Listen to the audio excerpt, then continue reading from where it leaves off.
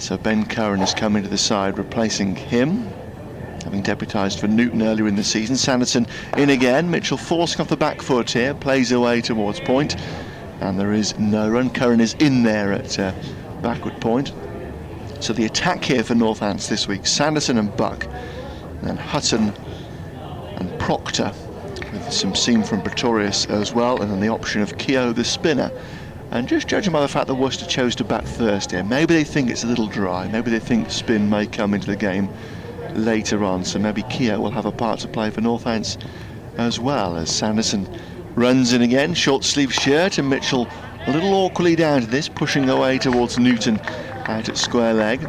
Just nip back a wee bit. Mitchell, as ever, playing very, very late, right under his nose, steers it away out towards the square leg umpire to our right hand side. And again, there is no run. Yeah, I think it's a used pitch, isn't it, this one? Yeah, so it's used T20s on it. At least one of the T20s. Normally see a championship pitch start with a bit more grass on it than this. But it was given a fresh cut this morning, the wicket. Sanderson once again, and Mitchell off the back foot once more, just pushing out towards square leg, and Newton comes away to his left-hand side to collect. And there is no run. It's a lovely sunny day, isn't it? Nice morning now. There was a bit of rain around first thing. When I was driving down into the county, I was looking at very dark, nasty clouds that appear to be over Northampton town centre. There was a shower here this morning. Covers were on when I first arrived, but thankfully it's all blown away now. We're set fair for the day. Sanderson goes in to complete the opening over of the game, and Mitchell just fiddling for one outside the off stump, pushes away towards fourth slip. Safe save, slides across to make the save, and there is no run, and we are underway here at Wantage Road. Worcestershire winning the toss, choosing to bat first in a game that's of more importance to Northants really. Worcester, with that loss at Cheltenham, really set them back in their quest for promotion from Division 2. But Northants beginning the week in a pretty good spot in the table. Fourth place, 13 points behind the teams tied in second for the moment. Glamorgan and Gloucestershire both with 129 points, both with 3 wins on the board. Northants back in fourth on 116, but Worcester beginning the round down in ninth on 92 points. But all not lost yet, but they do have to put a run together. I would think they'd have to win 3 of the last 4. Yeah. But it's very close, very tight in the second division, apart from the top position, of course. Here's Brett Hutton opening up from the Wilson end. He's going to be bowling to Jack Haynes. Haynes' first ball in Championship cricket has bowled him, hit the top of off stump. Fine delivery from Hutton, just reaching forward there, Haynes, and the ball just nipping away from his bat, just clips the top of the off bail. So not a great start, I'm afraid, for Jack Haynes in county championship cricket. He's gone for a golden duck. I have to say, it was a cracking delivery, that one, from Hutton. We get a good view looking down the pitch here, and I think it pitched middle and off, went through and hit the top of the off stump. Welcome FM listeners to the news. Not a great start for Worcestershire, not a great start for Jack Haynes' county championship career. He's gone first ball, a cracker of a delivery from Brett Hutton, just pitched and moved away from him, hit the top of the off stump. So Haynes goes for North Worcestershire, having won the toss here and decided to bat first after 7 balls are 0-for-1. Update there, I do apologise, we will be doing this occasionally throughout the day, updating other people into other programmes. And as you can hear, the not very quiet PA man telling us that Moeen Ali is on his way to the middle and gets a nice generous round of applause here. Now, the last time Moeen Ali was dropped by England, he scored a double century against Yorkshire at Scarborough, and well, Worcestershire would be. He also took 6 wickets in an innings, and Worcestershire would hope that he would do that again. So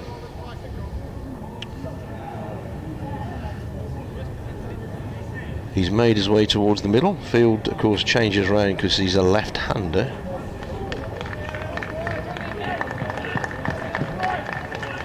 Plenty of clapping, plenty of inspiration, if you want to call it that. Geeing up by the Northants fielders. Here's Sutton, he's in and bowls to Moeen, that's wide of the off stump, and Moeen Ali just lifts his bat and allows it to go through to Adam Rossington, the wicket keeper.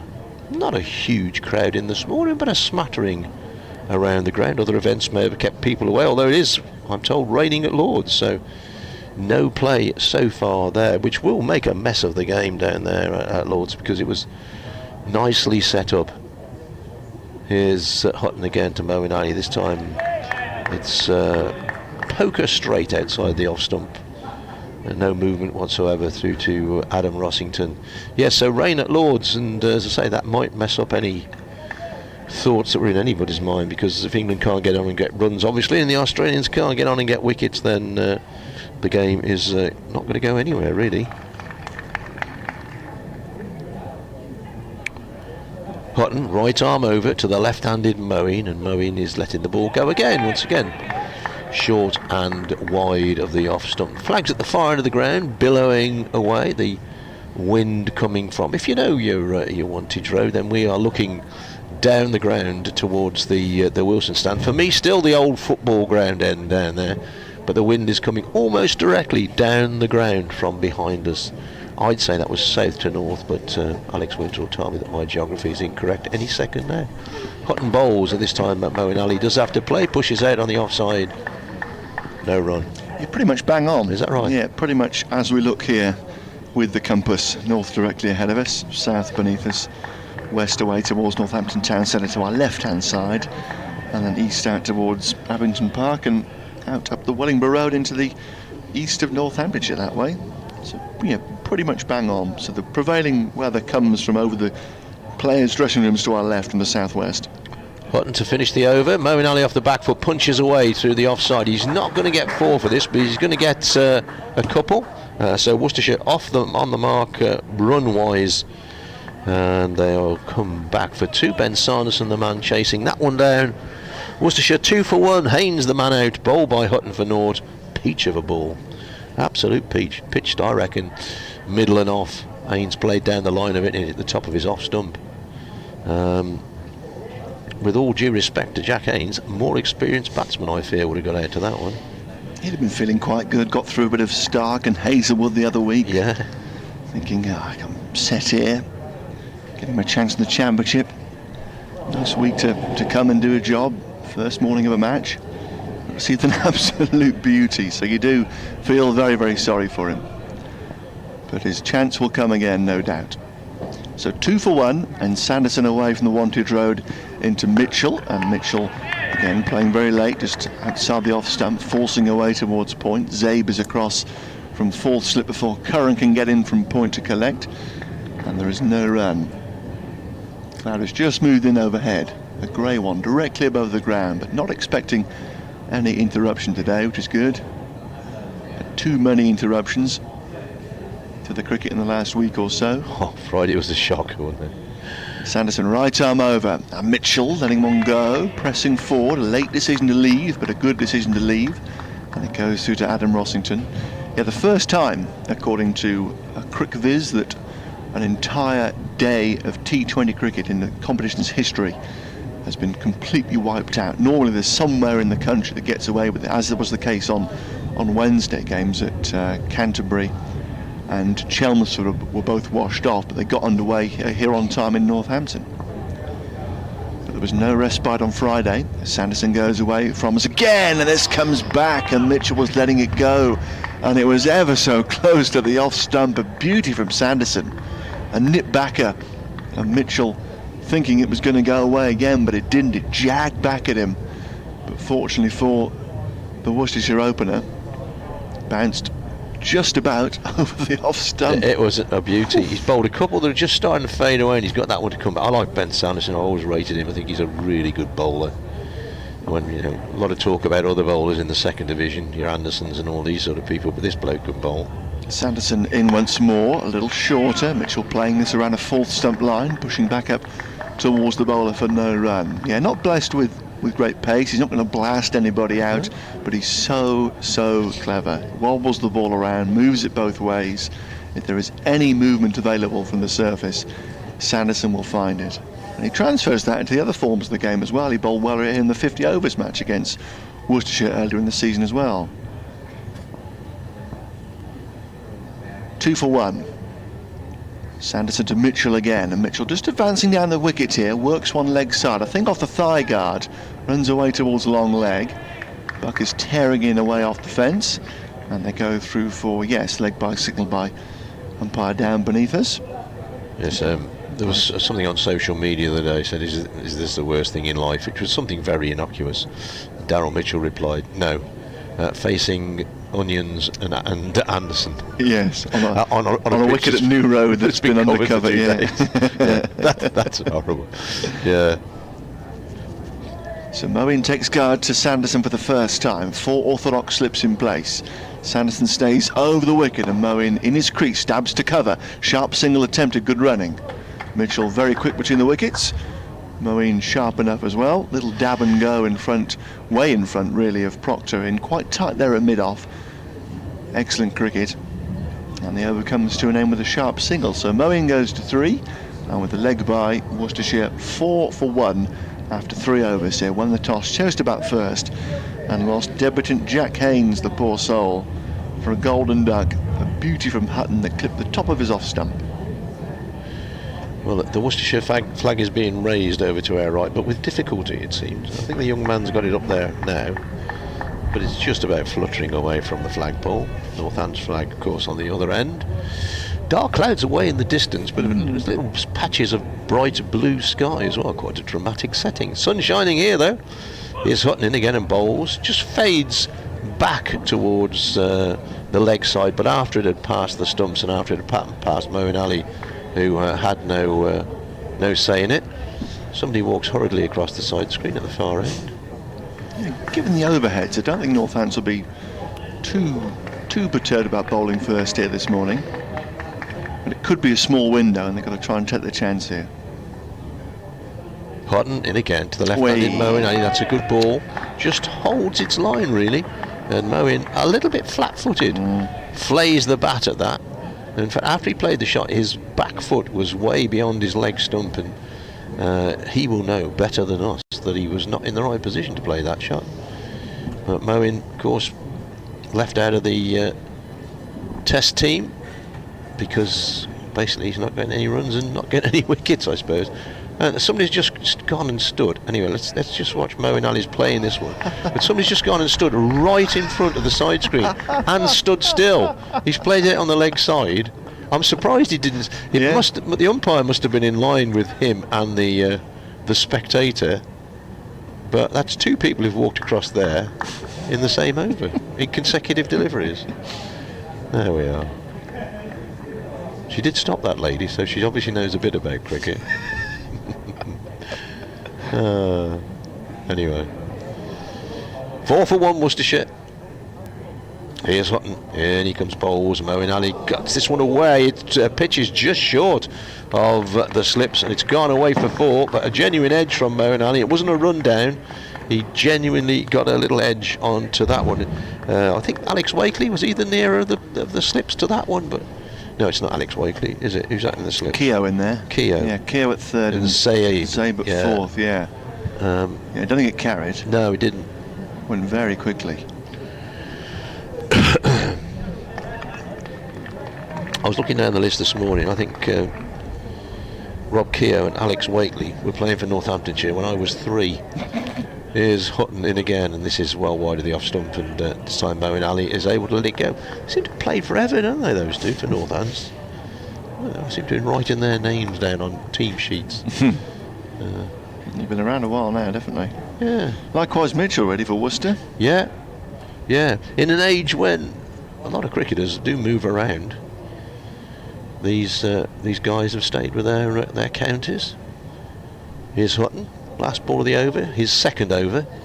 Bowls, Moeen is inside edge onto the pad, he's lucky there. Inside edge onto the thigh pad and just missed his off stump. So another good over there from Hutton. He's taken the wicket of Haynes this morning first ball without a run on the board for Worcestershire, and he's troubled Moeen Ali twice. But Worcestershire are 8 for 1. Moeen Ali has 7 of those. Daryl Mitchell yet to get off the mark. 1 leg by adds to the total. Always very useful in these games that are pushed between the T20s to have fellas around that haven't played much T20 cricket. In Brett Hutton, Northamptonshire got just the player.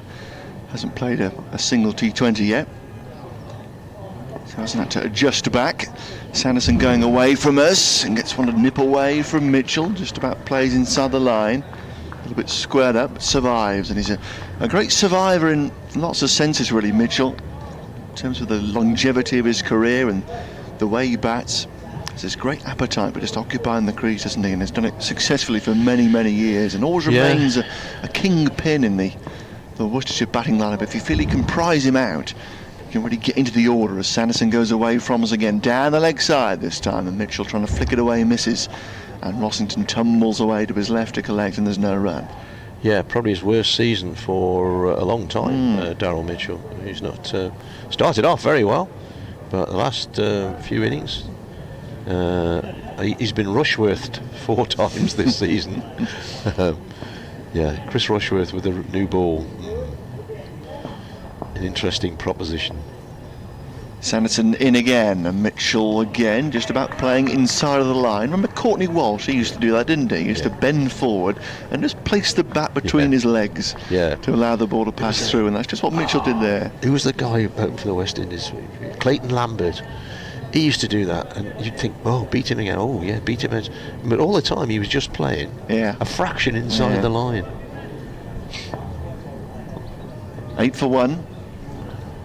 Sanderson up past the umpire, and Mitchell forward to one that nips back, strikes him on the thigh guard, runs away towards fourth slip, and there is no run. Marcus Trescothick was a great, wasn't he, as well? How that sort of curtain rail withdraw the bat. Just push his hands forward, realise it wasn't quite there, and just move it inside the line, allow it to pass through, all in the blink of an eye. Incredible skill. You could have a good eye to do that. Yeah. I think Daryl Mitchell was a little bit winded by it. Yeah, maybe a bit higher than thigh guard there, actually, as Sanderson goes away into him again and again, striking him. The one that just nips up off the seam a wee bit and back into the right-hander.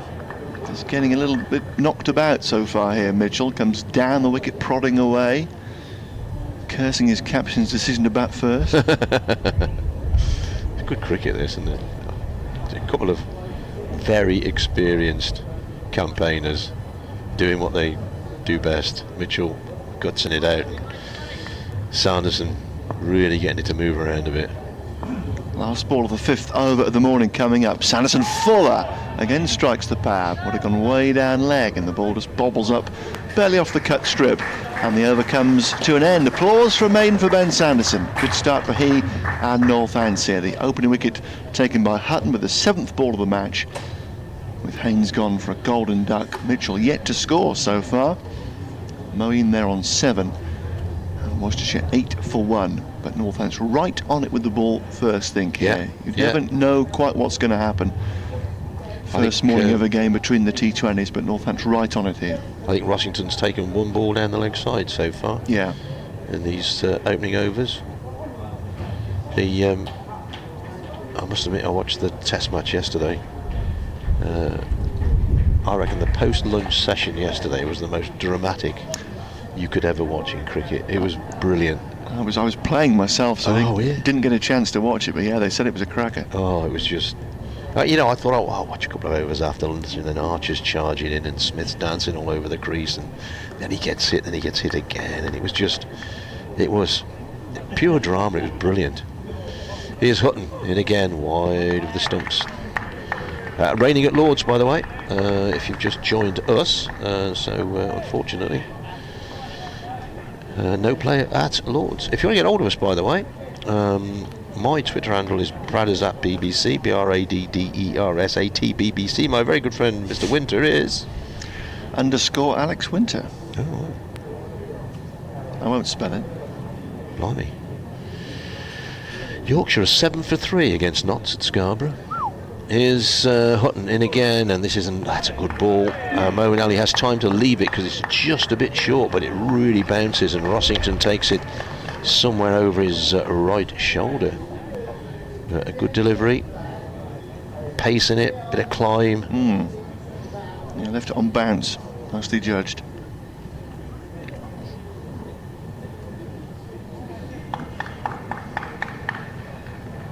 Hutton, tall, broad-shouldered, dark hair, in he comes, bowls again. Once again, he's getting that line just outside Moeen Ali's off stump.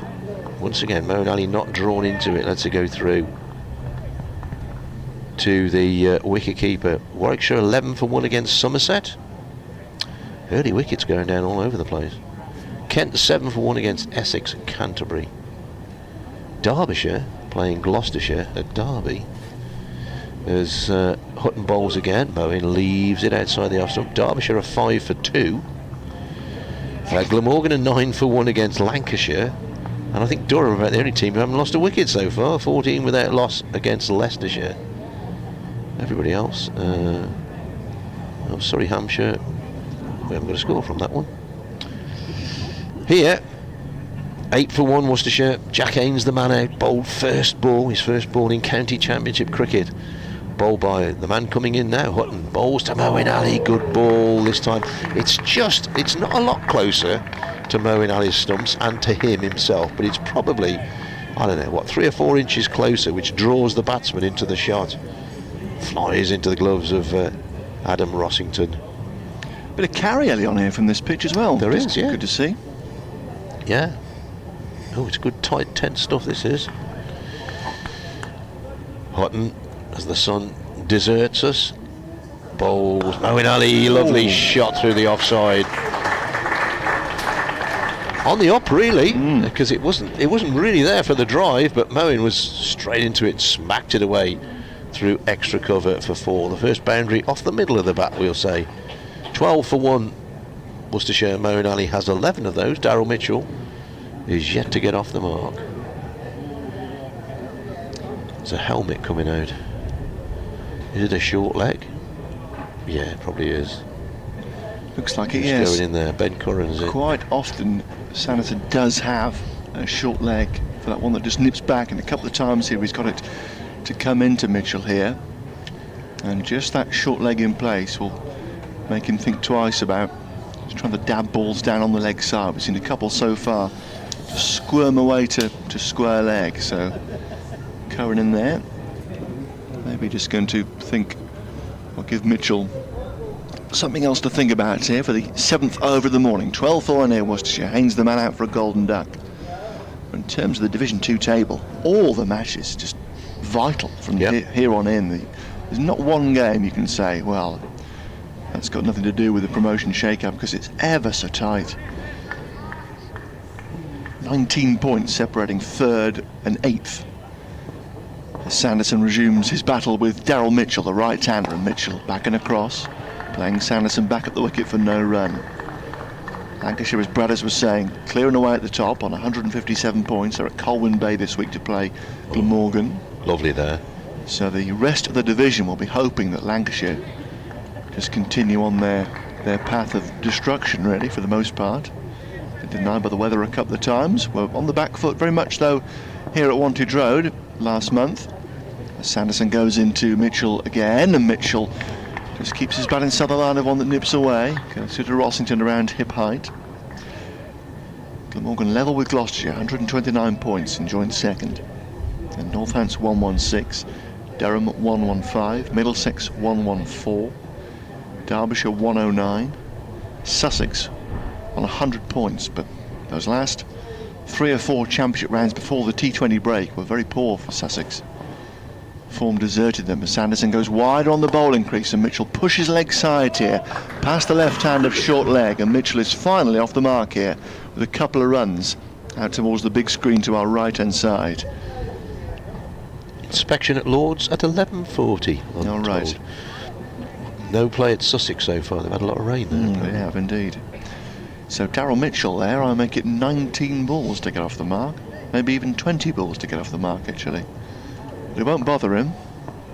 He's now away. 14 for 1. As Sanderson goes away from us again. And Mitchell in his crease. Fullish delivery. straightish line, plays down towards Proctor at mid-on, and there is no run.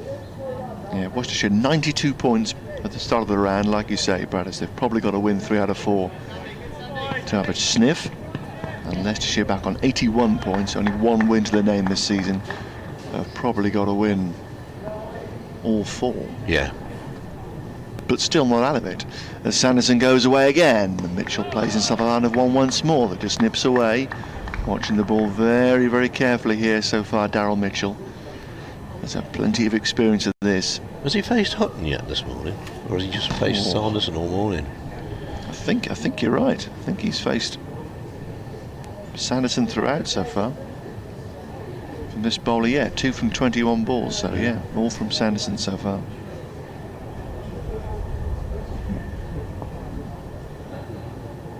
He waits for Sanderson once more. And plays forward, out towards cover point. Wanted a single, but was never there, with Newton coming to his right-hand side from point. And the over comes to an end. So 7 gone this morning. Mitchell there on 2. Moeen on his return to the county championship for the first time this summer. Yes, he's played 1 T20 game. He was there on 11. And Worcestershire won the toss, chose to bat first, 14 for 1.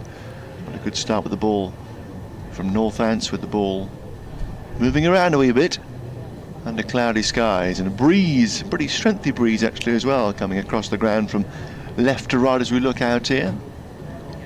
But thankfully can't really feel it up here in this Ken Turner stand, because we're quite well protected by the television gantry to our left-hand side, which blocks off a little bit of the field. We've got a lovely view straight down the wicket here as we watch Hutton come in and bowl to Moeen Ali, one that cuts back. Bit of batting that, I think, and the umpire unmoved, came back into it now. Good ball. I think a little inside edge maybe on that one. 3 slips now for Moeen. Got extra cover in, so that boundary that he's smashed through there takes Zaib from 4th slip to extra cover, close in at extra cover as well. He's walking in, but he's not that far away. As Hutton bowls, and that's why, because Moeen Ali hits the ball in the air. It wasn't within Zaib's reach, but it was in the air. It was a somewhat uncontrolled shot. He's actually walking in and then stopping to become a crouching catcher, if there is such a phrase. So he's there specifically for that lofted drive from Moeen Ali, and almost came off there for Northants. 14 for 1 Worcestershire. It's hard work against these opening bowlers. Hutton bowls again. Moeen lets it go this time outside the off stump.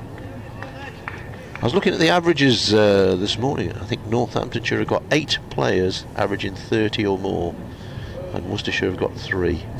Well, apart from Rutherford, who only played 1 game and got 100. And I think that kind of sums up the seasons, because Northants have always got a half-decent score, and they've got a lot of batsmen getting runs, whereas Worcestershire's top order really struggled this season. Hutton again to Moeen Ali, lets it go by. This one pretty straight, not too much movement in that. Rossington takes. They've got a very good haul of batting points, Northants, this summer, which hasn't been the case at all really the last few years. 27 batting points on the board, measured only by Gloucestershire's 29 and Glamorgan's 28. Yeah. Worcestershire have 18 batting points, the joint lowest tally in the division. Yeah, I think that tells the story really. Here's Hutton's next ball. Moeen has a flash at this one outside the off stump. It's rising, goes past the outside edge of his bat. Let him go, Mo. Yeah, he didn't really have to play that one, did he? I think he got a bit of width on it. His eyes lit up a little bit. The sun's deserted us now, and guess what? It's gone cooler. Often does when the sun goes in. You may have noticed this. It's taken me a long time to work that one out. Hutton bowling into the breeze. 14 for 1 Worcestershire. Moeen Ali bat waving, waits, lets this one go by outside the off stump. Bit of late swing, but after it had gone past the batsman and the wicket keeper. That concludes Brett Hutton's over. He now has taken 1 wicket for 10 runs in 4 overs. And when you work out that 4 of those runs came off the outside edge of Moeen Ali's bat, Ben Sanderson's bowled 4 overs and he has conceded 3 runs. So good work from the opening bowlers for Northamptonshire this morning. Worcestershire winning the toss. We did wonder if there would be a toss. Maybe Worcestershire fancied bowling first, but they've done that a few times this season and it's come back to bite them in the backside. 4 slips now for Sanderson. Bowling once again to Daryl Mitchell. Mitchell edges, gone, caught at slip. Pretty straightforward catch really. Daryl Mitchell's poor run continues. Sanderson gets his man. No great surprise really, because he's bowled really well this morning as Ben Sanderson. As I was saying earlier, a bowler that I would rate, this is 42nd first class wicket of the season. And Daryl Mitchell's wretched run goes on. He's gone for 2 and Worcestershire are 14 for 2, and we're into the, I lose the overs on the board sometimes here at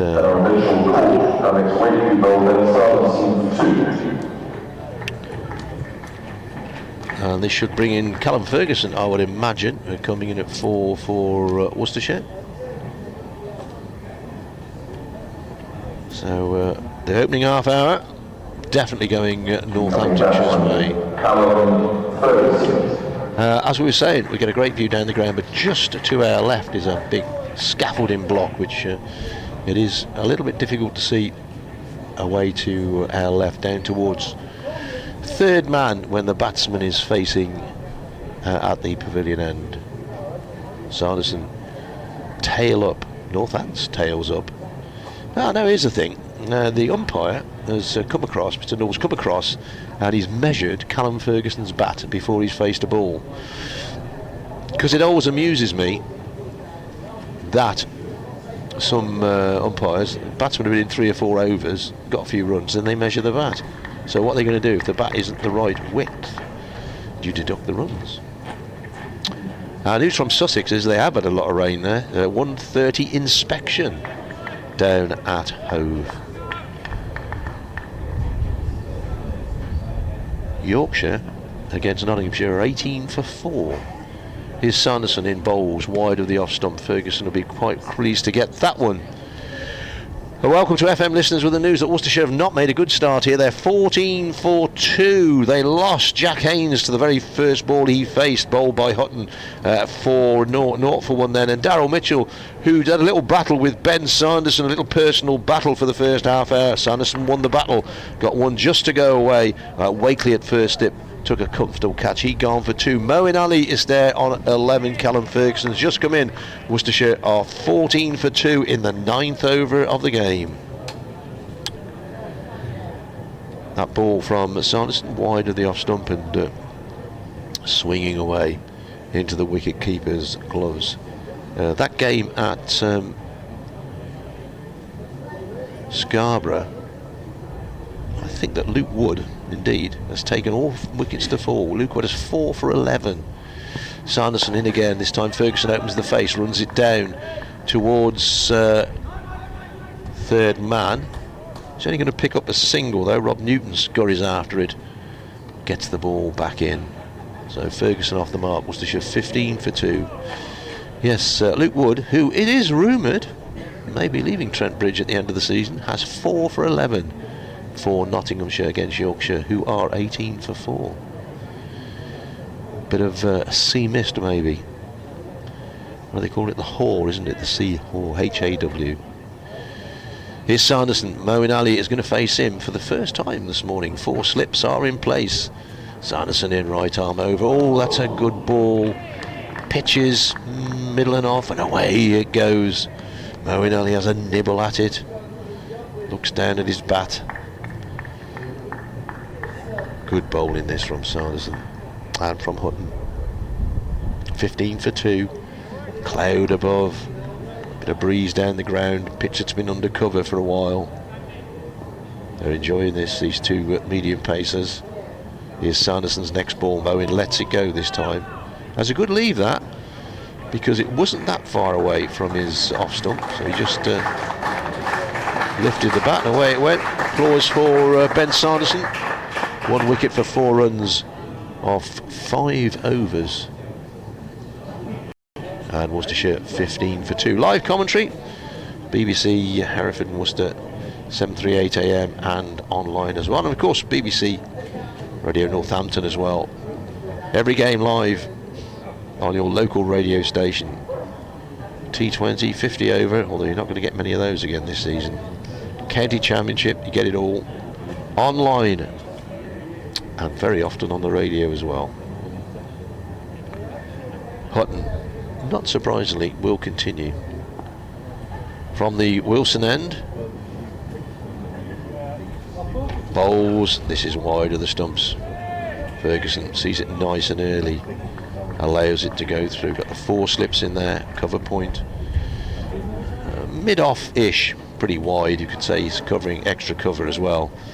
Mid-on, that position that's not quite square leg, and I suspect there's a fine leg down to my left that I can't quite see.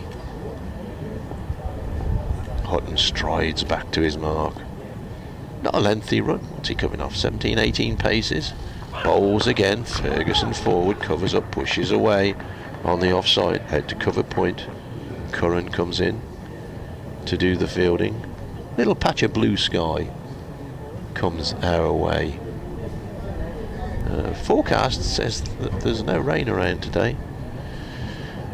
Although, as we often say, it is, of course, only a forecast. It's not necessarily what's going to happen. Hutton's next ball. This is Rapping Ferguson on the pads. Gone, fingers up. Went across his stumps there, Ferguson. And Hutton, I suspect, got one to come back across him. Couldn't quite see as the batsman was in the way there, but Ferguson departs. And Worcestershire are in trouble here. Excellent bowling by the Northamptonshire opening pair, Hutton and Sanderson. Hutton takes his second wicket. Ferguson goes for 1, and Worcestershire are 15 for 3. And we're into the 10th over of the game. Difficult to see, as I say, from our angle, but he did look as if he'd gone across his stumps, and no doubt in the umpire's mind that the finger was up. Yeah, looked good, didn't it? Are they bowling well, these two, though? Yeah, right on it. So I think Rossington's taken 2 now down the leg side in the first 10 overs, let's say 9 overs and 3 balls, and that's good bowling in. That's bowling line and length, particularly with a left-hander out there. Yeah, because you can sometimes lose your line with the switch between the righty and the lefty. But yeah, right on it. Great start here for Northants. A bowling point on the board already, and more importantly, Worcestershire deep in trouble in the opening 37 minutes of play, and Northants into this middle order. Moeen out there very much scratching around as anticipated, really, having had no form in particular for, well, best part of a couple of months, really. It's been a bit of a tortured summer so far, really, for Moeen. Dropped from that World Cup squad, World Cup side halfway through the tournament. And now a battle against the new ball here. So Hutton from the Wilson end comes in to the new batsman Milton, and one climbs and he's caught behind first ball. A beauty. Has bounced and moved away and taken either shoulder of the bat or glove through to Rossington, and Northants a cock-a-hoop. Hutton has a 3rd wicket inside 5 overs. A wonderful start, and Worcestershire are 15 for 4. A couple of young lads in the Worcestershire team today. Jack Haynes got a beauty, and Alex Milton has just got a corking delivery, hasn't he? Yeah, that really was a beauty. You got it, a spot, it climbed on him. And he probably, when he was looking at it, he's picked up the length and thought, yeah, I'll get in, just get in the line. And he just pinged off a length and maybe just short of. I mentioned the carry a couple of times this morning, and evident there again. That's just climbed with a hard new ball. Just gone away off a great length. Perfect, absolutely perfect. And no fault to the batsman whatsoever. No. It's just pushed forward, played the line, moved away and bounced. And it puts Brett Hutton on a hat-trick with Ricky Vessels wandering out at number 6. And Worcestershire in all sorts of bother, 15 for 4. And Ricky Vessels is not having a great season in red ball cricket, it has to be said. So, he played a couple of big innings in the 50 overs competition, didn't he? Yeah. Massive innings at Worcester, at Derby, sorry. Yeah.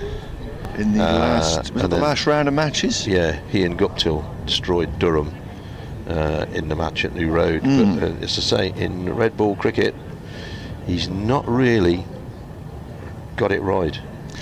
So Brett Hutton is on a hat-trick. The right-handed Ricky Vessels, big shoulders, all of his experience, loves playing against Northants, taking guard, wanders down the wicket to tap away on length. There are 5 slips in place and a short leg, and it's Brett Hutton from the Wilson end running in on a hat-trick, bowls right arm over, and Vessels gets one down the leg side off the pad, and the ball runs away.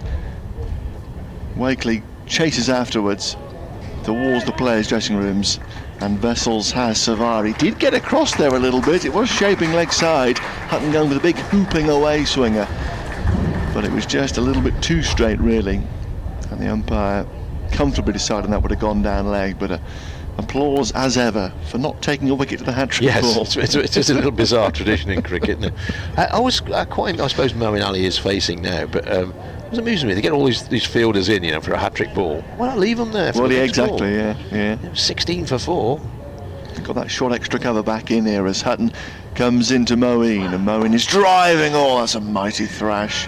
That looked ugly, didn't it? Thick inside edge, runs to square leg. Buck is there, and there is no run. It is a real battle for Moeen Ali in particular out there at the moment, and a battle for Worcestershire in general, because they're 16 for 4 after 10 overs. Perfect start here for Northants. Mentioned right at the top of the hour that Northants wouldn't really mind bowling first at all here so far under cloudy skies. The wickets can often get better here at Northampton as the games get further advanced. Don't see too much deterioration apart from it getting a bit lower. But this morning the ball really zipping and carrying through nicely. But regardless of the conditions, you have to bowl well. Yep. And Sanderson and Hutton right on it here first thing. Yeah, bang on the mark. Sanderson to continue. He's got 1 for 4, but he's bowled beautifully this morning. Bowls again. That's off an edge, and it's gone through the slips. I think that may have carried Zaib at 4 slip. Yeah, he's got his fingers to it. That could have been a 5th wicket. Well, Ricky Vessels gets off the mark with a boundary, but it's a fortuitous boundary. Worcestershire 20 for 4, and at least 8 of those runs have come through the slips. They could be 12 for 4. I think Zaib moved away from that, I think he just moved to his right-hand side and then stuck out a left hand. It was definitely a chance and probably should have been taken. Very often they try and anticipate, don't they, in the slip, so they can see the angle of the bat coming down. So maybe that's what he did, but he's certainly hurt his left hand. And generally from Vessels, the way he plays, he's got these big hard hands, goes hard at the ball. The edges from him are generally going to carry. Yeah. And that certainly did. Went between Keogh and Zaib, and I think it was Zaib's catch. Sanderson races away again, this time Vessels forward, plays the ball down the ground. He's going to pick up a couple here because there are 4 slips. There's obviously gaps elsewhere, so he gets 2 to his name, a genuine 2 you could say, off the middle of the bat. He goes to 6. Worcestershire 22 for 4. I was having this discussion with somebody the other day about second division cricket, and I said that I thought that this season there were some genuinely good attacks in second division cricket, and these 2 are proving me, I hope, right. Sanderson bowls again. Vessels gets wrapped on the pad, maybe an inside edge on that, just trickles away on the offside. They are very close together, aren't they, the Northamptonshire slips? There's not much gap between them. They're in the usual staggered line, but say, but 4th slip, it makes you wonder how that ball actually got between him and 3rd slip. As I say, I think he just, for some reason, had his weight on his right foot. Sun's back with us. Sanderson bowls, Vessels plays 2. Short leg, where Curran is the fielder. Played it down well. I was just watching Vessels here. I wonder what his guard is here, because he seemed to be a long way across there. Let's just see as he comes back to face Sanderson's next ball. Now his right foot is his right big toe is on. Yeah, I reckon he's on middle and off here. He's way over, which of course makes you vulnerable to one that comes back in the LBW. But he's playing solidly behind this one, out on the offside, and there is no run. Decent smattering in today. I think 1 or 2 more have come in from the start. Maybe that little share about 10 o'clock, just after 10 o'clock, may have put 1 or 2 off. Thought, is it worth going along? But they've come along. Gentleman away to our right is furiously reading his... Can you furiously read a book? I don't think you can you? Concentrator. I suppose you can. Furiously read a book. He's got it very close to him there, isn't he? Sanderson in bowls, pushed away on the underside. I'm not sure that gentleman looked up while the action was taking place. Fanasira, the Worcestershire chairman, is away to our right as well. He won't be too happy with these opening proceedings. 22 for 4, Worcestershire. Live cricket. BBC. Your local BBC radio stations are bringing this to you, representing Northampton and Hereford and Worcester today. We're always here. Well, we're not always here, but we're always somewhere. It's raining at Canterbury now, so... Yeah, there does appear to be a bit of rain around in the south-east. Start delayed at Lords today, start delayed at Hove as well, Sussex, Middlesex down there, and now raining at Canterbury. But sunny here at Wantage Road. 22 for 4. Hutton is into Moeen Ali, edged. Oh, it's flashed away past third slip and down to third man for 4. A flashing edge, and I think it's... Is it Luke Proctor in there at third slip? I'm not sure he saw that. He didn't. He also had his weight in an unusual position. It flashed away. I think it is Proctor down there, which would be unusual to see him in the slips cordon. No Matt Coles here for Northampton, who has been in the cordon. Hutton obviously bowling, so he can't field in the slips, is normally in there. Keogh's at third, Wakeley's at first. Yeah, I think it is Proctor in there. That was a flashing edge, and another one has gone through the slips cordon. But Moeen once again throwing his hands at the ball. He has looked in all sorts this morning, has to be said. It's not to be disparaging about him really, because obviously he's a fine player, but if you're not in nick, you're not in nick. 26 for 4. Hutton in. Moeen drives again. It's gone between the keeper and first slip for 4 more. Goodness gracious. Rossington and Wakeley stood and looked at each other, and the ball again flies down to third man for 4 runs. Again, Moeen having a wild swing to a length delivery that just went away. Thick edge, straight between keeper and first slip, and always in those circumstances, for me, I look at the keeper and say that's your catch. Keeper's got to go across to take it. I think again he was maybe heading off down the leg side, but if Moeen Ali gets back into form here, he's going to have to thank the Northamptonshire slip fielders for it. So 2 chances in the over going down off Moeen. Hutton in again. Length delivery this time, and Moeen blocks out of extra cover. Zabe is there, and there is no run. So 4 wickets down, and chances continue to be created by Northampton. Catch that should have been taken from Vessel, should have been made at 16 for 5, and now twice here against Moeen Ali. 26 for 4 and 30 for 4. Could be 30 for 6. Indeed. Could be 22 for 6, because those 2 edges going for 4. Yeah, sorry, it would have been 22 for 4 and 26 for 4. Those catches dropped off Moeen. As Hutton moves in again, and Moeen is driving again, inside edge this time, runs just wide of mid-on, and they will go through for a single just the left hand of Dwayne Pretorius in there. If you are just joining us, Pretorius are playing here for Northants, one of their 2 overseas for the T20s, included here in the championship side. And Pretorius was initially scheduled to go and play in the Euro T20 Slam. That was scheduled, but that's now not going ahead. Well, no great surprise, I don't think. Indeed not, no. Single there to Moeen. It's got 20. 31 for 4 in the Wantage Road sunshine. 4 orthodox slips in place, as Vessels faces Hutton, having survived his hat-trick ball in the previous over.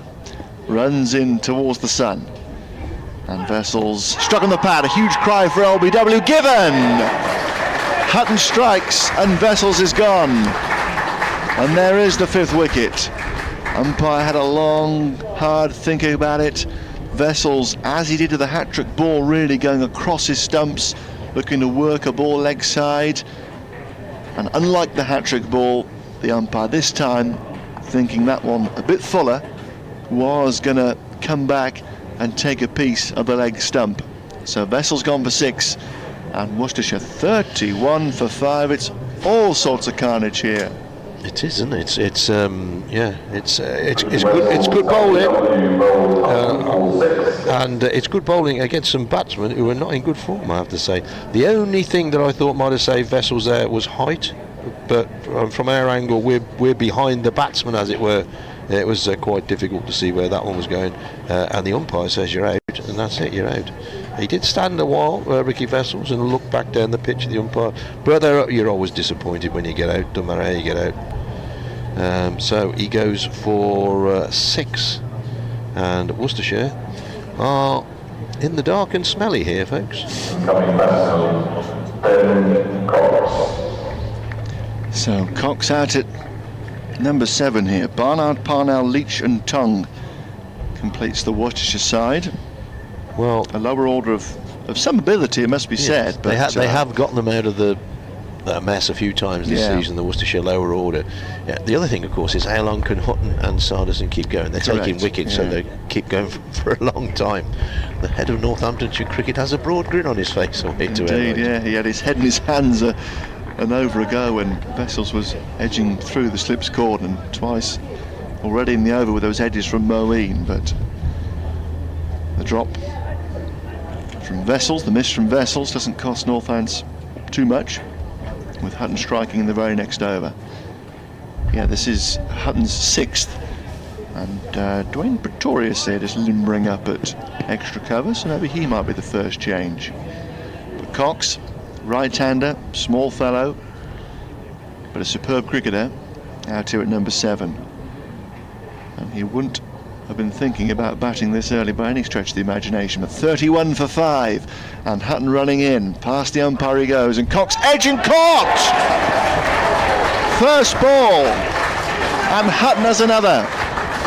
And Hutton has 5 wickets in the opening 12 overs of play.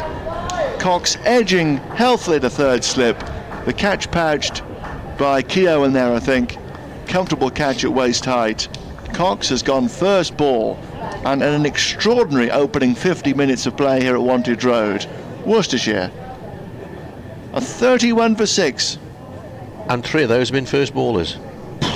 Was it Rob Keogh with the catch? I think so, yeah. Yep, Keogh definitely, yep. It's amazing cricket, this is. So once again, Hutton will be on a hat-trick, but this time the hat-trick will have to wait for the next over. 12 overs gone, and well, there's absolutely no way the Hutton and Sanderson are coming off now, brothers. You'd have to get a monkey wrench to get the ball out of there. Definitely, because Worcestershire could be done and dusted here before lunch. Yeah. Way before lunch. Tremendous stuff. And bearing in mind, it's 31 for 6, and Moeen Ali's been dropped twice. Yeah. So, what could it be? Do you know, Ed Barnard's no mean batsman. Batted at 4 in the last championship game, but hell of a job to do here. I mean, it's just about survival, isn't it? You're just going to get in your head, let's stay till lunch or whatever. But Moeen's flashing it all over the place. You could have a scenario, but at lunchtime, which should be 80 for 8, and Moeen Ali's 60 not out or something ridiculous. It's that sort of day. And this, folks, is why we come and watch this great game. Because we turn up this morning and go, well, yeah, Worcestershire are going to bat well. Yeah, there might be a little bit in it at the start, but you couldn't believe that they're going to be 31 for 6. Even their batting frailties this season, you couldn't believe they were going to be 31 for 6. And it's been down to some quality bowling. I mean, Ben Sanderson's got 1 for 10, and Hutton's got 5 for 19, and Sanderson's bowled beautifully this morning. But Hutton, wow, he must have gone wandering off to his fielding position thinking, any minute now I'm going to wake up, any minute now the alarm clock is going to go off, or my phone's going to start buzzing. Tremendous stuff. Here's Sanderson Moeen Ali plays solidly out on the offside on this occasion. Curran comes into field. Do you think this situation will encourage Moeen to continue to have a bit of a dip? Difficult to say. I mean, Moeen plays as he plays, really. I don't think the situation in the game makes too much difference to the way he plays. I know that sounds a bit weird, but if the ball's there to hit, it doesn't matter what the score is. He's going to have a go at hitting it. Sanderson bowls and Moeen does indeed hit this one away through the covers. Might not quite get to the boundary. Yes, it is, although they had that rain earlier to freshen up the outfield, as it were. Curran gives up the chase. Nice shot from Moeen Ali, probably his best shot of the morning. A proper cricketing shot off the back foot. 35 for 6, of which Moeen Ali has 24. If you're just joining us, Haynes bowled Hutton naught, first ball. Mitchell caught Wakeley, bowled Sanderson 2. Ferguson LBW to Hutton 1. Milton caught Rossington, bowled Hutton naught, first ball. Vessels LBW Hutton 6. Cox caught Keogh, bowled Hutton naught, first ball.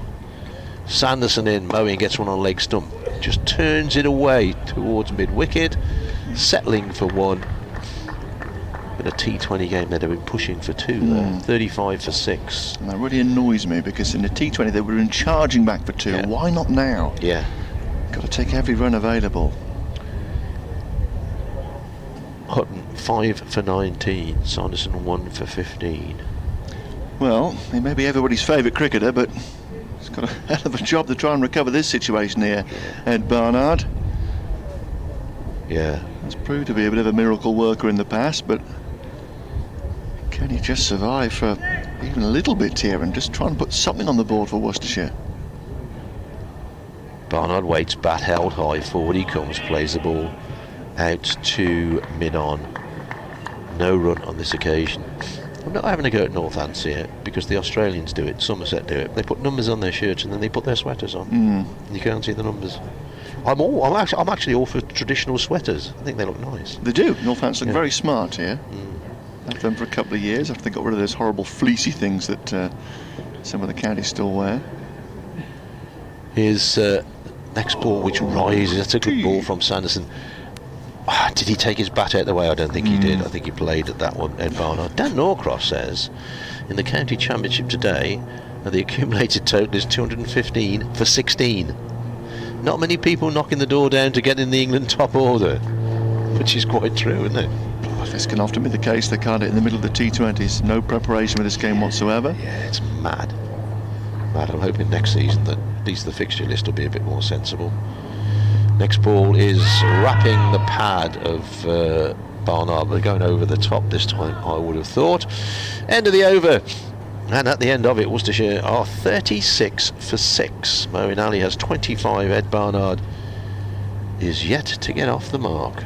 An amazing first, where are we? 56 minutes cricket here at Wantage Road today.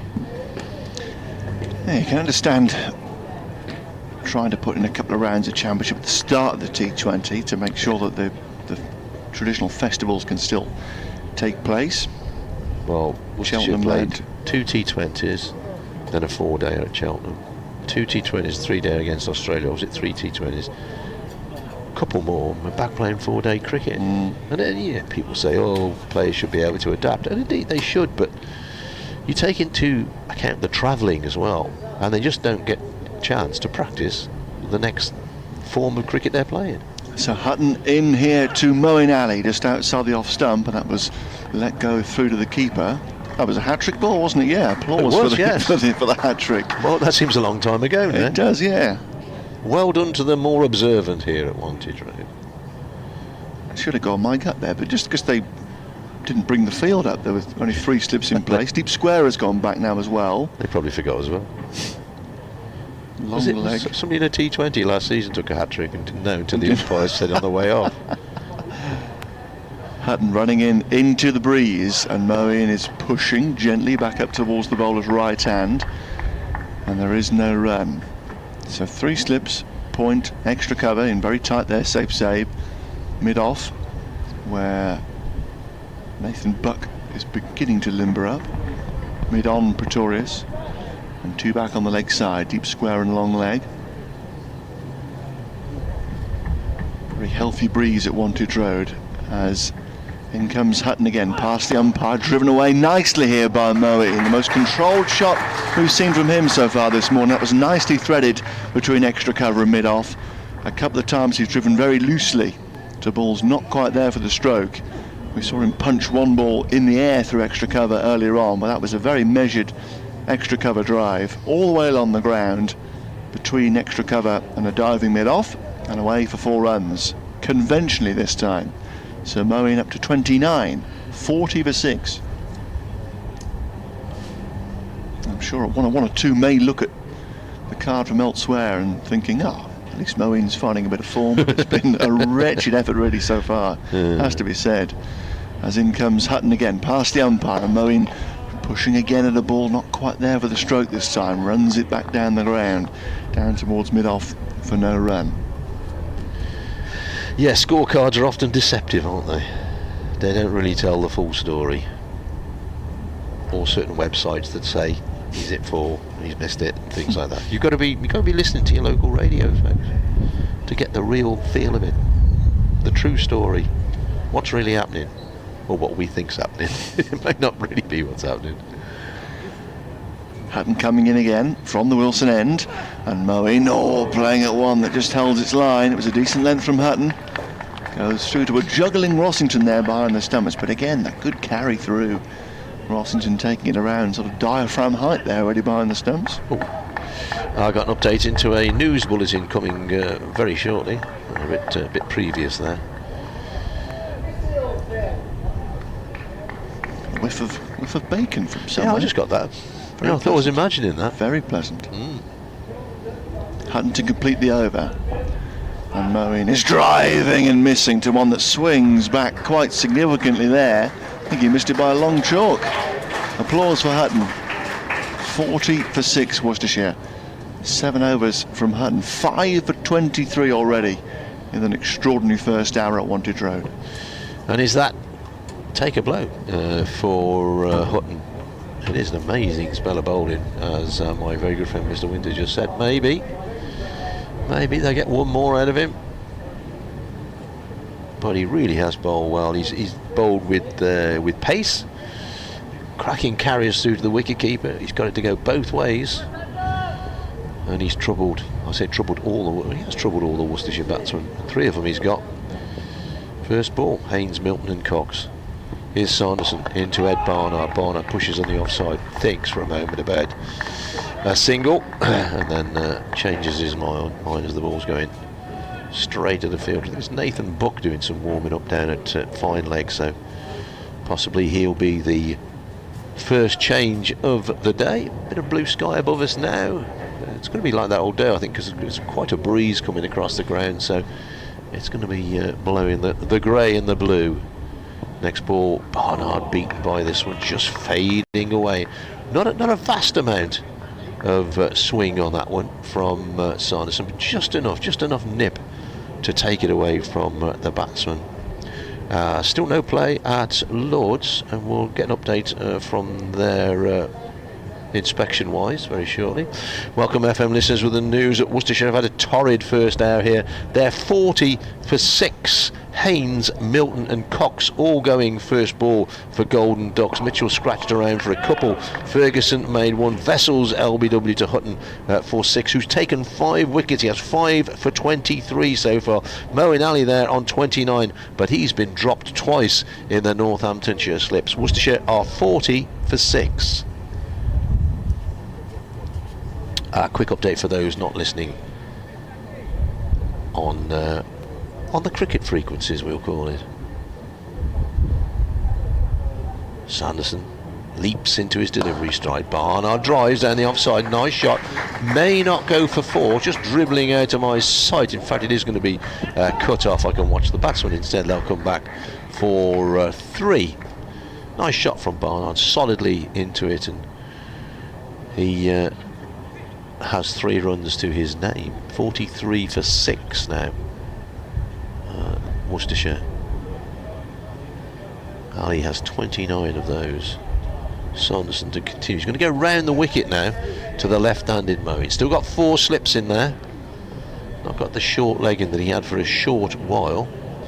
So 4 slips, cover point mid-off-ish, mid-on, square leg-ish, and who's that down there? Rob Newton is way down there at fine leg. Sanderson around the wicket, angling the ball into Moeen Ali, who's forward and very solidly bat and pad close together, which he hasn't always had this morning. Pushes it out to mid-off. No run. Wind picks up considerably in the last couple of seconds. The flags away to our right are really being billowed around, and you can probably hear it a little bit on our effects microphone as well.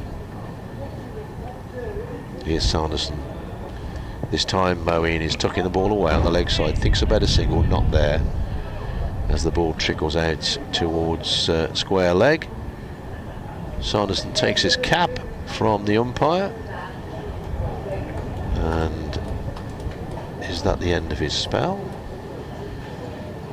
Might well be. Certainly the end of Hutton's spell. 5 for 23, Ben Hutton, and he's going to be replaced by Nathan Buck. And as I say, Ben Hutton, I can't imagine in his career has bowled many better opening spells. Coming on the Wilson, Nathan Buck, sponsored by Computer. So they've at least got through one spell here, Worcestershire. They've seen him off. And now Buchan at the Wilson end. He's been playing throughout the T20 campaign for Northants. Running into bowler Barnard here on 3, and Barnard chipping leg side, but short of mid-wicket. Just there way too soon, Ed Barnard. Popped it up towards Proctor, but well short of the fielder, and there is no run. That was a strange. I wonder as if the ball stopped on him. As you say, he was there far too early. Very keen hands through the ball. Almost hold out to mid-wicket. You say you played cricket yesterday? I did, yeah. It was a delayed start. Yes. Managed to start at 2:30. Oh, good. Opposition weren't that keen to play, it must be said. Really? We were away from home, but managed to get out and win, which was good. Good. 4 slips in place as Buck runs in, and Barnard well forward, blocking this out towards Pretorius, moving to his right-hand side of mid-off, and there's no run. 43 for 6. Yorkshire 39 for 5 against Notts. I can never understand why club teams are not keen to play. You know, you work all week. You got your weekend cricket. It's something you look forward to, then you don't play. Exactly, yeah. And with work commitments, I can only play, well, including yesterday, 2 more matches this season. So I was dead keen to get out. Yeah. Thankfully managed to get on as Buck runs in towards us. And Barnard struck on the pad, going back inside edge via the pad, I fancy, runs away towards 4th slip, and there is no run. Their initial inquiry yesterday morning from the opposition to our captain was, how keen are you to play? That doesn't augur well, does it? Was the wrong thing to say, really, wasn't it? Had he said the ground's unfit, I'll call it off, there would have been no argument, because there were a couple of blancmange-like patches on the outfield. But you're there, you want to play, don't you? Get on with it. It's the summer. Yeah. The wicket was absolutely fine as Buck comes in again. Ball's very full, nicely driven by Barnard, down towards mid-on, but straight to Sanderson, and there's no run. Ben Hutton has the best figures of the day so far, but only just. Luke Wood has taken 5 for 24. Goodness. Yorkshire, what, 30 on for 5, I think. And did you contribute to this magnificent victory? Managed to get a couple in the second innings, yeah. Oh. Won, chased 100, it was a reduced game, 30 overs aside. We chased 135 and won by 10 wickets, which is jolly good. Here's Buck again, Barnard forward, inside edge, playing down towards mid-wicket, and there is no run. And it doesn't matter what standard of cricket you play. If you make a few runs, you don't half feel good, don't you? If you're in the bar afterwards having a drink, you may have won. But if you've done your little bit, taken a few wickets, scored a few runs, you don't half feel better about it yourself. And the next day as well. Yeah. By about Tuesday it wears off. The next week you get a duck. Exactly, yeah. It's the great game. It is the great game. The greatest leveller that was ever invented, as Fred Truman used to say, as Barnard lets one go here. 4th stump line, but bouncing over the line of the bails and through to Rossington. Tidy start from Buck, sends down a maiden. And we've had 16 overs so far here this morning. Worcestershire winning the toss, 43 for 6. Moeen Ali still there on 29, but having been missed twice on 12 and 16 in the slips cordon. Chances sliced over third slip and then between keeper and first slip, trying to scrap out a bit of form and looking very, very scratchy indeed, it must be said. But he's still there. Change of bowling. The man with no name, who I assume is Mr. Pretorius. The man with no name. It's certainly not Clint Eastwood anyway. He was a leg spinner. So here comes Pretorius, very tall, broad-shouldered. Moeen Ali awaits. Not sure Moeen Ali will have faced him before. They do play with and against all sorts of people in all forms of cricket. Pretorius bowls, Moeen gets tucked up, but he manages to get a bat on it and forces it away down the leg side for a single. One more to the Worcestershire total. Goes to 43, 44 for 6. If you've not been with us, Haynes 0, Mitchell 2, Ferguson 1, Milton 0, Vessel 6, Cox 0.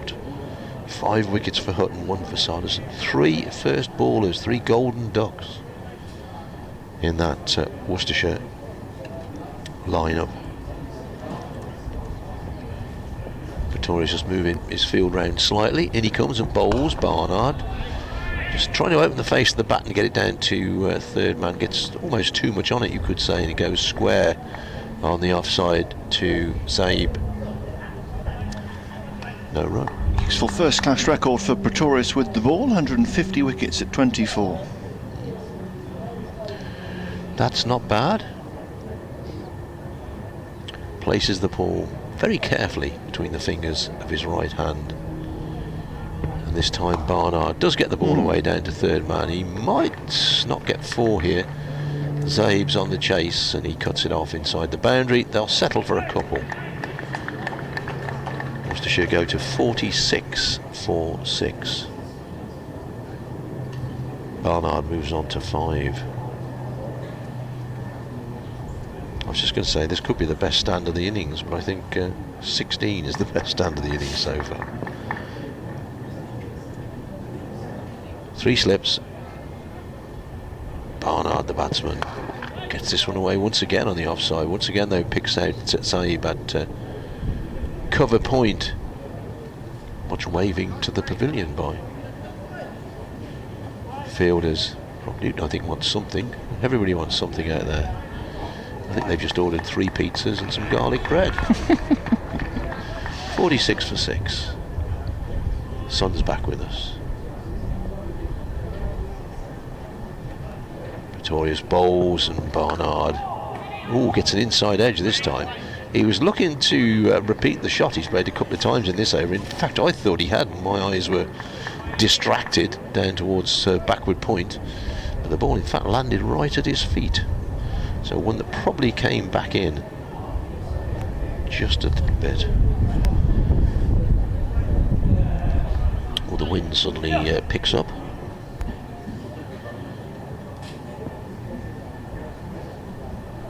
It's not a blistering hot day, but a pleasant day, I would say, here. Pretorius bowls, pushed away on the offside. Again, no run occurring. End of the over, tidy enough. First over, 46 for 6, Worcestershire. And Moeen Ali has 30, Ed Barnard has 5. Pretorius played 4 games for the Lions in the South Africa domestic first class competition over the winter. Took 14 wickets at 21. So a steady return. A lot of players used by the Lions, it appears, in that competition. And NJ Vandenberg and SC Cook. That'll be Cook, the South Africa Test batsman. Each played 10 games each, and no one else got anywhere near that number. Yeah. Hendricks played 8 matches. Here is Buck, far end bowling to Moeen with 3 slips in place, and it's driven away through cover point. That'll run away out towards the covered stand for 4. It does. Over pitch from Buck, and Moeen pushing forward, just leant on it really, and steered it away. Good timing. Found the gap out on the offside, and finds the boundary once again. Brings the 50 up for Worcestershire. It's a very modest applause around the ground. 7th boundary for Moeen, but I think probably only 2 of those you can say have been played with any real conviction. Buck right arm over, and Moeen driving in the air, but this time again through cover point, and he'll get 4 more here out towards the scoreboard. He does. This time it was a bit of a bottom hand chip really, bit of an outside edge that flew to Newton's left. No chance to the fieldsman. That wasn't off the middle, was it? Flies away for 4 more unconvincing runs for Moeen Ali. Full of length again from Buck, but Moeen just didn't get his weight into it. Probably was there to drive, but didn't quite get into the position for the stroke. But he does pick up 4 more, and he goes to 38. He likes to have a charge at it, just outside the off stump. If it's full, he'll have a go. 54 for 6 as Buck moves in again, and Moeen lets one go, this time a foot outside the off stump. Steve Smith is out for the rest of the test match, having not passed a concussion test this morning. They are allowed a concussion substitute, of course, but I think that means he's out of the next test match, doesn't it? Yeah, there's a return to play protocol, isn't there? Yeah. Which means a mandatory period of time out. Yeah, I think it's 7 to 10 days, is it? I think Marnus Labuschagne has had a wonderful season with Glamorgan as the replacement for Smith today. Buck is into Moeen once more. He's driving through the covers once again. He'll get 4 more here. Length delivery this time, but again, bit of width on offer. And this time it was nicely struck along the ground. Again out towards the covered stand for another boundary. Up to 42 now, Moeen Ali. 58 for 6, Worcestershire. As you say, if you're looking from afar, you think, oh, look at that, Moeen Ali's got 42 out of 58 for 6. He must be batting well. And he's played some lovely shots, but he's had a bit of good fortune as well. Yeah, dropped on 12 and 16, and could yet help Worcestershire cobble together some kind of number. In these situations, you've just got to scrap away. Can't afford to be blown away. Got to put something out there as Buck runs in again, full of them, driven away and caught. Finally, Moeen is gone, and he's holed out to extra cover. He'd been driving very loosely in the hour he's been out there this morning, and finally finds a fielder. Threatened to do so twice to the slips cordon earlier on, slicing boundaries past third slip and between keeper and first slip. And once already in this over, slicing one in front of cover point, and now he holds out to extra cover. So he's gone for 42, has got himself a useful number, but in terms of any kind of form, I'm not quite sure how much value that innings actually has. He walks up looking quite forlorn to our left hand side, and Worcestershire have lost another. 58 for 7. Yeah, as I say, you look at his score from afar and you think, oh, he's done well on a pitch that's doing a bit, but I don't know. I mean, having survived and having had a couple of chances there, I kind of think he's rather thrown that one away, isn't he? He played 2 loosish ones in that over, and the man was put there specifically for that lofted drive, and he's cracked it straight to him.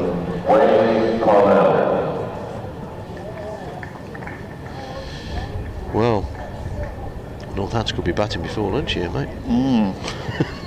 Parnell out to number 9, then Leach and Tong to come. No mug with the bat. Yeah. Parnell. They're underway at Lords, by the way. I don't know whether we've mentioned that. England 106 for 4, but I'm not sure. 86 overs left in the day, so they have lost a few, I suppose. But that could still bubble up into something. This continues to bubble up into something. It's you can't really take your eyes off this for too long, because you're never sure what happened next. There you go, because you're never sure. Morning to Neil Clifton, who is watching somewhere in a hot place because he sent me a picture. Thank you very much. So Parnell, left-hander, faces Buck with 3 slips, and he drives out to extra cover on a couple of bounces to Proctor's right-hand side. It was he claimed the catch to remove Moeen Ali, and Buck strikes with his first wicket of the day, and the 7th of the morning for Northants. Worcestershire won the toss, remember, and it's been a bit of a procession, hasn't it? Haynes for a golden duck, Ferguson for 1, Milton for a golden duck, Vessels for 6, Cox for a golden duck, and now Moeen Ali for 42. England 106 for 4 against Australia, by 114 in that one around the country. No plays so far at the Oval. Sorry, Hampshire. Kent against Essex. They did start. Kent 11 for 1 against Essex before the rain came. He's Pretorius. He's in and he bowls to Barnard, who plays nicely off the back foot, but it bounces up perfectly for Zaib to cover point. Gets his right hand on it. No run. Warwickshire 62 for 1 against Somerset at Edgbaston. Yorkshire 50 for 5 against Nottinghamshire at Scarborough. Luke Wood taking all 5. Derbyshire 54 for 3 against Gloucestershire. Durham, best batting of the day, 63 without loss against Leicestershire at Chesterley Street. Here's Pretorius bowling to Barnard, who pushes on the offside, pushes but defensively, if that's possible. Glamorgan playing Lancashire at Colwyn Bay, 52 for 3 there at Glamorgan. No play at Hove. Sussex against Middlesex. They're going to have a look at 130. A very wet outfield, it would seem. Here, Worcestershire are 58 for 7. They won the toss and elected to bat this morning.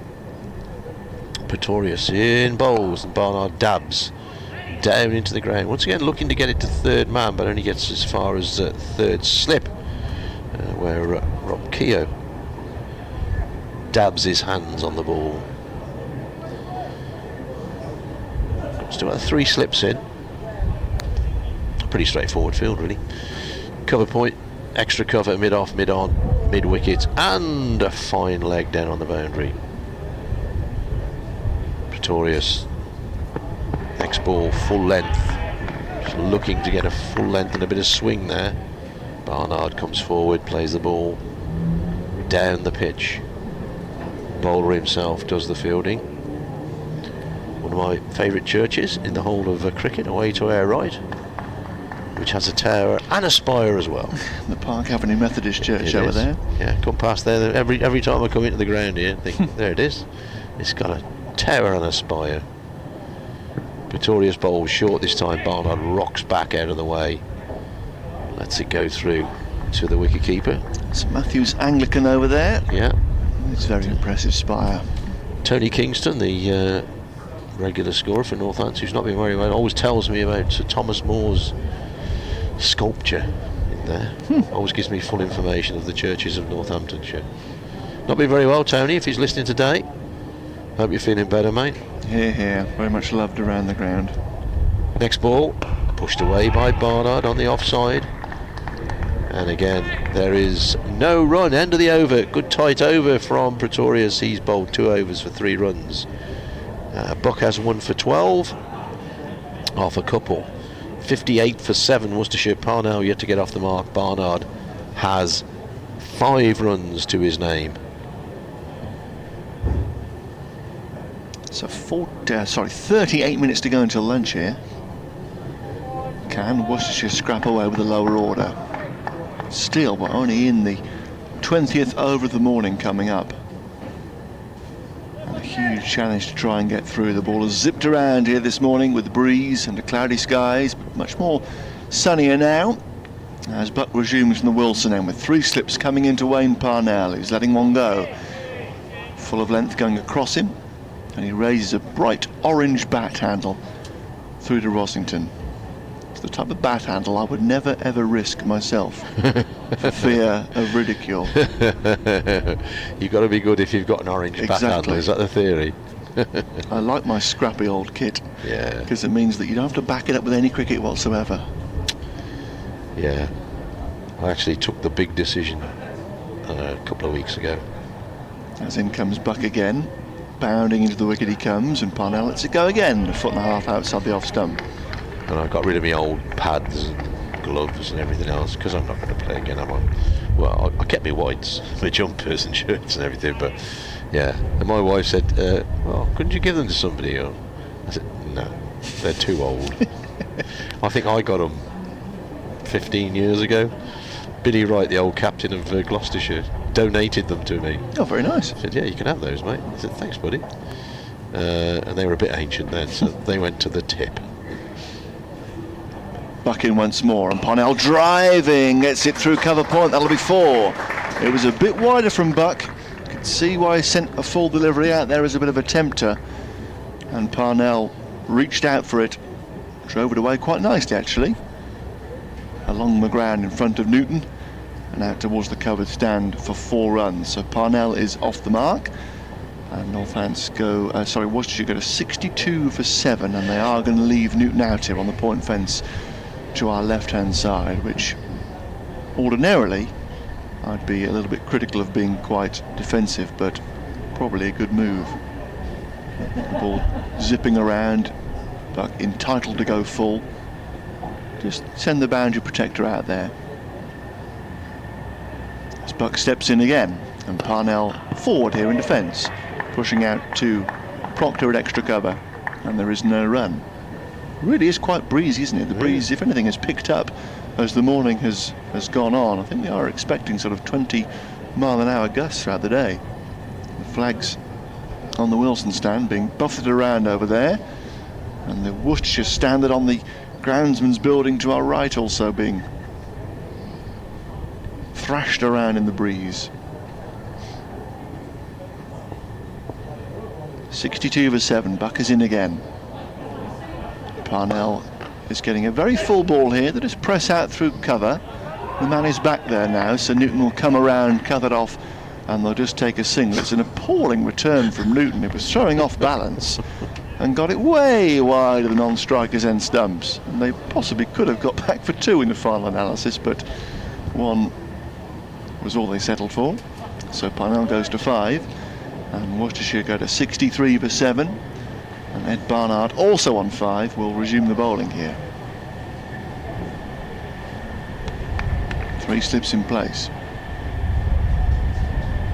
With a gust of wind, which Buck is running almost directly into here, as he comes up away from Abington Avenue.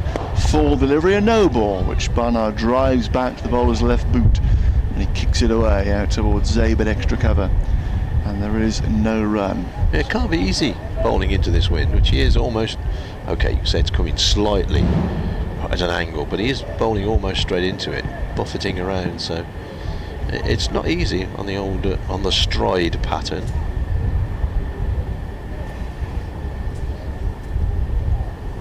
Buck will blame the wind for that no ball, I'm sure. 65 for 7, he'll try to complete the over again now. Coming into Barnard, who stands very tall in the crease. And he's beaten by 1 that bounces and goes away past the outside edge. A good end to the over there for Buck.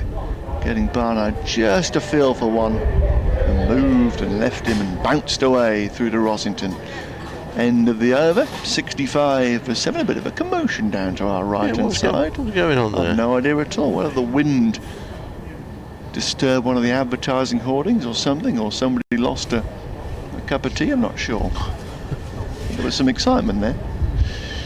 Quite a few on social media asking, why did Worcestershire not bowl first? Well, in hindsight, and the problem has been that they have this season on a few occasions bowled first, and it's come back to bite them in the backside, particularly down at Glamorgan when they bowled first, and Glamorgan got 400 plus. So here's the next ball to Parnell, who comes forward, plays around his front pad away to mid-wicket, Sanderson Fields. No run occurring. So are they sort of in betwixt and between their sort of tactics this season in the Championship? Yeah, a couple of times they bowl first and it hasn't really come off for them. But you've got to say that you know, you can do all those things and decide what you're going to do. Pretorius bowls again here. This is flicked away to mid-wicket by Parnell. Doesn't get a run there. But it depends on what your players do, doesn't it? You know, if you win the toss and bowl and your bowlers don't bowl very well, then it's hardly the captain's fault. But the opening spell here from Hutton and Sanderson was top class. Conditions, you could say, were in favour of the bowlers, but by God, they used it well. Here's Pretorius, and this time Parnell gets the ball away down to fine leg. Bit of pad in that, was there? In fact, I think there was a lot of pad in it. In fact, it was all pad. And Worcestershire get a single. They are grateful for every donation. 66 for 7. Have you been out and about? I don't know, walking the dog, getting the paper, been to church? It's been a procession of Worcestershire batsmen this morning. Pretorius bowls, that's well wide of the off stump, and Barnard is able to leave it. We haven't said that too often this morning. Well wide of the off stump. Haynes 0, Mitchell 2, Ferguson 1, Milton 0, Vessels 6, Cox 0, Moeen Ali 42. 5 wickets for Ben Hutton, 5 for 23. Amazing spell. Ben Sanderson picking up a wicket, and Nathan Buck getting rid of Moeen Ali. Here's Pretorius. This time Barnard plays inside the line, lets the ball go through outside the off stump. Just a little bit of a wave fade on it. Sun picking out the red brick buildings and the slate roofs across the top of the town of Northampton. A pleasant morning after just a little spot of early morning rain. Pretorius shout out in and bowls wide of the off stump. 3 balls at the end of that over that Ed Barnard did not have to play at, which Ed Barnard would be quite pleased about, I would suspect. So we are, where are we? Half an hour till lunch. England have moved on to 111 for 4. Stokes 29, Butler 12, the latest I have. Groundsman's red tractor goes around the outside of the ground. Looks like he's about to do some damage with his twin forks on the front. He's about to lift up a building or something. Yeah. Impale anybody that gets in the wrong place there, actually. Yeah, you're not going to stand in front of him. 66 for 7. In comes Buck to Parnell, just outside the off stump. Very well left that from Parnell. Was hoping it continued to go across him. It did so, and beat the off stump. In fact, I was watching just that very scenario the other night, actually, because Licence to Kill was on. Oh, right. One of the channels, and one of the bad guys ended up impaled on a forklift truck and being driven through the side of a building, which actually allowed Timothy Dalton to escape. Timothy Dalton, blimey. Here is Buck again, full of length, driven away. Oh, he's got that through the covers. That'll be 4. Yeah, well wide of Newton, and away towards the bank of yellow seats for another boundary. So a useful little innings so far from Parnell. His second 4 goes to 9, 70 for 7. Nice and full from Buck, giving himself every chance, but a couple of times here Parnell driving pleasantly, this time to the right hand of extra cover, and out for 4 runs. 1989, I think, Licence to Kill. Was it really? You're an expert on these Bond films, then, are you? Not really, but they do often come up on ITV, whatever it is, one of the lesser ITV channels. ITV 27. Yeah. And they're just easy watches, aren't they? Easy watches, Bond films. Don't have to think too much. Exactly, you can just have it on. You know who the bad guys Indeed, are. yeah. Buck is in again, and Parnell drives and misses this time. It was a better length from Buck. It was full enough to allow Parnell to come forward and drive again, but not quite a full half volley, and it just went away to beat the outside edge. A good riposte there from Buck, and beats the edge through to Rossington. 70 for 7. Desmond Llewellyn as Q. It was a family friend of the daughter of one of the It's just a very tenuous connection. It is. I'll try that all again in a moment as Buck runs in once more, and Parnell is driving again past extra cover. Newton is running around the fence to his left hand side, again won't get there. Not the quickest across the outfield is Newton, but I think even a quicker man may have struggled to cut that off. And Parnell picks up his second boundary in the over and goes to 13, 74 for 4. My mother used to teach she would have been a teenage girl at the time, and her family were good family friends of Desmond Llewellyn. Ah, right. If anybody can come up with a more tenuous link to a Bond film this morning than Mr. Alex Winter's last effort, please, please do send us a text. Be pleased to get them. 74 for 7.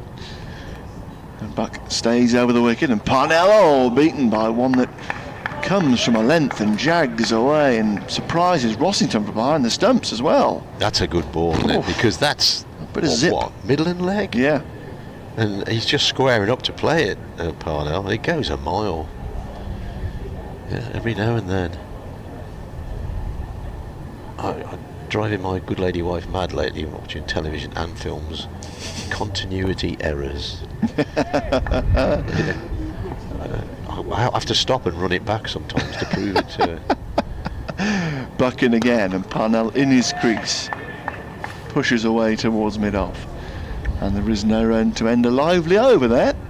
A couple of balls going past the bat, a couple of balls going for 4. Parnell's 13. Barnard is there on 5 and has probably faced as many balls as any Worcester batsman so far today. He's faced 29 of them for his 5 runs, but 74 for 7 with a procession of batsmen coming and going. Mitchell for 2, Haynes for a golden duck, Ferguson for 1, Milton for a golden duck, Vessels for 6, Cox for a golden duck, and Moeen Ali, or Moeen Ali as Jim Maxwell wonderfully says, Moeen 42.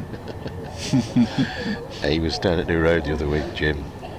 What a great guy. He's fabulous, isn't he? I love listening to Jim Maxwell. Good to see him. He's for a man of his age, he's the coolest man you're ever going to meet. Pretorius bowls, that's a good ball. Barnard has to play at this. It's middle and off, flies away into the gloves of the wicketkeeper. Yeah, it's 6 years since he came to Worcester, Jim, and I hadn't seen him since then. I know he'd been poorly because he had a stroke on air, and he struggles a bit walking these days. But yeah, I'll pop round to see him, and I said, Jim Maxwell, don't remember me, do you? He said, I do. 3 ice creams. Pretorius bowls, driven away on the offside. Oh, it was a misfield by Sanderson, but in the end he recovers and there's no run. Yeah. I said, oh, we don't get 3 ice creams anymore. No. He was distraught. Anyway, I got him some free cake in the afternoon from fabulous. The ladies' pavilion, sent specifically for Mr. Maxwell, so he was quite chuffed. But yeah. So was he part of the commentary team for that game? Not officially, but right. He joined in and had a go, Yeah. because he has to. But he's the top man. He is. Pretorius bowls again to Barnard, who plays this one away down towards third man. Zaib from cover point is on the chase. Barnard gets a single, and the batsmen change ends for the first time for a while, I reckon. 75 for 7, Barnard 6, Parnell 13. All the weather around on Friday forced TMS into quite a reshuffle. I'm suddenly getting a radio programme in my ears. Oh, we're doing an update. Oh, we're not doing an update. Oh, we are doing an update. This is the 30-minute past update. Welcome to FM listeners with the news that Worcestershire, well, is this a fight back or not? Because they are now 79 for 7, which tells you what trouble they were in. Haynes 0, Mitchell 2, Ferguson 1, Milton 0, Vessels 6, Cox 0, Moeen Ali a scratchy 42 from Moeen. Brett Hutton rather, tremendous spell from him, 5 for 23 had Worcestershire in trouble. They're still in trouble. Parnell has 17, Barnard 6, 79 for 7 Worcestershire.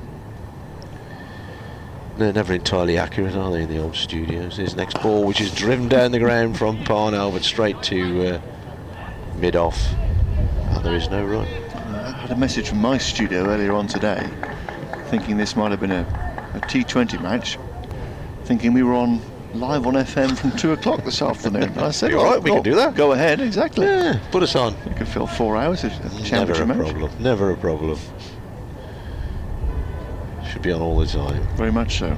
Here's Pretorius bowling wide of the off stump, and this time Parnell lets the ball go by, then kind of walks after it, walks in the direction but the ball had gone, as if to say, I've let that go and I know exactly where it's going. That's the end of the over. So what do Northants do here? Do the two opening bowlers get back on? In fact, I think I'm just about to answer my own question, because I think we are going to get Hutton back on, aren't we? Yep, he's going to return from the Wilson end after that wonderful opening spell. 7 overs, 2 maidens, 5 for 23. His 8th first-class fifer for Brett Hutton. A wonderful display. Twice was on a hat-trick. Twice denied. Half a shout for LBW against Ricky Vessels. First time around. The second time around to Ed Barnard. Hat-trick ball was barely a factor, it seemed. So 21 minutes to go until lunch. Can Worcestershire survive until the interval? If they do so, could yet cobble something together. Just can't afford to be totally ripped out in these situations. As Hutton returns into Barnard, he goes and immediately goes past the outside edge. Delivery full of length, nipping away, bouncing, moving past the shoulder of the bat through to Rossington. Great return for Hutton. He's got 3 slips here. Bit of a shuffle around again with the men in that cordon. Got a referral in the test match, I think, haven't we? Wakeley, Zabe and Keogh in the slips for the moment as Hutton comes in again and squares Barnard up, starting this one a little straighter. Barnard initially looking to whip it leg side. It straightened on him and was worked off an edge out towards extra cover. Talking of edges, I think this review against Ben Stokes is via an inside edge. 79 for 7 here. And Hutton, with his slightly angled run, comes in past the umpire and bowls a back of length ball, which is driven away by Barnard for 4 runs. Beautiful piece of timing to shuffle back in his crease and striking that very nicely out towards the scoreboard to our right hand side. He goes to double figures now, Barnard, who at least has hung around for a wee bit, which his colleagues have failed to do so far today. Goes to 10, 83 for 7. Very well timed, though. Yeah, very well timed. Just a wee bit of width, wasn't he? Yeah, I don't think Hutton bowled a ball like that in the whole of his first spell, did he? Stiffened up a bit. Yeah.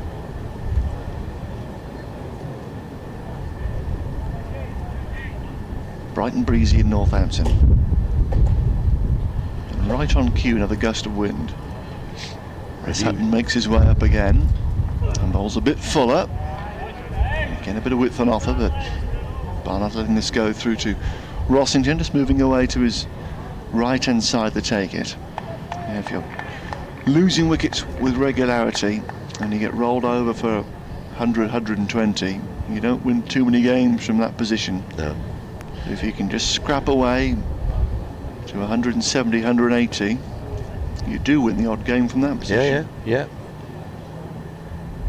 Got to take the game as deep as possible as Hutton comes in again and bowls just outside the off stump, and watching it very carefully here, Ed Barnard. That was a very good technique and a good tempo with the crease, I always think, from Ed Barnard. He lets that one go through again a few times in the 50 overs competition. He's come out with his southern a bit of bother, and it's just played really calmly, knocked the ball around, stayed out there for a wee bit, assessed the situation really well. Waits again for Hutton, and he's back and dabbing leg side, just runs it down towards mid-on, and there is no run to end the over, so safely negotiated. The 24th over of the morning. 83 for 7 though, Worcestershire, with 70 minutes to go until luncheon. We had a bizarre game at Kidderminster this season against Derbyshire when 20 wickets fell on the first day, and we were all thinking, well, yeah, we'll get Thursday off. We might get part of Wednesday off as well. And we were still there on the last afternoon the game finished. So you never quite know.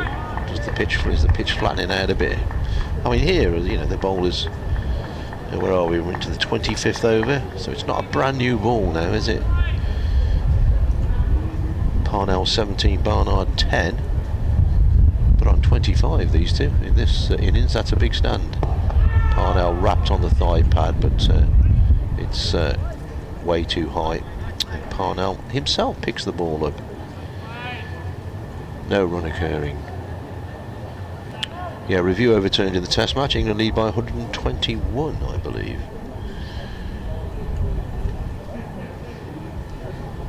Pretorius into his 5th over. No wicket for 8. He's been very tidy as he bowls to Barnell. Oh, he bowls to Parnell in this one.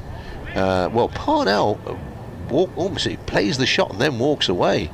Leaps a bit on him, so my supposition that the ball's not new anymore and maybe the pitch is flattening out a bit is proved to be entirely wrong by that last incident. I mean, it could be that Parnell rather got himself in the wrong position, but I don't think he did. I think there was a bit of extra bounce, a bit of extra venom. Tall man Pretorius, if he gets it right, he'll get a fair bit of bounce out of it. His next ball is turned away by Parnell. Bit of pad, methinks, in that. Umpire agrees. One more to Parnell. Scoreboard clicks over, although scoreboards don't click anymore, do they? They flash. 84 for 7. Barnard 10, Parnell 18. Still 3 slips in there, as you would expect at 84 for 7. Pretorius next ball is to Barnard. Plays solidly away on the offside. Has to sort of bend into the shot. Does the batsman Barnard, as if the ball rather hurried onto him and didn't bounce as much as he wanted it to. Still a good old breeze across the ground today, not the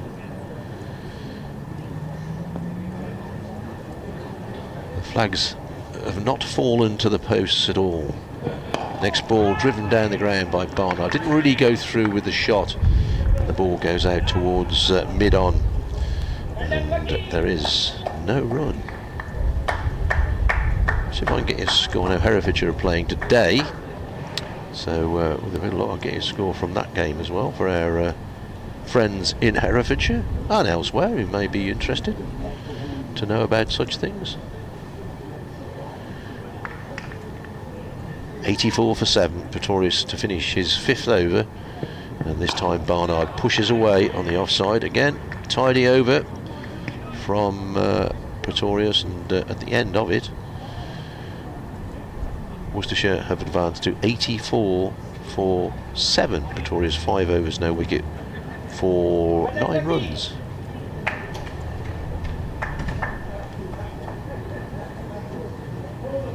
Hate technology, you know. Things don't work. You know, I promise things and they don't work. Is it the 3-day Minor Counties Championship in action at the moment, or is it the 1-day stuff? No, it's the 3-day stuff. I might be able to tell them something in a minute. We may have contact with the outside world. Oh, no we don't. There we are.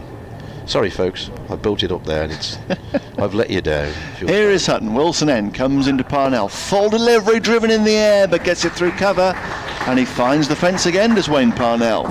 Useful runs here for Worcestershire. Parnell finds the cover fence for the 4th occasion. He now goes to 22, 88 for 7. That was aerial, but in between cover and extra cover, point and extra cover, I beg your pardon, and away towards the Clark Road boundary yet again. So Moeen Ali play aerially through that region earlier on in the morning before he eventually holed out to extra cover. And Parnell's threatened to do a couple of times here. The point fieldsman had dropped back for Buck, but is now back up for Hutton here. 3 slips remain as Hutton comes in again from the far end, and Parnell lets one go just outside the off stump. It comes back a wee bit through to Rossington. Elsewhere in Division 2, the racecourse ground, Derbyshire 61 for 4 against the Gloucesters, who won the toss, well, didn't contest the toss, sorry, chose to field. Gloucestershire began the round joint second in the table with Glamorgan, who were 82 for 3 at Colwyn Bay against Lancashire, won the toss and chose to bat there, Glamorgan. Should be a good crowd there with Lancashire the visitors. Then comes Hutton again just outside Parnell's off stump. The left-hander lets it go through. I'm going to expect a 1:30 to get a start down at Hove, Sussex Middlesex. Haven't got underway so far because of rain. At Chesterley Street, Durham also very much in the promotion shake-up, 84 for 1 against Leicestershire. No toss took place, but Durham going well with the bat. Division 1 boards. Wickets going down at Scarborough. Yorkshire 69 for 5 against Notts, who didn't contest the toss, as Parnell plays off an outside edge here, along the ground past third slip. Keogh's after it towards the dressing rooms to our left. They will turn and settle for 2 runs, in fact. I heard the scream of no from Parnell himself, just propping forward to 1 there. Ran it away quite deliberately. Gets himself a couple of runs and goes to 24, and 90 for 7 in Worcestershire. At Edgbaston, Warwickshire 99 for 1 against title-chasing Somerset. Somerset began the round second in the table behind Essex, who got underway at Canterbury. Have Kent 11 for 1, no toss took place, Essex in the field, but raining down at Canterbury. Also no play at the Oval after a morning's rain, as in comes Hutton again, and 1 nips away from Parnell, who was rather fencing at 1. And 1 goes past his outside edge. Hutton continuing to threaten. So no play between Surrey and Hampshire. Also in Division 1 of the County Championship, with all sides in action, I do believe. Is that correct? Might well be, yes. Yeah, 4 games in Division 1 going ahead, 5 games in Division 2, yeah. You wonder why that doesn't happen every round of games, but there you go. Here is Hutton again from the far end, and Parnell is driving off an inside edge. Runs away towards Curran at mid-wicket, and there is no run to end the over. So 6 runs from it, and Parnell has played a useful little hand here so far. Has got himself to 24 not out, with 5 boundaries so far. Barnard's with him on 10, just occupying the crease as he tends to do. Faced 41 deliveries so far for his 10. 90 for 7 Worcestershire, having won the toss and chose to bat first. Dave Bradley. I did happen to have a brief conversation with the chief executive of the ECB this last week, because he was at New Road for the Physical Disability World Final, Mr. Harrison, and I said to him, now look here, Tom, as Pretorius comes in and bowls, pushed away on the offside. He is a very nice chap, and I know he gets a lot of stick. And I said to him, look, mate, I said, I know, I'll give the ECB a lot of stick. I said, but the things you get right, All-Stars cricket is absolutely brilliant, getting very kids into the game. I said, this Disability World Series, fantastic. I said, but next season, can our dog sort out the county championship fixtures? Well, he said, it's difficult, and it is difficult because there's various things to get in, but some days you think, blimey. Here's the next ball, which is driven away on the offside by Barnard. He's probably going to get a couple here between mid-off and extra cover. Does indeed turn for the second. Goes to 92 for 7. It's comfortably the best stand of the Worcestershire innings. 34 put on so far by these 2. Parnell 24, Barnard 12. Moeen Ali top scorer so far for Worcestershire with 42, although it was not a fluent 42 from Moeen. Some cracking drives, but he was missed twice in the slips off consecutive deliveries, as the next ball is pushed away on the offside by Ed Barnard, and didn't really do anything to suggest that Moeen was back into top 4. It's a difficult morning. We've had some very good bowling this morning, so all the batsmen have struggled.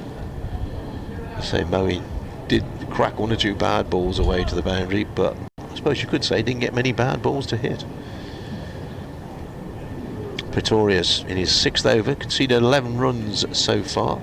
Barnard waits. Oh, that's a ball that, well, doesn't bounce on this occasion. Rossington, the wicketkeeper, takes it away down by his bootlaces. It's an amazing thing about Steve Smith, isn't he? He doesn't like seeing his bootlaces, does he? So, of all the foibles of batsmen I've ever heard, put your left pad on first and always drive the same way to the ground, all this sort of thing, he doesn't like seeing his bootlaces. Bizarre. Barnard waits and plays this nicely through the covers. He's not going to get it to the boundary, Newton on the chase. He's going to get a couple though. Newton's now got to come back and collect his hat. Oh no, that's Zaib's hat that's gone rolling across the pitch, although Newton's hat did come off as well in the breeze. 2 more to Barnard. He goes to 14. 94 for 7 here, Worcestershire. And we are, 7 minutes away from lunch. I don't know what they're cooking for lunch, but something smells good. Pretorius leaps in and bowls, and Barnard dabs away on the offside, looking for a single, but Zaib comfortably from cover point to field. That concludes the over from Dwayne Pretorius. And Worcestershire 94 for 7, Parnell 24, Barnard 14. It's going to be Hutton to continue, one imagine. He will bowl through till lunch. Are we going to get the over of spin before lunch, one wonders? No, probably not today. We did think it was possibly a law in this country that a spinner had to bowl the last over before lunch. Maybe it would change after Brexit, we weren't quite sure. Whenever that is. 94 for 7 then. And Hutton's probably last of the morning here, comes in, and Parnell defending very late here, runs the ball off inside edge and pad, down towards third slip. Keogh's there in full length sweater and cap, and it's probably a full length sweater morning really, because it's very breezy here at Wantage Road. Nice and sunny. If we're out of the breeze as we are, reasonably warm as well. I've eschewed the sweater for the moment. Your thoughts of what's warm and my thoughts of warm, as we found out many times here, are slightly different. Hutton in right arm over, Parnell well forward to play defensively out here towards mid-off. Sanderson is there, and there is no run. Sanderson also impressive with the new ball. 8 overs, 2 mains, 1 for 18. Picked up Daryl Mitchell. Edge down to Alex Wakeley at first slip, Mitchell falling for just 2. But it was all about Hutton in that opening hour of play.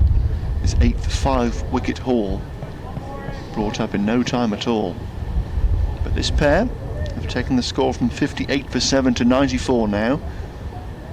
And Parnell has 24 of them. Faces Hutton again, an in-swing, and then he works back up towards the bowler. Initially he was looking to clip that leg side, but just checked his stroke and nudged it back up towards the bowler's left hand for no run.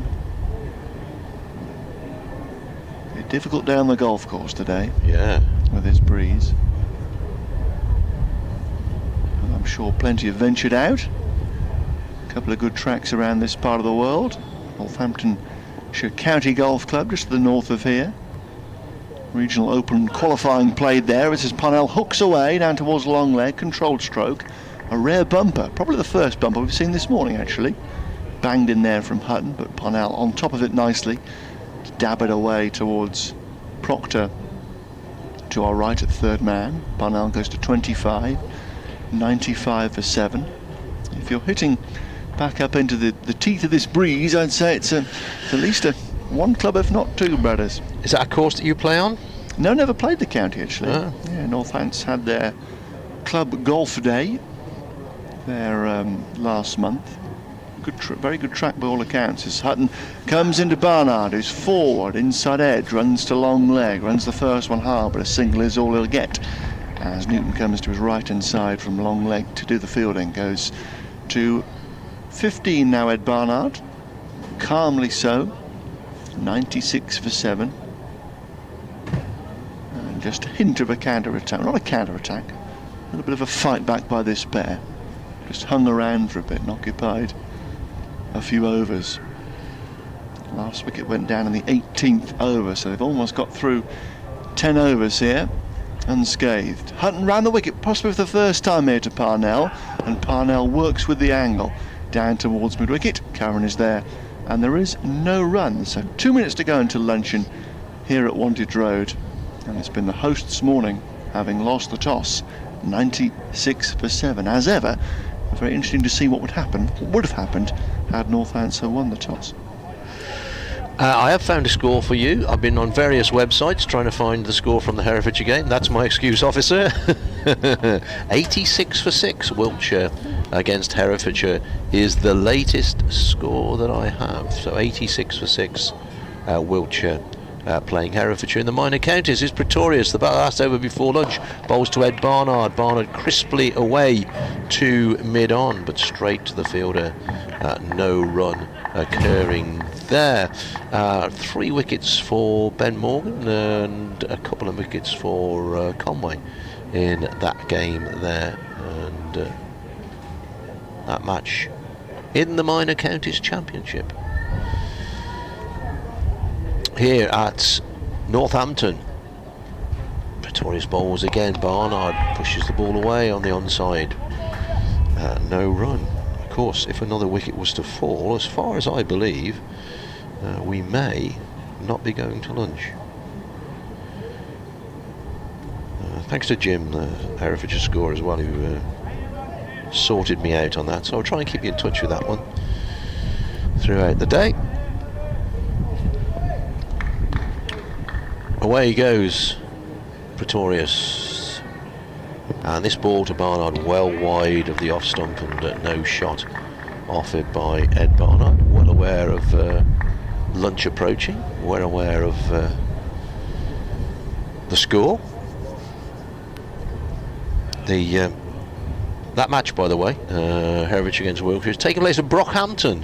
If you've got yourself a spare few hours, pop down there. It's the Brockhampton near Fownope. There are 2 Brockhamptons in Herefordshire, so don't go to the wrong one because you won't see any cricket.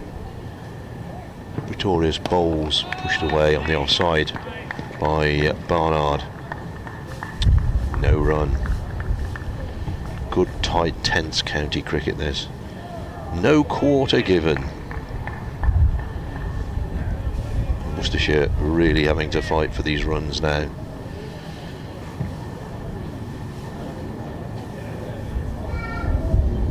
Three slips still in. They crouch in unison. As pushed away by Barnard to cover point. Again, no run. 1 ball, I suspect, before the luncheon interval. So I don't know what that is cooking away somewhere, but by Jove, it tastes good. It smells good rather, and I hope it tastes good. There's a bit of Sunday roast beef, I think. Roast beef and Yorkshire pud. You can't go too wrong with that. So Pretorius with the luncheon ball to Ed Barnard, and Barnard dabs it away on the offside, and that, as far as I'm aware, should bring lunch. Yes, the umpires agree. The veils are coming off. Barnard 15, Parnell 25. A bit of a fight back by Worcestershire, 96 for 7 at lunch, but despite that fight back, it's definitely been the home side's morning. Tremendous first spell by Ben Hutton, 5 for 23. 3 wickets going down to their first ball. Golden Ducks for Jack Haynes, Alex Milton and Ben Cox. Daryl Mitchell went for 2, Callum Ferguson for 1, Ricky Vessels for 6 and Moeen Ali for 42.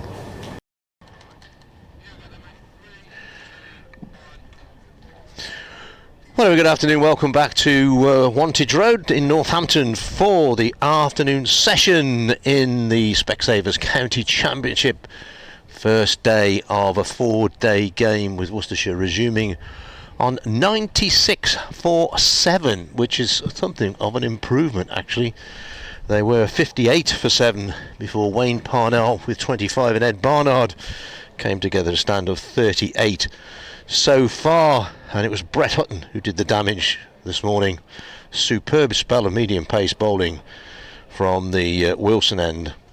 His first spell was 5 for 23 in 7 overs. 3 of the Worcestershire batsmen went for Golden Ducks. Jack Haynes on his county championship debut bowled by a beauty from Hutton, hit the top of his off stump. He went for naught. Daryl Mitchell was caught by Wakeley at slip off the bowling for 2. Sanderson also bowling a really good spell to start the game. Callum Ferguson was LBW to Hutton for 1. Milton got a first baller as well, caught by wicketkeeper Rossington, a ball that climbed on him off the bowling of Hutton for naught. Ricky Vessels was LBW's Hutton for 6, and then Ben Cox, the third golden duck of the innings, caught by Keogh at slip again off Hutton, another beauty. Moeen Ali went to Buck, caught by Proctor in the covers for 42. Not the most flown innings of Moeen Ali's career, I would have thought. He got to 42 in a somewhat patchy fashion. Should have been caught twice in the slips off the bowling of Hutton, but he played some lovely cover drives and then, as I say, smashed one straight to extra cover, and he departed for 42. So the protagonists are back out there, umpires back in the middle, be ready to go any minute. Just trying to see who's going to open up. I would have thought it was Hutton to open up from the Wilson end again, and indeed it looks as if it is. Yeah, got the big number 16 on his back, so Hutton to open from the Wilson end. He's going to be bowling to Wayne Parnell on 25, including a couple of, but he, like all the Worcestershire batsmen, has also been beaten a couple of times outside the off stump, but he's facing up, ready to go. 157 for 4 England at Lords. That was delayed at the start. First ball of the afternoon session here is down the leg side, which is fairly unusual. The ball just swinging away. Yeah, England 157 for 4 at lunch, so they lead by 165 going into the afternoon session there. 3 slips, cover point, extra cover, mid-off, mid-on, mid-wicket, fine leg, very straightforward field. Hutton charges in again, and this time once again down the leg side, and this time Rossington has to dive to cut that one off. Almost worthy of note. 2 balls going down the leg side, built very accurately in that first session this morning after Worcestershire had won the toss and decided to bat. Mr. Alex Winter is alongside me. You alright, old chap? Not too bad, thanks. Yourself? Yes, very good lunch, I thought, today. Very tasty. Nice. Yes. Always get a good hot feed here at Wantage Road. Very, very good, yes. As is Hutton again. This time Parnell turns the ball away on the onside. Not going to get a run though. Trying to split mid-wicket and mid-on. Doesn't really put a great deal of power into the shot. Total remains 96 for 7. Question being asked at lunchtime, when was the last time Worcestershire had 3 golden ducks in their innings? And even the man who knows everything about Worcestershire cricket statistics didn't know. Can't have happened too often. I suppose it's one of those things you're never going to keep records of, are you? Hutton in bowls once again down the leg side. 3 balls in this over going down the leg side. What's going on? It's madness, I tell you. Absolute crazy. Which is the one thing they didn't do in that early spell. We actually commented on balls going down the leg side because they were so infrequent. Update score from the minor counties match at Brockhampton. Herefordshire playing Wiltshire. Wiltshire 113 for 8 is the latest score I've got from there. 1, 2, 3, 4 for Conway, 3 for Morgan. As the next ball here is Parnell coming forward, plays the shot but then takes his bottom hand away as if he thought it was going to bounce a little bit more than it did, but he got plenty of bat on it, played it very solidly back up the offside. We were chatting to somebody at lunchtime who's been down at ground level who said, oh, a bit breezy down there, one of the photographers here, and he said, no, he said, it's fine. And I had to walk down there at lunchtime, and at ground level it's 5 degrees warmer than it is up here. And even me getting old, it is 5 degrees warmer. Next ball is wide of the stumps, and Parnell's able to let that go through. Well, there's one thing that Hutton did not do this morning, was bowl too wide of the stumps, made the batsman play, but Parnell only had to play 2 balls in that over. 96 for 7 Worcestershire, Parnell 25, Barnard 15. On a very breezy day. It is, yeah, but the breeze this morning blew away that brief shower we had first thing. Covers were on at 10 o'clock, but removed in time for the toss, got away on time.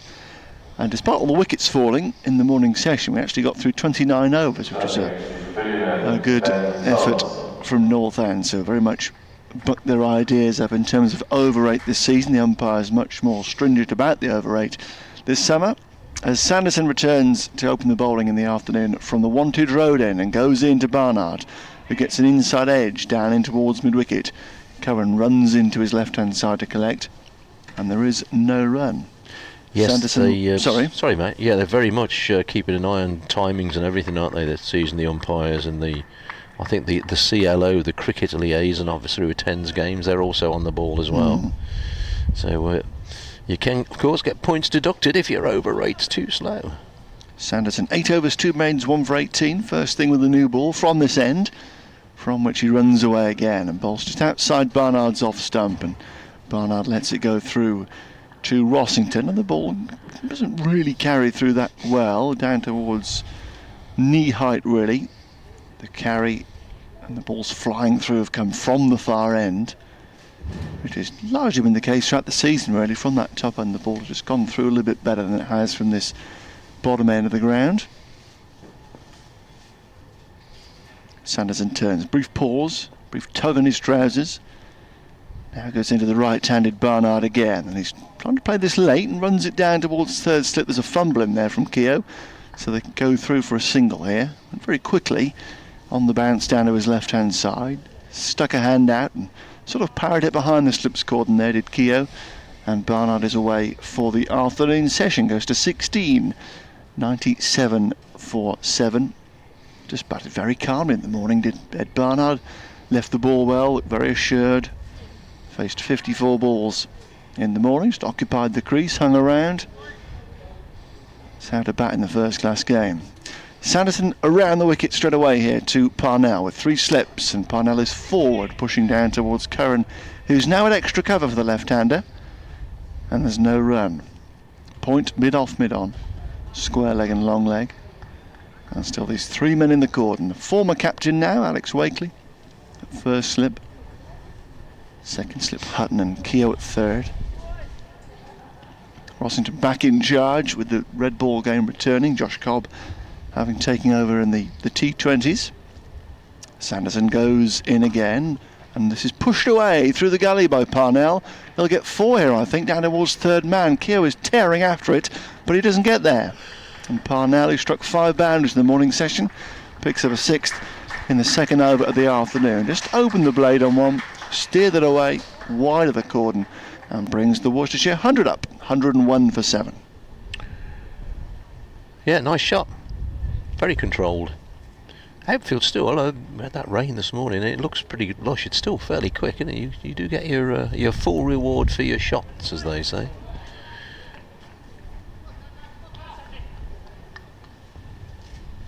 Word of encouragement for Sanderson. He just moves Zabe slightly further behind square at point as he goes into Parnell once again, and Parnell is driving and just in front of point. Had Zabe stood where he was, he may have cut that off, because he's slightly more back of point, has to go around to his left, and in fact Curran comes across to his right to cut it off, and they get a single to end the over. So a profitable start of the afternoon for Worcestershire, 102 for 7. Barnard 16, Parnell on 30, and this pair have done a pretty good job so far and are moving this 8th wicket stand towards 50. Does that mean the pitch has eased out, or I mean, obviously the ball's not brand new anymore, is it? But is it an indication of how the rest of the game is going to go? Anyway, here's Hutton. He's going to continue to Parnell.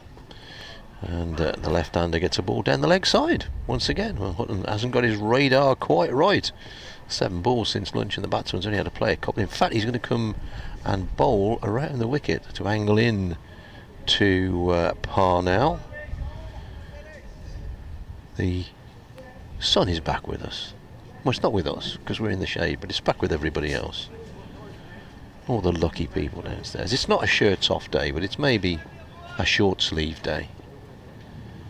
Hutton, dark haired, broad shouldered, races in and bowls, and this is Parnell driving out on the offside. Nice crisp shot, and he picks out mid off though, so no chance of any addition to the total. Clouds have been kind of drifting across above us all day, west to east, I would say. We haven't had the air traffic today, have we? Quite like the odd helicopter buzzing over, you know. Yeah, don't get too much here. Not really on the flight path of anywhere. No, don't get any at Worcester. It's worth a note in your diary if something goes over. And bowls, and this time back and across goes Parnell as the ball angles in towards him. You get the odd aircraft going towards Sywell Aerodrome. Sywell, where's that? Just to the east of us. Oh, right. Is it an Well, international airport, is it?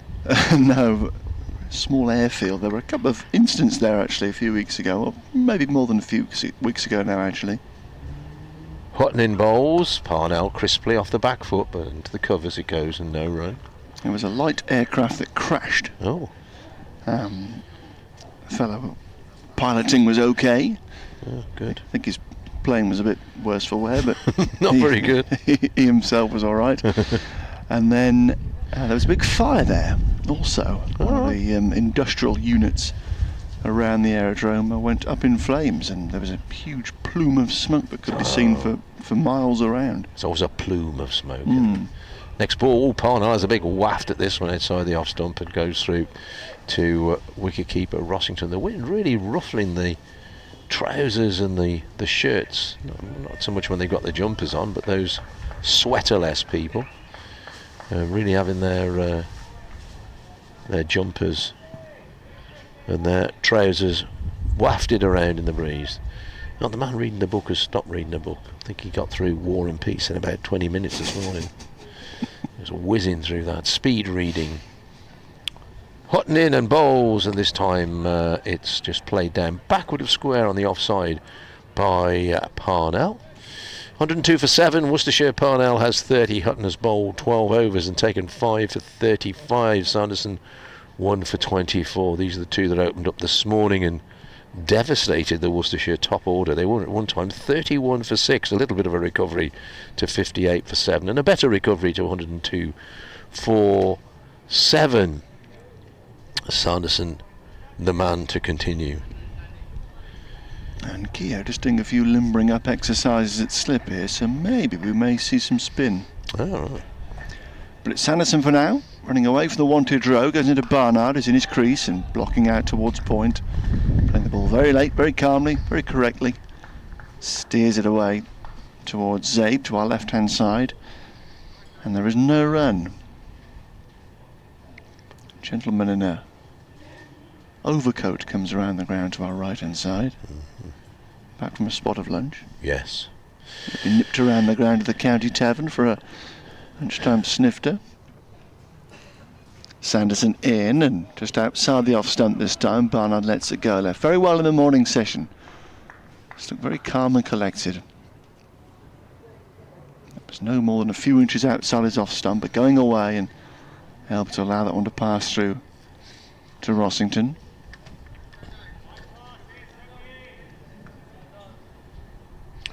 Makes you very somnolent in the afternoon, doesn't it, drinking at lunchtime? Sanderson in again, wide on the bowling crease here, and an edge from Barnard. It runs away from third slip, and that'll be 4 more to third man. Little nudge forward with soft hands, thick outside edge, but along the ground, past the diving Keogh, out towards the car park, down towards that county tavern in the distance. And Barnard picks up a boundary to go to 20, 106 for 7. And the partnership now worth 48. And they're going to send the third man down now, actually. Got the boundaries down there already so far in this afternoon session. So third man plugged down there. Still 3 slips, but point mid-off, mid-on, mid-wicket, long leg. Sanderson again wide on the bowling crease. Tight line, and Barnard playing it slightly on the walk here. A little more uncomfortable. Pushes out towards Pretorius, who's out at mid-off, and there is no run. But a good tight spell to Pretorius from this wanted road end in the latter half of the morning session. 7 overs, 3 mains, 0 for 13. Yeah, he worked it bowl well. Very tight stuff. Bowl straight. Bowl straight, you mug. That's the cry from the crowd. Sanderson once again. Barnard thick inside edge here through square leg. He'll get a couple of runs, because Nathan Buck is having to run to his left-hand side from long leg to collect this. And they come trotting back for 2, and that brings the half-century partnership between Barnard, who goes to 22, and Parnell, who has 30. Very well played indeed. 108 for 7. In particular, Ed Barnard has provided a bit of glue here for Worcestershire and has just settled things down very nicely. Yeah, crease occupation. There's a long way to go in this game. Umpire's hat nearly came off then. Sanderson to complete the 4th over after the break, and Barnard struck on the body here for one that just bounces a wee bit. Looked to turn it leg side, and the ball runs off the thigh pad, or maybe a bit higher than the thigh pad actually, because he's down on his haunches here.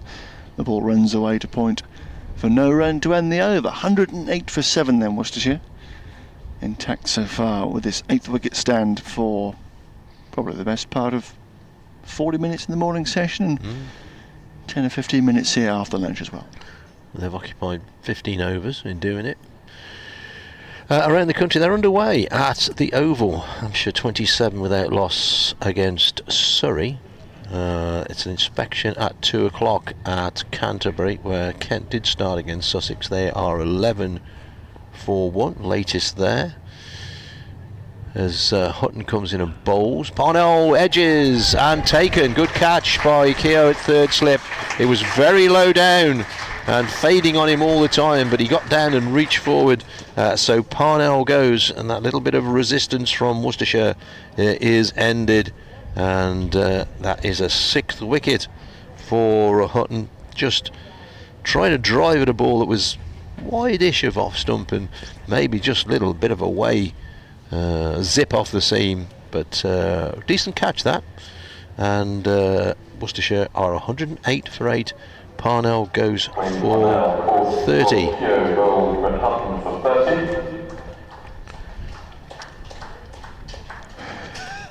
I wasn't going to compete with the PA system here. We're just good lad, he's doing their job for us anyway. Reverberates around the roof of the Ken Turner stand. Yeah, good catch from Keogh, wasn't it? Down low, just about carried to him. Genuine nick. Parnell gone quite hard at the ball. Had threatened to provide a chance in his innings. Was by no means secure, but useful runs there to just push the score up a wee bit. But still, Worcestershire in all sorts of bother. 108 for 8. What were they bowl out for against Derbyshire at Kidderminster in that first innings? It was just over 100, played just over 100. Yeah, and 20 wickets went down on the first day. I think they had a lead of about 5. And then we're still there on the 4th afternoon. Yeah. It's a very strange game of cricket. So, Joe Leach, Worcestershire skipper, is in, as we often say. No mug with the bat. In fact, Worcestershire do bat all the way down today, because Josh Tong is a very competent batsman. Although, batting out here against the Northampton attack today has not been easy. Leach has taken guard. Some more of those scores, we're just waiting. Warwickshire 128 for 1 against Somerset at Edgbaston. Yorkshire recovery continues. They're now 93 for 5 against Nottinghamshire at Scarborough. Here's Leach waiting for his first ball. Pushes solidly on the offside, but no run. Derbyshire 68 for 5 against Gloucestershire at Derby. At Chester Street, Durham against Leicestershire. Durham 113 for 1.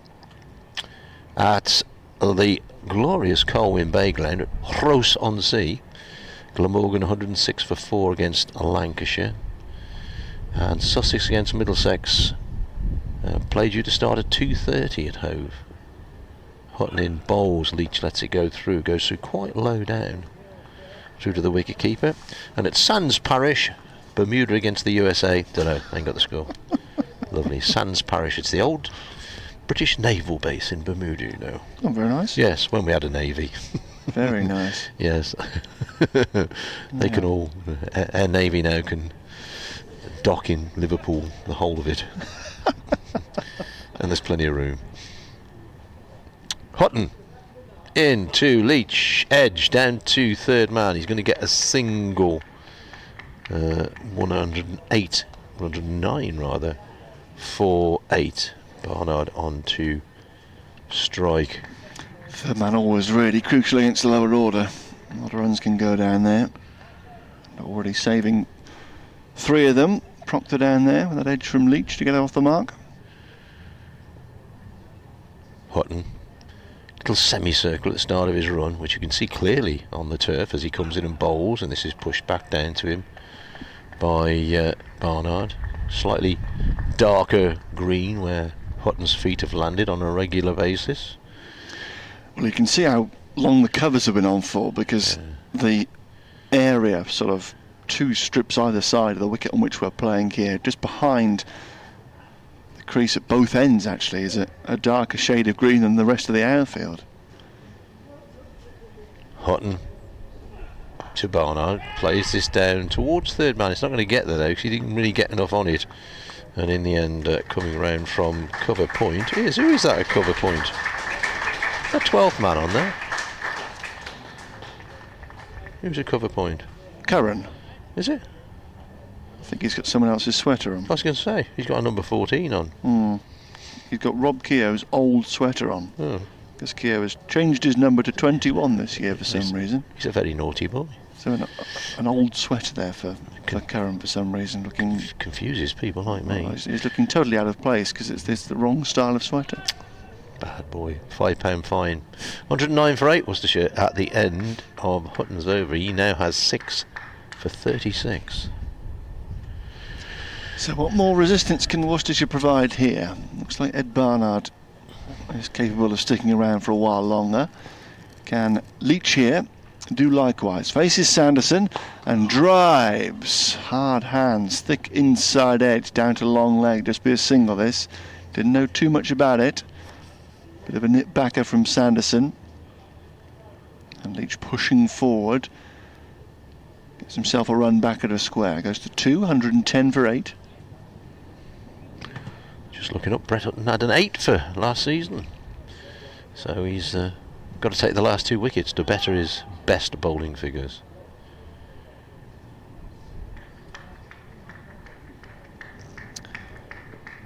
I'm trying to think where that came, that 8 for. Here against Gloucestershire, was it? I knew that because I just read it. Sanderson in, and Barnard playing very softly here out towards point. Zabe's there, Zabe is there, and there is no run. Yeah, in the pink ball match that would have been. Oh, was it? Was that last year or the year before? Oh, let me have another look. I thought it was 2018. It says in the book. I think. I have no great knowledge of these things. Where is he? Brett Hutton, 8 for 57 against Gloucestershire at Northampton. Yeah, we're in the pink ball game mid-season as Sanderson goes in and Barnard forward. Thick outside edge, runs to third man, and because the man is back down there, it'll just be a single. So already that third man has saved Northants 9 runs. Raises Nelson, 8 down Worcestershire. Barnard to 23. They were great, those pink ball games, weren't they? Day-night games in England. Whoever thought that one up?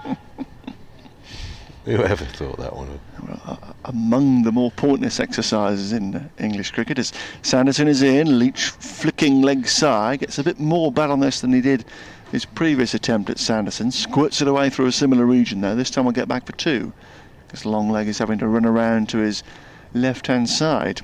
In the distance we can see a group of gentlemen on the balcony of the Wilson stand there, and I think they are the Northamptonshire former players assembled for Former Players Day, which is an annual event. Always like to see those. Yeah. Get the old fellas back. Let's get a decent turnout. I think they're having a picture taken on the balcony over there, having enjoyed some luncheon. 113 for 8, and Leach now pushing into the covers for a single. Little drop and go wide of Zabe, going around to his right hand side. And Leach busy already, goes to 5, 114 for 8. I tell you what, they'll play some good games up there today. They'll take some wickets and score some runs. They'll wonder how they ever lost a game. Yeah, even my old club cricketers would get together. By God, we were good, you know. We were good. Thing is, nobody ever really talk about actual games of cricket. Sanderson to Barnard, and Barnard is pushing out to square leg, where Curran does the fielding to his left, and there is no run to end the over. Yeah, you get together. Do you remember that game when we stopped at the so-and-so on the way back? Yeah. Do you remember that tour to North Wales when so-and-so swam the River Conway at 10 o'clock at night? And these things come back, and then you say, but who did we play? Oh, don't know. Played the North Wales Waterworks or something. It all blurs into one. Oh, one Good memories. One of the great adventures of life. 114 for 8, Worcestershire. Scratching away for runs here. Although Leach is not scratching away there, as he's pushed that one away through mid-wicket. He's not going to get 4 for it. He's going to get 2 though. Sanderson has a long chase down there. 2 indeed it is. And Worcestershire go to 116 for 8. I was asked at lunchtime by about 4 or 5 people, what's a good score on this pitch? I said, oh, about 350. I thought, that's a good score. But I don't know, it's going to be interesting, isn't it? Until both teams have batted once, who knows? Here's Hutton. And this time Leach just crack that one away. Smacks it away to the offside. A nice juicy half volley, and Leach is not going to miss out on that. Goes to 120 for 8. Leach goes to 11. Yeah, positive without being reckless. It's Joe Leach's batting, isn't it? Yeah. Just comes out and he tries to go after the bowling without playing silly shots, basically, doesn't he? Yes, it's always there to be hit, he'll hit it. But yeah, I was a man with 2 first-class centuries to his name. He's also lost the ball, it would appear. The man who is current, but who's pretending to be Keogh 2 years ago, can't find it. Must be over there somewhere. Get the snapper on the job.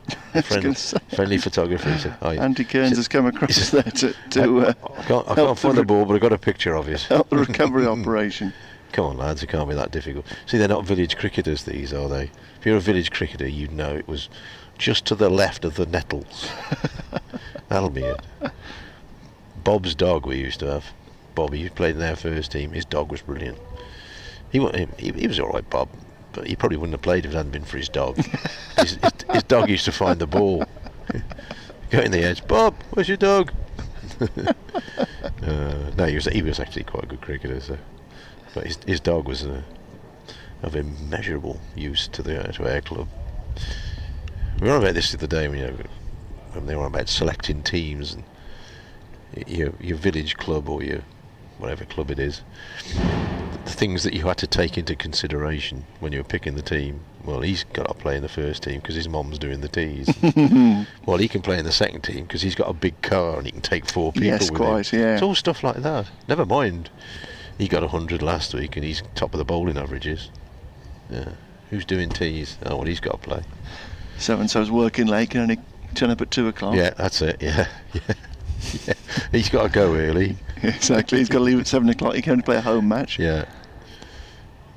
Hutton in and bowls, and Leach lets this one go by outside the off stump. 120 for 8 is the total. The sun's left us again, which I think is quite rude. The old bowling green over the far side, as was, is now, of course, the practice nets here. Is there anything left? Is there a wall or a brick of the old football ground down there? Yeah, the turnstiles to our left by the pub. Ah, right. Here's the next ball, which is wide of the off stump. No run. The old hotel end to our left-hand side. That's it, yeah. Oh, those turnstiles are still there, are they? Good. Good.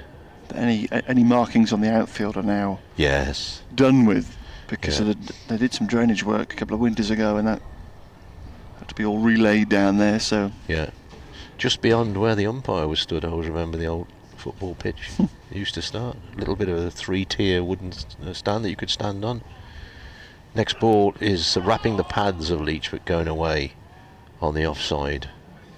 Remember the day Hereford United played there and had 4 players sent off? I remember you telling me about this, yeah. You can still find that on YouTube, can't you? They got a 1-1 draw out of it, didn't they? Equalised in the second half. Yeah, yes, it was probably one of their best results of the season.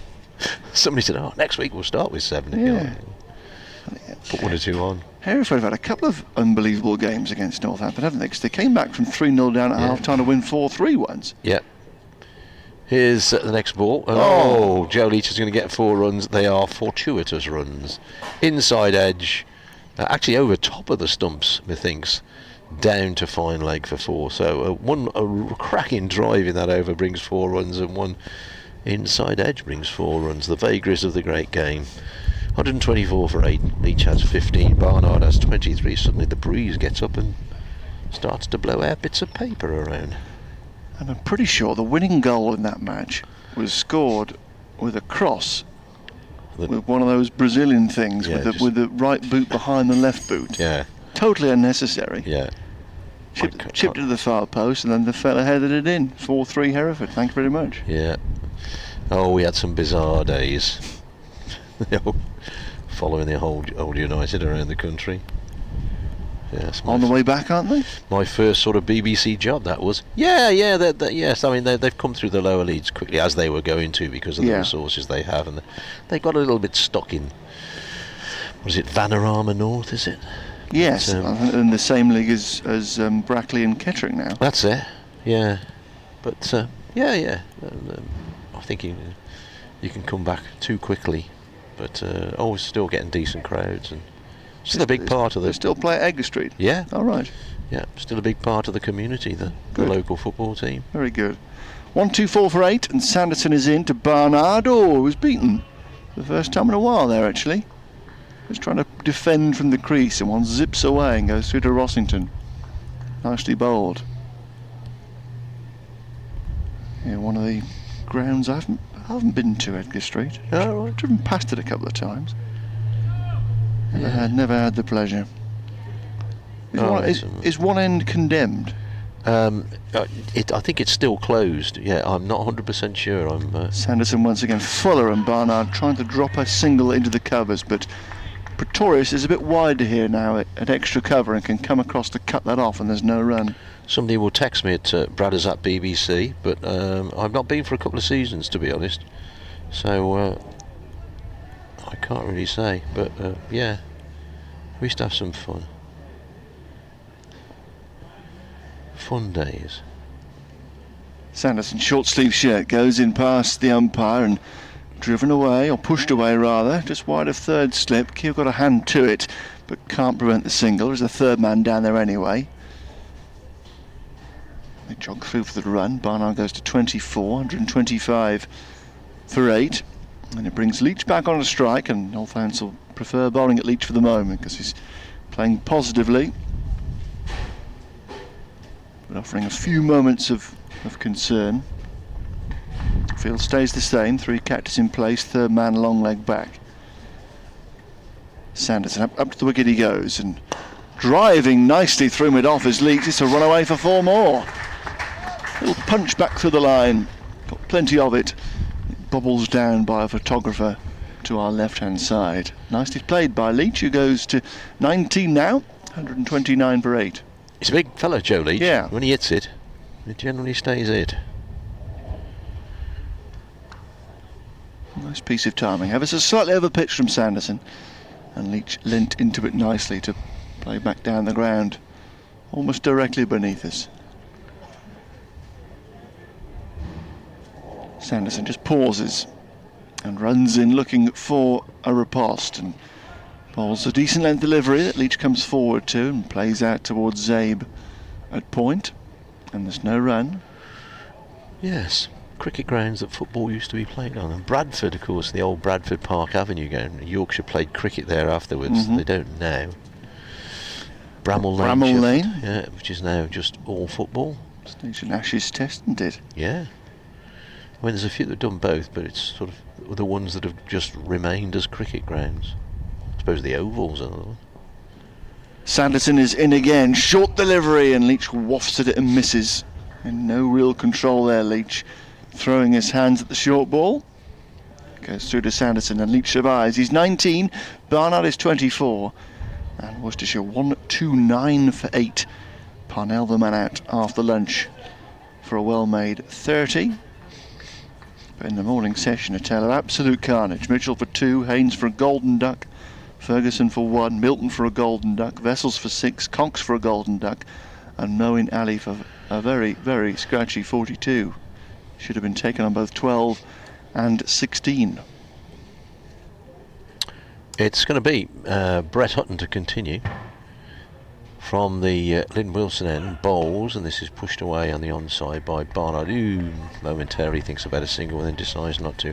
See, Angus Robson made his debut for Durham today. Oh, really? Yeah, former Leicestershire player who's been playing a lot of second team cricket. Played for Worcestershire seconds, been playing for Kidderminster in the Birmingham League. He's out for 16. I can tell you Durham 118 for 2. Good start. Hutton turns, strides in, bowls, going for the drive, kind of mid-offish I would have thought there. Ed Barnard doesn't get all of it, and it squeezes out to mid-on, and there's no run. Did the Oval stage the first FA Cup final? I believe it did. I wasn't there, but I read about it. It was on Sky. Was it Wanderers against Engineers? Oh, it could have been. Is the next ball, which is played by Barnard nicely down towards third man. Proctor's the fielder down there, so we'll only get a single, but a nice controlled shot. Yes, didn't the same man referee the first 7 FA Cup finals or something? Major Marandin, was it? Or Mandarin or something? I only know this because I read it the other day, one of those ridiculous facts that stick in. You know, you remember these things, but you don't know what you had for breakfast yesterday. The memory is a strange thing. Hutton to Leach. Leach stands solidly, smacks this one away through mid-wicket, just in front of square, in fact.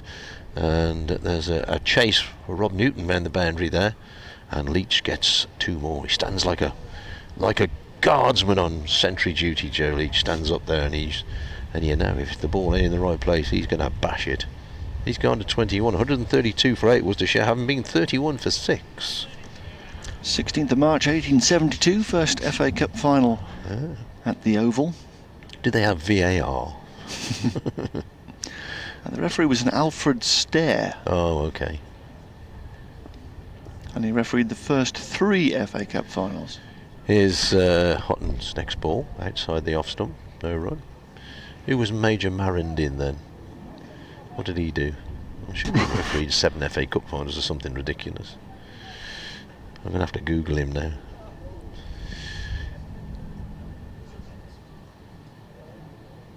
England 158 for 4. Can't think that's going to be too much more than a draw now. What was his name? Major Mandarin? Marindin, I think his name was. Here's Hutton bowling to Leach. Leach forward, punches the ball away on the offside. Doesn't find the gap though. And there is no run. Perhaps I dreamt it. Perhaps he refereed the first 27 rugby internationals or something. He's not coming up on your screen, is he? He's not. Okay. What I'd like you to do, ladies and gentlemen, is delete from your memory the last 5 minutes of our conversation, if you would. Thank you. Oh, Men in Black. Press the little button and your memory's gone. Anyway, the score here is 132 for 8, of which Joe Leach has 21 and Ed Barnard has 25. Ed Barnard came in the 18th over. He's just played really well. Yeah. He's stuck at it. He's got his head down. Yeah, just exuded an air of calm. Has faced 74 balls so far.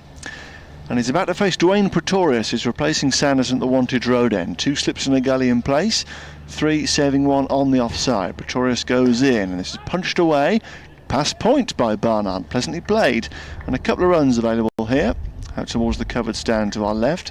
Newton's after it, out towards the Clark Road. And they come back for an easy 2. So Barnard, his excellent resistance continues, goes to 27, 134 for 8. Hey. Francis Marindin. I found him. I think you deliberately didn't find that just to make me look stupid. And I can make myself look stupid.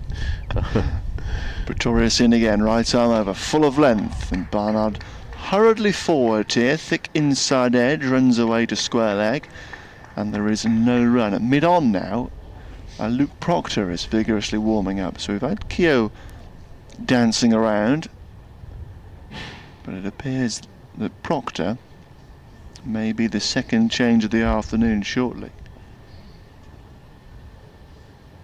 We're in the 10th over here of the afternoon's cricket, as Pretorius goes up from us again and bowls on the off stump, and this is pushed away by Barnard out towards extra cover.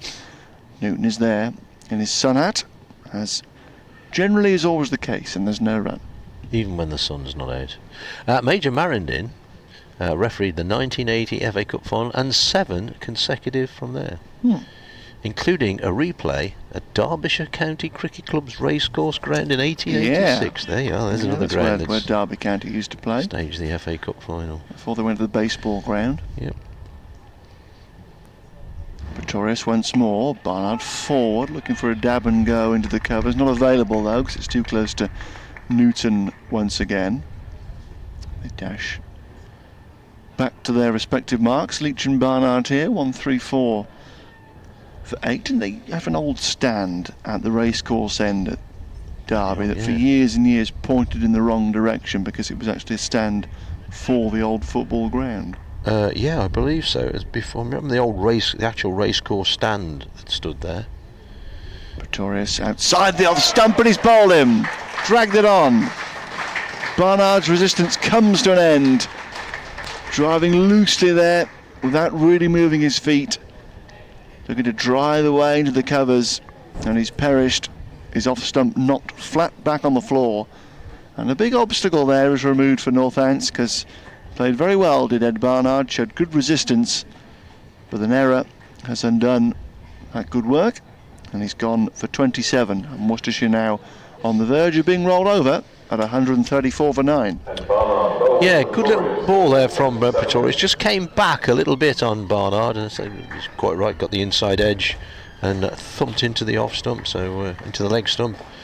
So he goes. Josh Tong on his way to the middle. As I say, Tong he's no mug with the bat, Josh Tong, but he's going to come in and bat on a pitch that's doing a bit against an attack that's used it well. So the first wicket post lunch. No, Parnell's gone since lunch, hasn't he? Very good. PA announcer gets it right. He goes on to me, Josh Tongue, when I announce his name. Tongue keeps telling me Tongue. My name's Tongue. Yeah, Tongue, as in Chung. Tongue, not tongue. Yeah. Yes. Yeah, it's pity Ed Barlow. He's going well there. You'd have thought he was, set for a. Yeah. There was. I mean, there's still one or two going past the outside edge, but you thought he got over that. That initial. I didn't see him doing what he did. No. But there we are.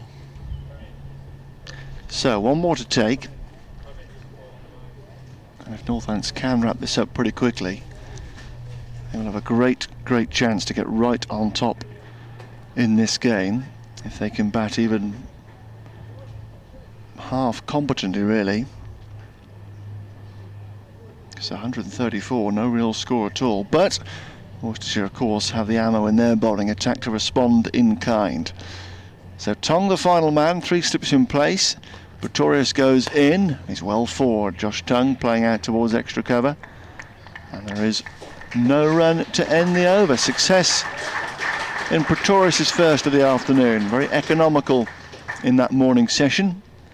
Let's come up with a wicket of Barnard here post-lunch. 1-3-4 for 9. Meanwhile at Lord's, Josh Butler has got himself caught at long leg hooking. He'd been in for a while as well, hadn't he? He'd played quite nicely for his 31. England 100 and something like 66 ahead. 169 the advantage. 5 wickets in hand there, with time ticking away on the final day. Yeah, can't see it really going anywhere now, that one, no. Can you? That, was it 150 overs have been lost to the weather in that game? Joe Leach is going to face up to Brett Hutton. Hutton has 6 wickets under his belt so far. Leach awaits and drives back down the ground, bowler himself. Does the fielding, shapes as if he's going to throw at the stumps, but then decides that he can't really be bothered. Some of the former players are out on the balcony watching the game. Not the game we used to play.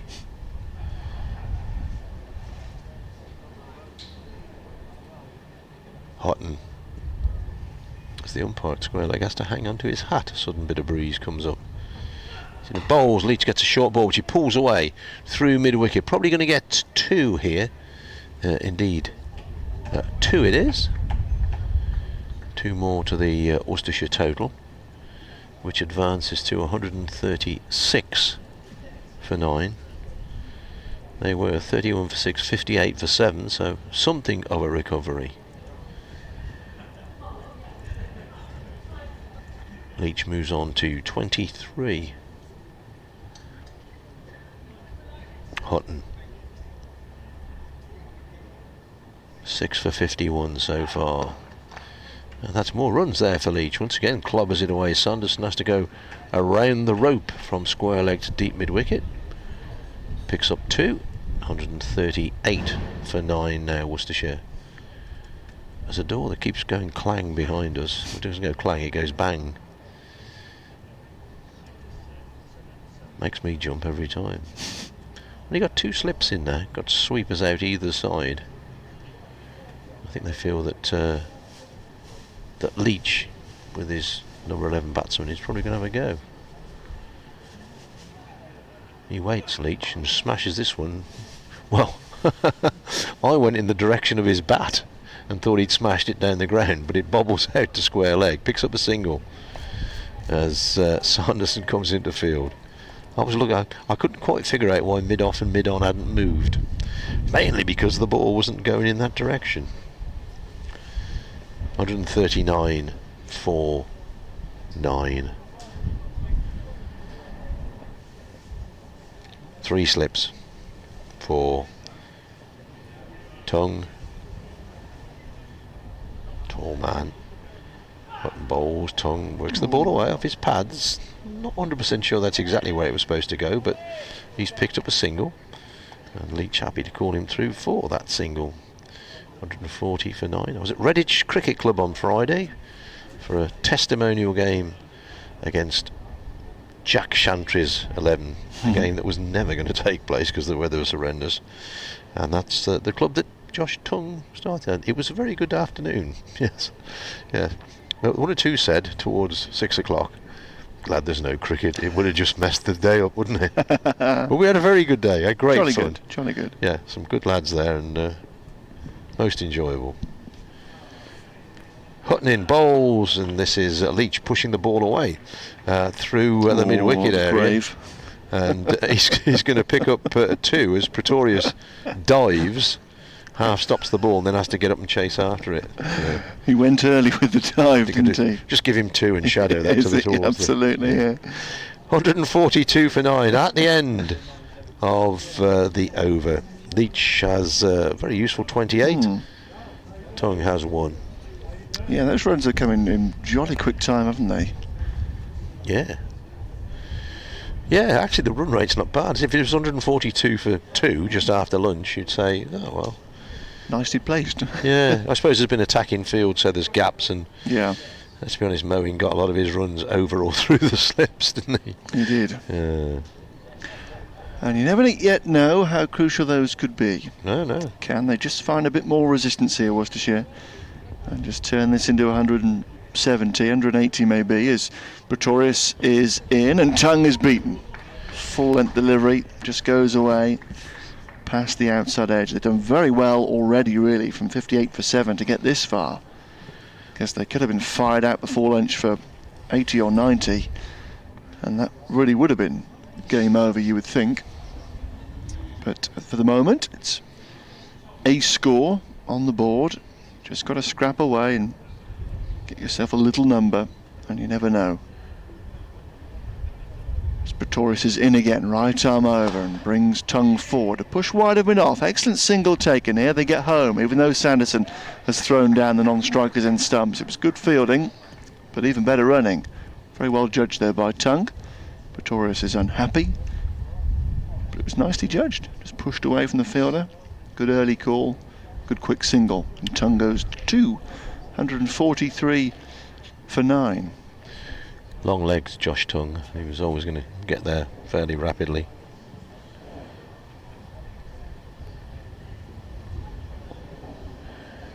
Leach back on strike, and Leach is unhappy because I think it may be this chap in the committee room here. Do they want these people to sit down? They're standing up above the sight screen. Well, they haven't gone anywhere, and Leach appears okay. Pretorius goes in, and this is chopped away towards point, and they take a single. I've got to do an update into another programme. Worcestershire 143 for 9. It's not really been their day, but they have recovered. They were 31 for 6 and 58 for 7 after Moeen Ali gone for 42. Brett Hutton, fine early spell from him, 5 for 23. He's also added the wicket of Parnell to take his 6th. He went for 30. Some stubborn batting from Ed Barnard, who made 27, but he was bowled off an inside edge by Pretorius. At the moment, Joe Leach on 29, Josh Tongue has 2. Worcestershire 144 for 9. As the next ball is pushed out on the offside. And a pigeon has joined us here. Has he? In the cool. On the balcony. He's just tried to jump through a glass window. Not good. Which isn't too clever. No. He's decided that he doesn't like the window now and is wandering away back towards the door of the committee room. Will he wander inside? Let's see. He could go in. If he turns right now, he'll be in the committee room. He could be on the committee very shortly. Pecking away down there. 144 for 9. And Pretorius is into Tongue again, and Tongue is edging but short of third slip. Didn't carry to Keogh in there. Good save in the end by the fielder down to his right hand side. Where's the pigeon gone? He's in. Is he? He's in. He's not gone in, is he? He's in. Look at it. To our right hand side. He's just popped in the second door, and Ian Peck, who is on the Northamptonshire. Don't tell me that's his name. Sorry, it is. The pigeon's been shooed out by Mr. Peck. It is. That's there unreal. he goes. There comes the pigeon, flown out of the committee room now. Pretorius in again and squirtily driven away by Tongue, and they get a single through a point here out of the Clark Road. And Tongue goes. That's brilliant, mate. Brilliant. Tongue goes to 3. 145 for 9.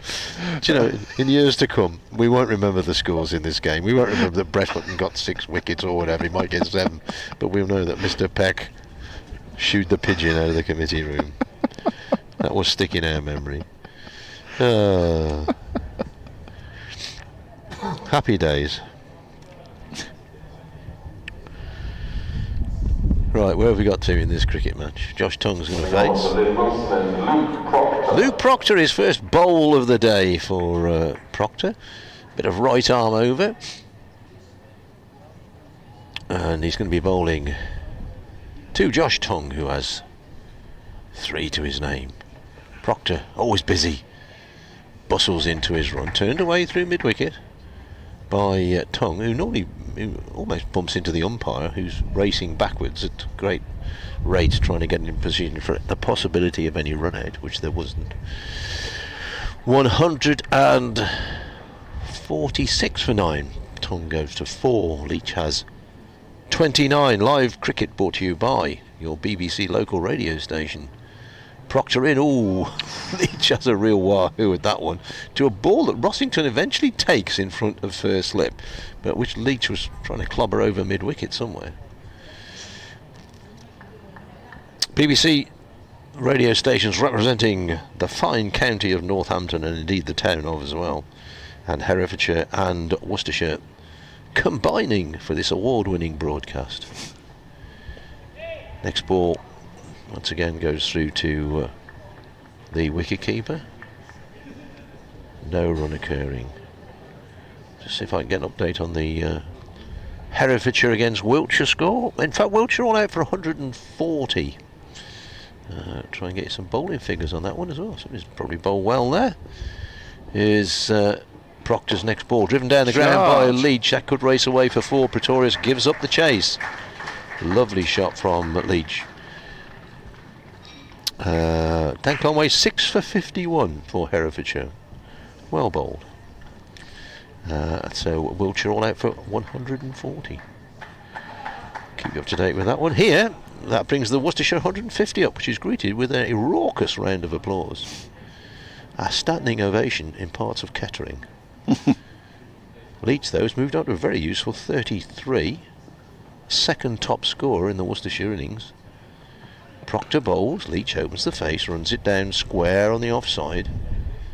Picks up a single. It's fielded by Rob Keogh's old jumper, who is really Ben Curran. We know who you are. Hasn't he got a long sleeve jumper of his own? Well, I can't see why he wouldn't, because he is Perhaps properly... Perhaps it's in the wash. He's properly on the staff.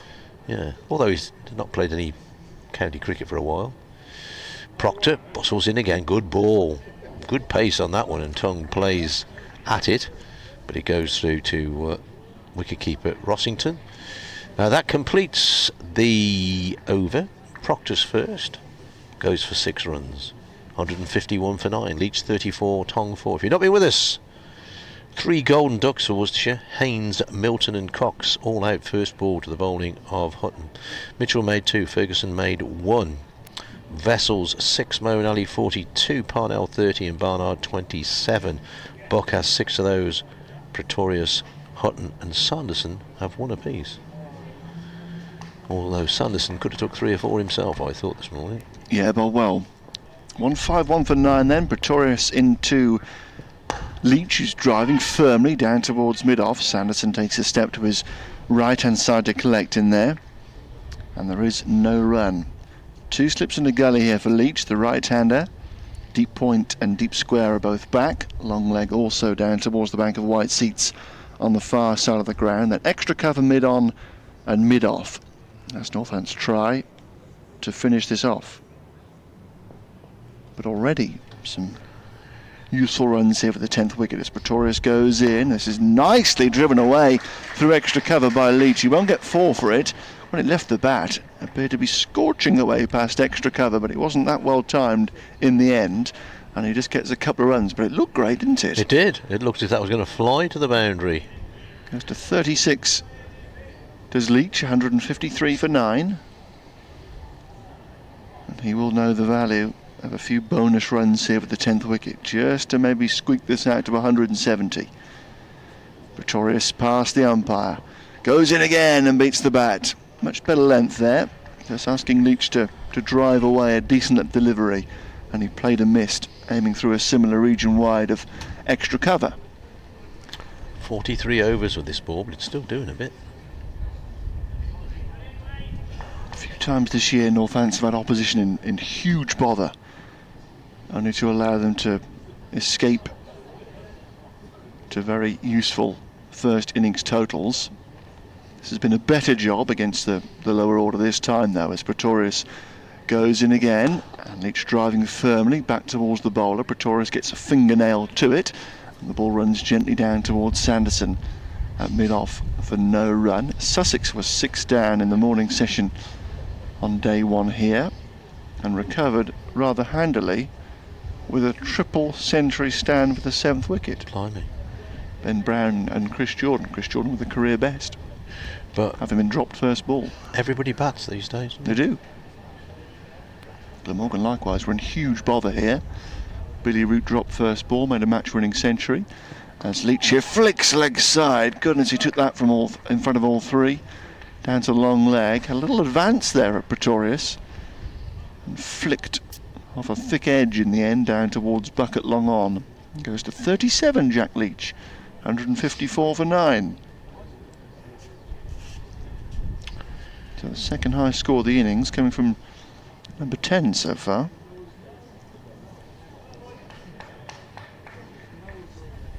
But now the number 11 Tongue back on strike. Deep point stays out here, as does deep square. Pretorius is in, and this is pushed away. Back out of point. He may get 4 here to a wide third man position. He does. Nicely steered away by Josh Tongue. They stayed quite straight there, worked it away, and finds a boundary by the bank of yellow seats on the far side of the ground. Tongue has 8, Leach is 37, 158 for 9 at the end of the 43rd over. Test match England 176 for 5, I think. It's that Stokes who's just mullered a 6, or Bairstow, I think, has just smacked Lyon for 6. Here, Luke Proctor to continue from the Lynn Wilson end. Joe Leach to face. Leach stands up straight as the bowler delivers and cracks this one away through the offside. He's only going to get a single though as Curran comes in from the sweeper position on the boundary. Ooh, that bounces about 3 or 4 yards in front of wicketkeeper Rossington, but bounces on an old wicket end, goes straight up over his head. And I was going to say, luckily there was somebody backing it up, but skillfully there was somebody backing it up, because that's what you're supposed to do. I think it was Wakeley who went round and got behind the keeper. 159 for 9. Leach has 38. Proctor bowls. Tong dabs down towards third man. Picks up a single. 160 for 9.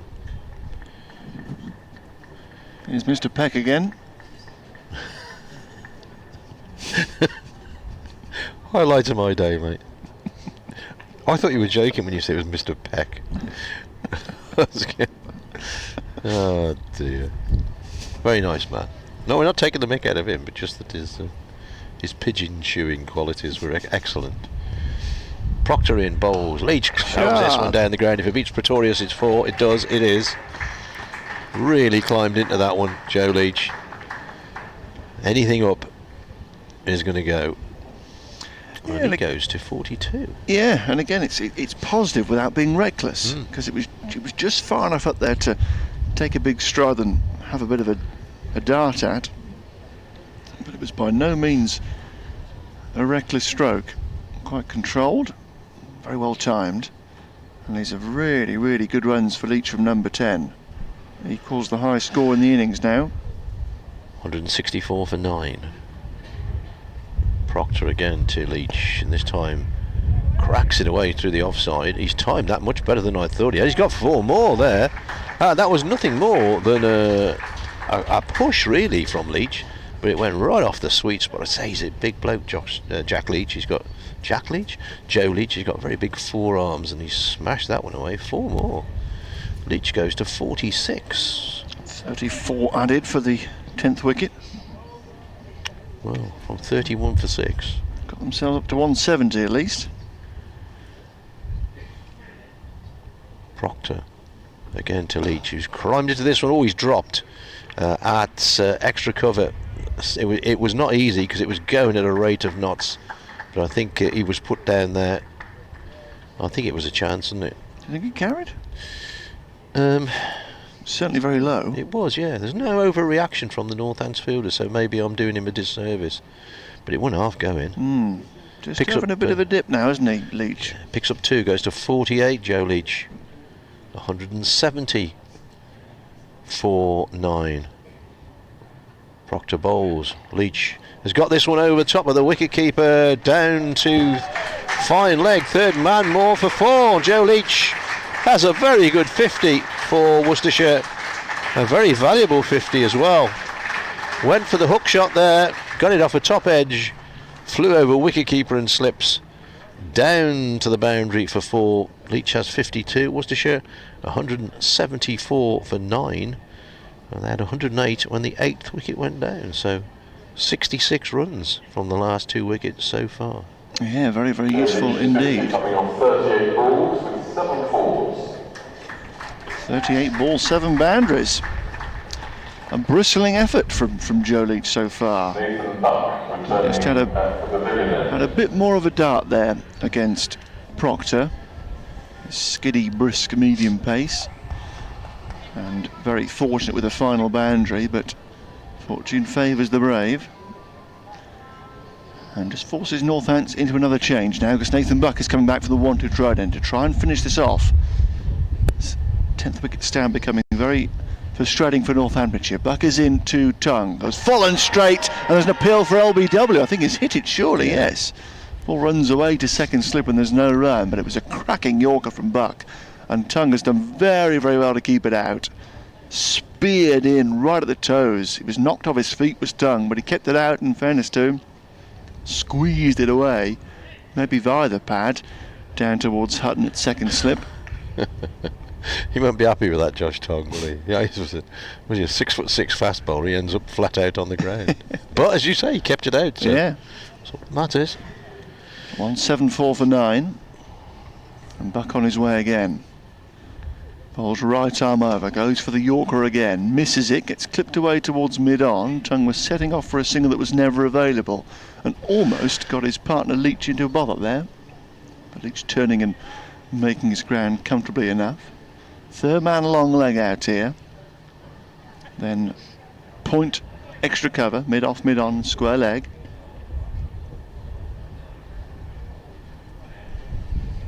Worcestershire have battled away to a number here this afternoon, thanks to Leach's 52. And particularly Barnard's resistance as well, as Tongue plays forward just backward of point, but Keogh goes across to collect, and there is no run. You know your very tenuous link to a Bond film? Jeff Leonard says, my sister-in-law played cello on the soundtrack of A View to a Kill. Which is quite tenuous, and not as tenuous as yours, I don't think. Very good. Ah, the ice cream man's on his rounds. Good lad. My dad used to say whenever he chimes his chimes, it means he's sold out. Yeah, ice cream van is in the ground as ever, to our right hand side. As Buck goes into Tongue again, goes for the Yorker and misses it, gets clipped away through square leg, chase around for long leg, just gets there in time to pull it back into play. Pretorius down there in the distance, and actually does very well to keep them down to just 2. They could almost certainly got a third there, you would have thought. Long boundary towards the scoreboard, Pretorius diving away to his left, did well to cut off the boundary, and they got back for 2, so Tongue now has 11, and Worcestershire 176 for 9.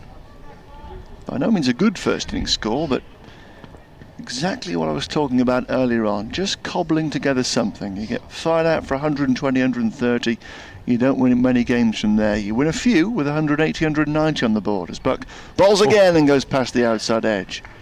Beautiful delivery. That was a cracker, wasn't it? What could you do with that? He just played down the line with the ball that suddenly wasn't there. It just goes to show you can get a bit excited, can't you, against the tail. You just stick to the same plan. It was good enough for the top order, it could be good enough for the tail. Bang away on that decent length. Bit of movement around. And Tongue beaten. But it's still there. Last ball of the over coming up, so deep square and point both drop back. Buck goes in, goes for the Yorker, just misses it slightly, and Tongue drives the deep point, and they're happy to take the single. So Leach more than happy to trust his partner, who now has 12. Leach there on 52. They've gone past a half century in 38 deliveries. 177 for 9, Worcestershire. 31 for 6, 58 for 7, 108 for 8. Battle together a number to work with here. And now we're at the situation I talked about earlier on, that Northants, the way things were going, were only have to bat half well to get well ahead in the game. Now they're going to have to bat well, aren't they, to get a good lead. Yeah. Yes. Coming on the mid-Wilson end, Dwayne Pretorius. What was the score at lunch? I didn't write it down, but you would have done. 96 for 7. You did write it down. I wrote it down. Lunch 96 for 7, Barnard 15, Parnell 25. So we've had 81 runs since lunch in just over an hour. Pretorius is on from the Wilson end, and this has gone down towards fine leg off something. 4 runs to Josh Tongue off the bat, it is. Nicely flicked, I say nicely flicked away. It's gone down for 4 runs, but I'm not quite sure. His body was between myself and the actual shot, so whether he did turn the face of the bat to play the leg glance, I'm not sure. But he's got 4 more. Tongue has 16, 181 for 9. Stanworth 47 here for the 10th wicket. Very, very useful runs. It's a funny old game, this. And all of a sudden, just a little off on the batting point. 19 more could they get? Can they scrap away? Pretorius to Tongue, who drives through the offside. Glorious shot. Oh, Whoa! Not far off the shot of the day. Plonked his left pad down and smacked it away through extra cover, as I was saying before he came in. He's not a mug with the bat, Josh Tongue, and that is a 50 partnership. 51 these two have put on. No time at all. Wicket went down in the 39th over. So they've only been together for 6 overs here. Oh, I think we just dropped out. We have dropped out. But we're still on the stream.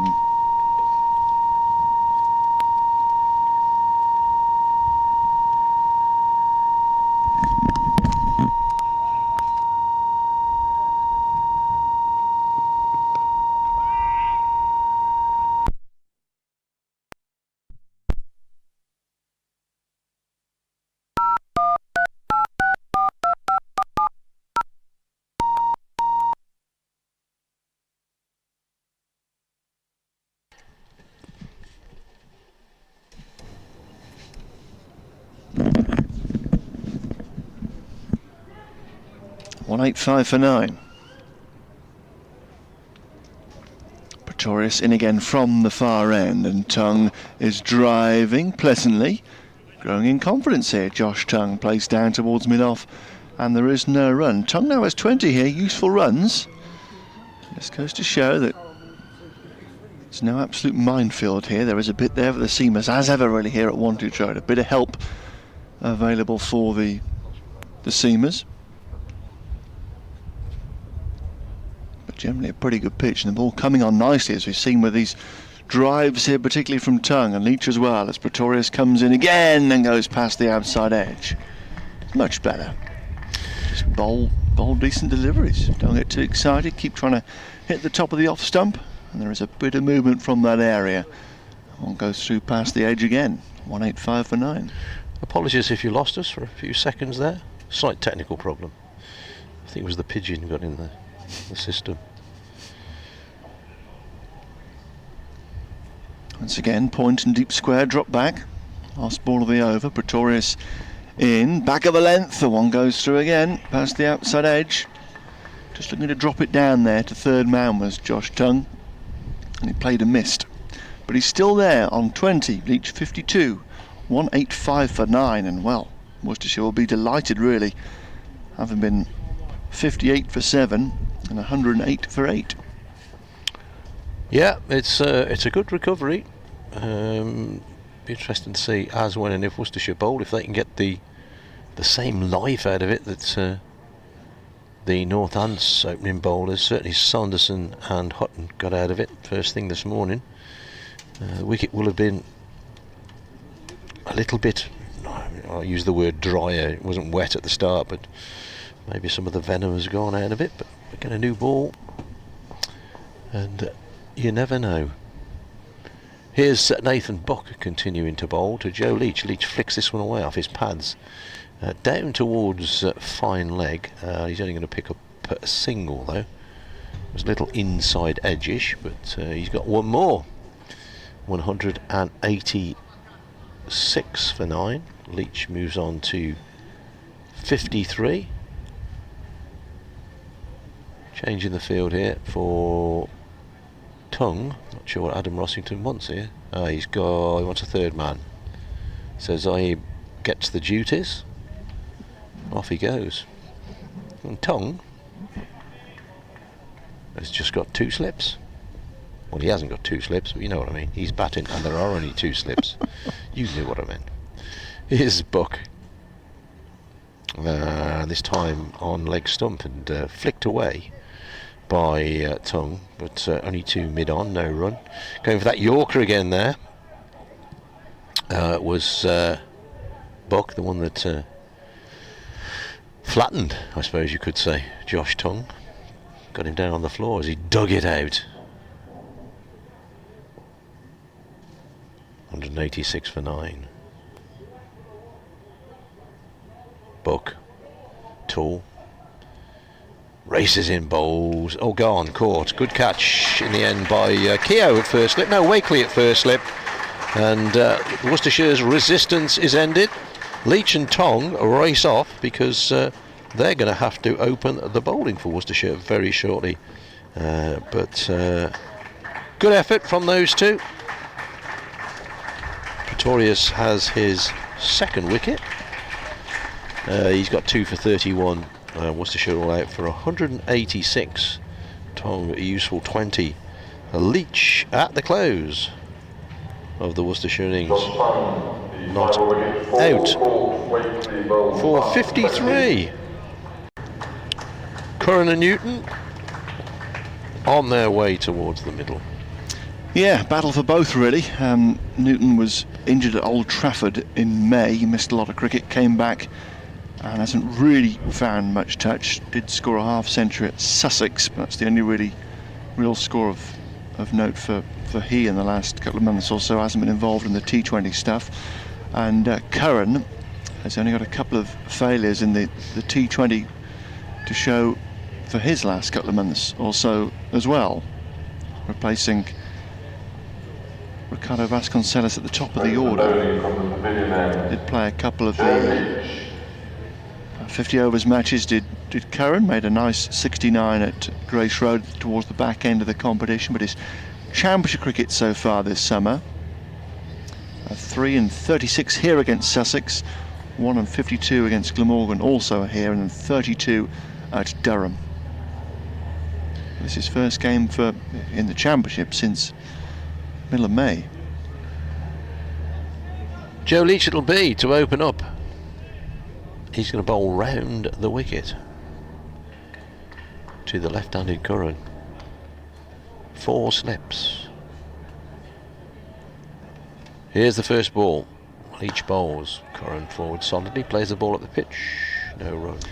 He got his chance last year, Ben Curran, and looked the part without getting a real number on the board. It was only until the very last game of the season here against Sussex where he made himself a score, got 80 odd as Northants got up in a simple run chase. But it's always the numbers you put in the box, isn't it?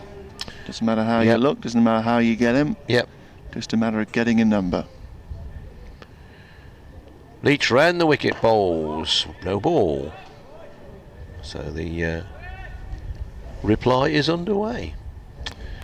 Got 4 slips there. Vessels, Mitchell, Ferguson and Ali. Cover point is Barnard.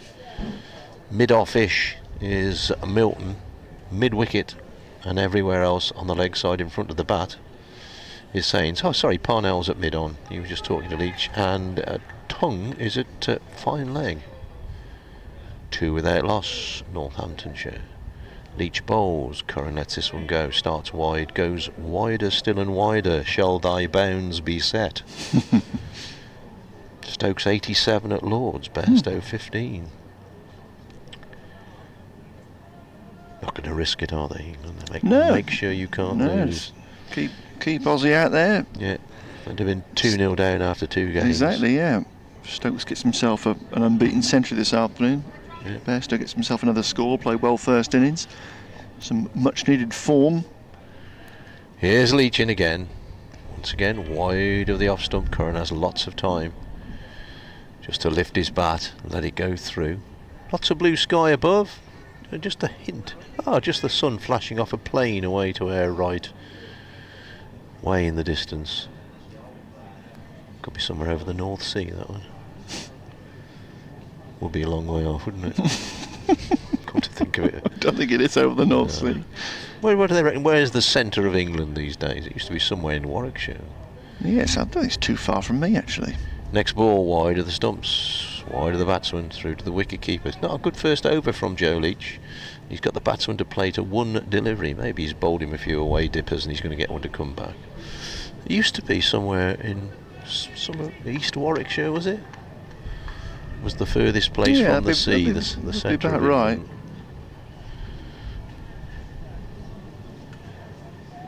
The sun has returned. Well, it never really goes anywhere. It's just that the clouds come between the earth and the sun. It's always there. So Leach to finish off at the over, bowls, and that's wide of the off stump. So, he's got 1 more to go, hasn't he? Because he bowled a no ball. Confused me, which isn't different. The wail of a siren in the background. Smoke always plumes and sirens always wail. They never do anything else, do they? It's never the noise of a siren or the screech of a siren, it's the wail. of a siren. Flags always flutter. Leach. Pigeons always coo. They do. Except when Mr. Peck shoos them away. Leach's next ball. That is a better ball. Now, it looks as if he's playing at that one, and then he looks as if he's trying to leave it, and it hits the bottom of his bat and trickles through to the wicket-keeper. End of the over, and replying to Worcestershire's 186 all out, Northamptonshire are 2 without loss. If you have just joined us, the highlights of the day so far. Brett Hutton taking 6 wickets. What was his final figures, Hutton? I can't remember. Hutton took 6 for 57 in 16 overs with 4 maidens. Brett Hutton, including an amazing early spell. 42 from Moeen Ali, bit scratchy. 52 from Joe Leach, 27 from Barnard, 20 from Josh Tongue. Worcestershire recovering from 58 for 7 to 186 all out. And as I say, Northamptonshire in reply, 2 without loss. And Josh Tongue, after his batting exploits, the hero of Redditch, to open from the far end. 4 slips in place, point, mid-off, mid-on, mid-wicket and long leg. Comes in towards us, right arm over, bowls very full to Newton. He's pushing it back up towards the bowler. And there is no run. A lovely afternoon now. Plenty of sunshine around, but this breeze still kicking up. You said it was actually warmer down beneath us than it was here. I did have a slight walk down, as I say. One of the photographers said it's a lot warmer down there, and it is, yeah. Suppose you just get out of the wind, I suppose. We do have this rather large scaffolding to our left, which keeps a bit of it off us. Tongue in again, and Newton a little squared up, pushing down towards mid-off for no run. Having been driven away, the heavy roller is now rolling the nets away to our right-hand side, by the old Bowls Club out towards the Park Avenue Methodist Church on the far side of the ground. There's a little person about to investigate all that area around there. Yeah, Dad, take me to cricket. Tongue in again, past the umpire, and Newton clips this leg side for the first runs off the bat in the all-fancy innings. Runs it down to Parnell, running away from the players' dressing rooms. And Newton is off the mark. Northants got a 3 without loss. Actually made a few runs here, second innings against Lancashire did Newton, and that was a tricky spot in the game as well, because Northants were under some bother. Took a useful first innings advantage over Lancashire, the first time that Lancashire have conceded a first innings lead this season. But Northants were 3 down very early in the piece there, and needed some batting in the afternoon on the third day to recover the situation, and Newton was responsible for some of that, made 48. So a couple of scores on return for Newton. A couple of half contributions really. As Tongue goes into Curran, the left-hander, in front of the off stump, is in his crease and pushing back up towards the bowler for no run. Doesn't really go too far back or forward. Curran likes to play from the crease, likes to play late. It's often a most effective method. But can just get him into bother with some indecision on occasions.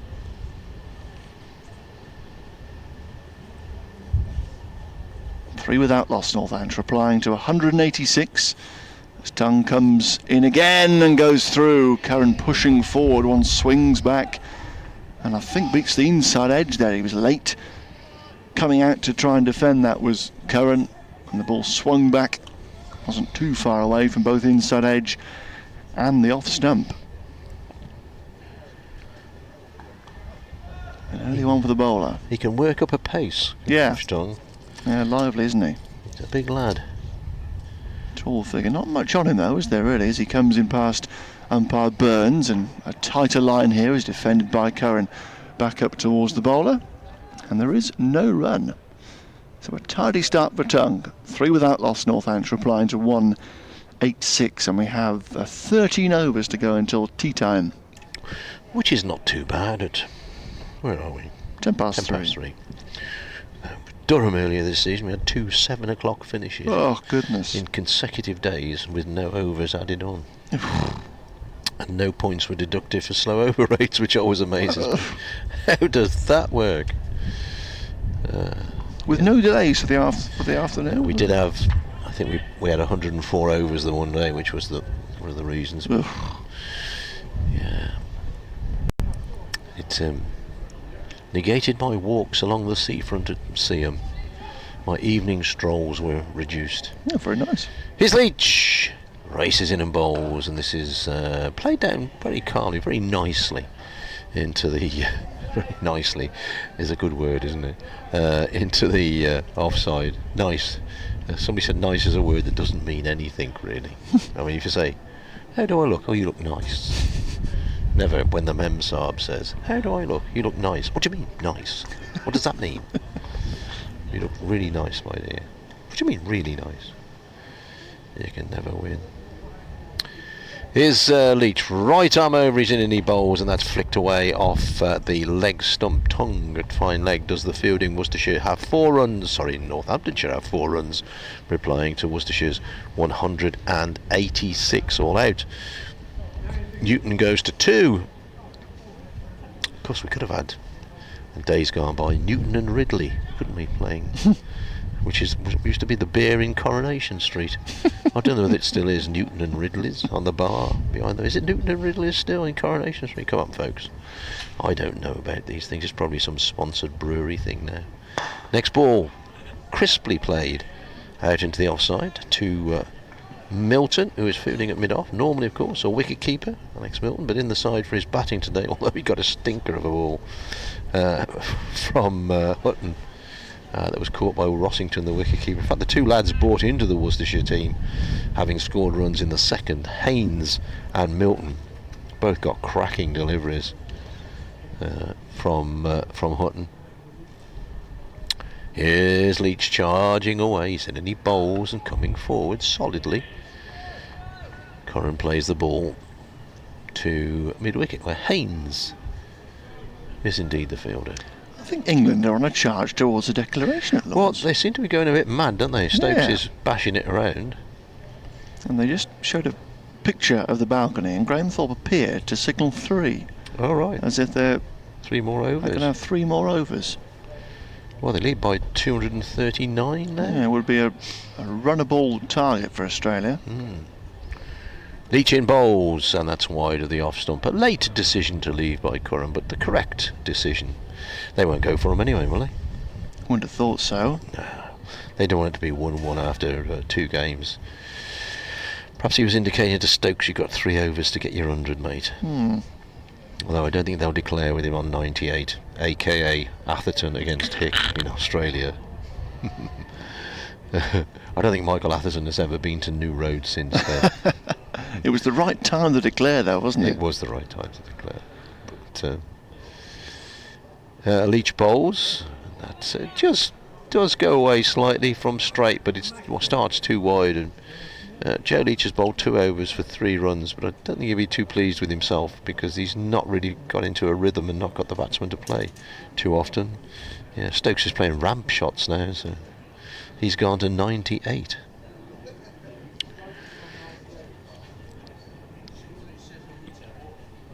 So a quiet start here, 3 overs gone, Northants 4 without loss, having done a great job with the ball. Bowled Worcestershire out for 186. A really important match this for Northants. Less so for Worcestershire, but still they can re-enter the promotion shake-up in Division 2. They're on the back foot and looking to respond here with the ball as Tongue comes into Newton. Right-handers bowl him! Newton is gone. And Worcestershire do get an early one.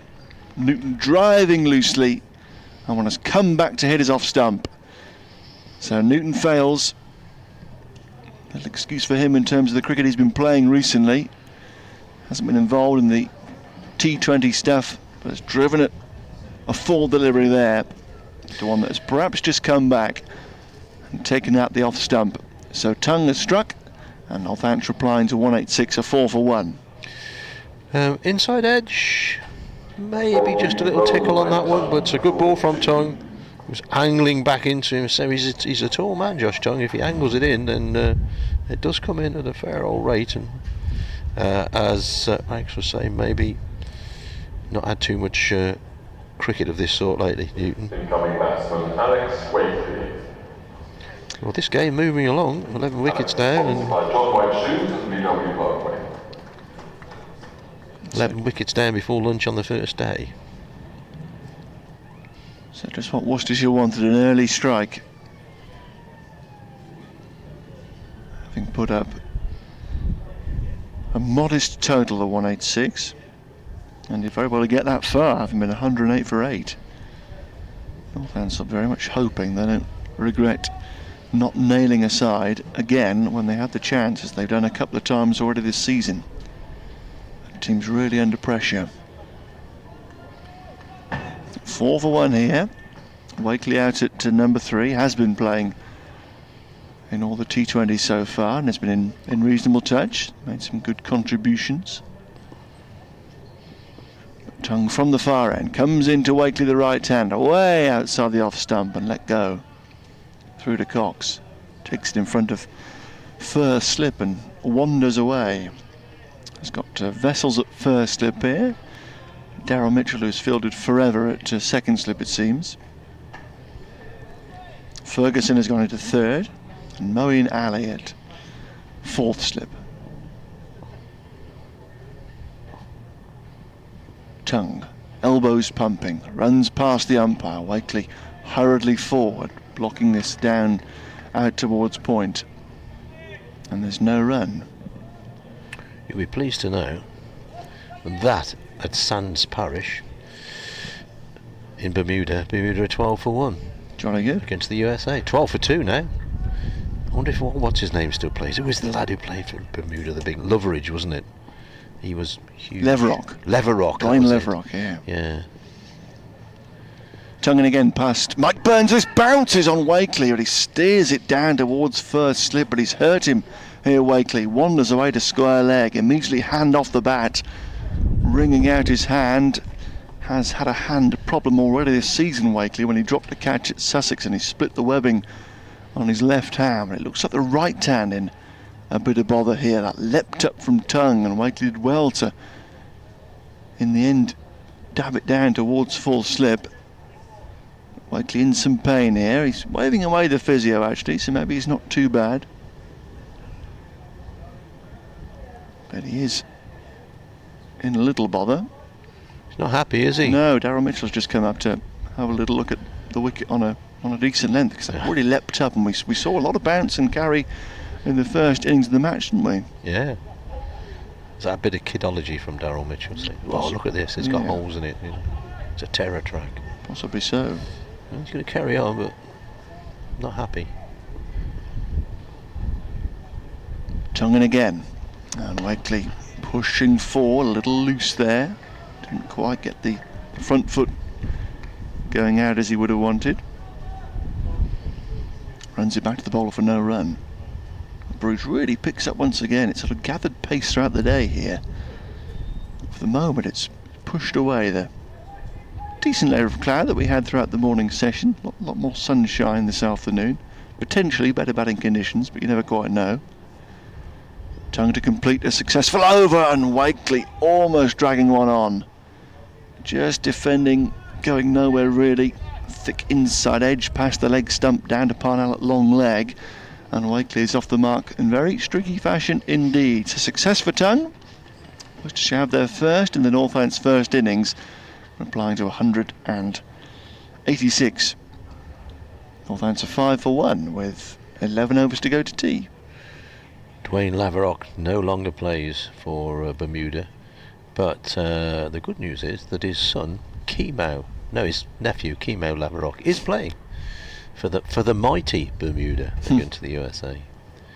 Who was the Glamorgan player who played for Bermuda? Hemp? That was it, yes. Well done, buddy.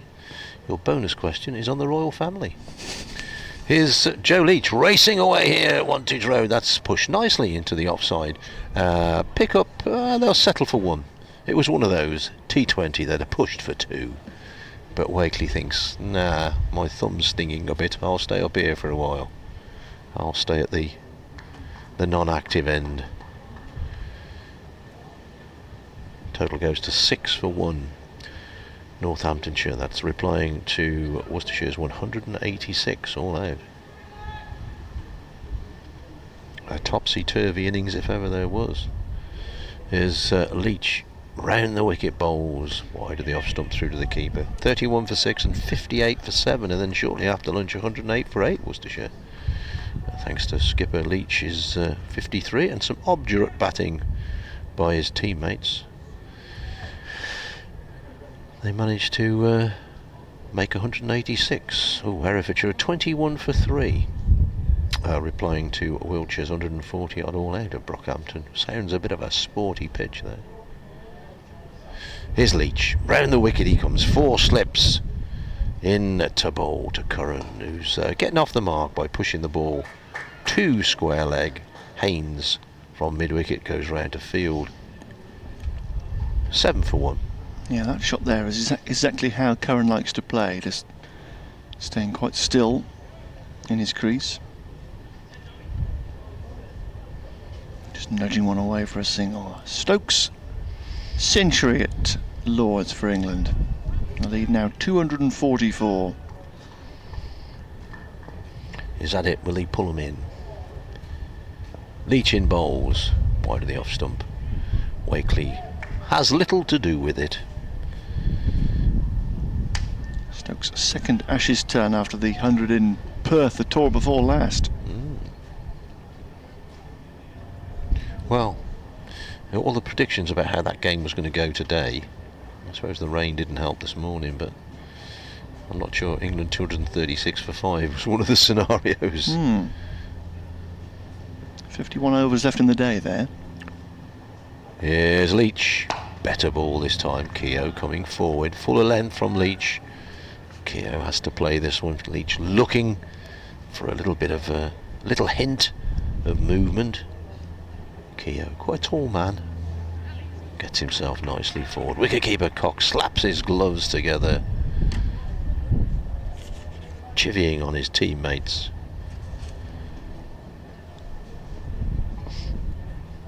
Away goes Leach. This ball wide of the stumps. Cox takes well wide. No ball called. I don't think Joe Leach has quite found his bowling rhythm here this afternoon. No. He's not got the batsman playing enough. He's bowled 2 no balls. Yes, the first runs were no balls. 9 for 1. Wakeley 2, Curran 1. But he's not. He will, I'm sure, be honest enough to say he's not got it quite right. He's just sort of kind of looked at the footholes and doesn't look happy. But he's racing away from us again, and this time that's a better ball from Leach. I think I'm going to give the batsman the yeah. I think he played inside the line of that one, Keogh, but it was a better ball, and it did draw the batsman forward into the line of the ball originally. 9 for 1, end of the over, 186. Worcestershire made out there. 10 overs till tea, and there are 42 left in the day, so a lot of cricket. I wonder if Joe Leach will say to himself, what's he bowled? He's bowled 3. Might give himself one more if he doesn't quite find his rhythm. He might say to Parnell, come and have a trundle. A bit of left arm over, something a bit different. I suppose England have got licence to slap it around now, haven't they, Lords? That's why Stokes has just put one in the grandstand. As in comes Tongue, down the leg side, way down the leg side. Good half save there by Cox, actually diving away to his right, because that was skipping away for 4 byes, so they're not intervened. They do take the 1 bye to long leg, and the score goes to 9 for 1. Oh, he's just struggling with the breeze, maybe Leach running with it away from us. Yeah. Comparing to Tongue's got into a rhythm, hasn't he? And as we know, bowling's all about rhythm. As indeed is playing the jazz saxophone. 4 slips in place as Tongue comes in to Wakeley and squares him up and beats him. Nicely bowled. Wakeley going across the off stump. One just straightens on him and goes through. Reduced Northamptonshire lineup here with no Vasconcelos, no Bavuma. Got the extra all-rounder here with Pretorius and Zabe also in the side, so there is batting down towards the lower order. Hutton and Buck capable at 9 and 10. Earlier in the season with Proctor coming in 8, the Northampton lineup looked quite long. Less so this match. Still enough personnel in there to think they can build up a useful first innings lead here, but a lot of work to do as Wakeley clips down towards mid-on. Leach is there and there is no run. They'll have to play very well to build up a sizable advantage. And they would like a sizable advantage with having to bat last in this match. But they've given themselves a lot of time, having bowled Worcestershire out in only 46 overs. As you say, the pitches often get easier here. They do, yeah. Yeah, they don't really crumble and provide too many gremlins late on as Tongue comes in again, and this bounces outside the off stump of Wakeley, who was letting it go. We have seen that reasonably consistent this season. There's been a bit more bounce and carry from that Wilson end across from us. That really did climb to Cox behind the stumps around shoulder height.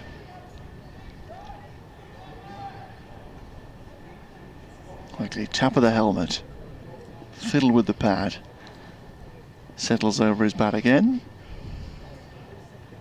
As Tongue comes in and Wakeley pushing forward, plays out towards point for no run. Now England have declared at Lords.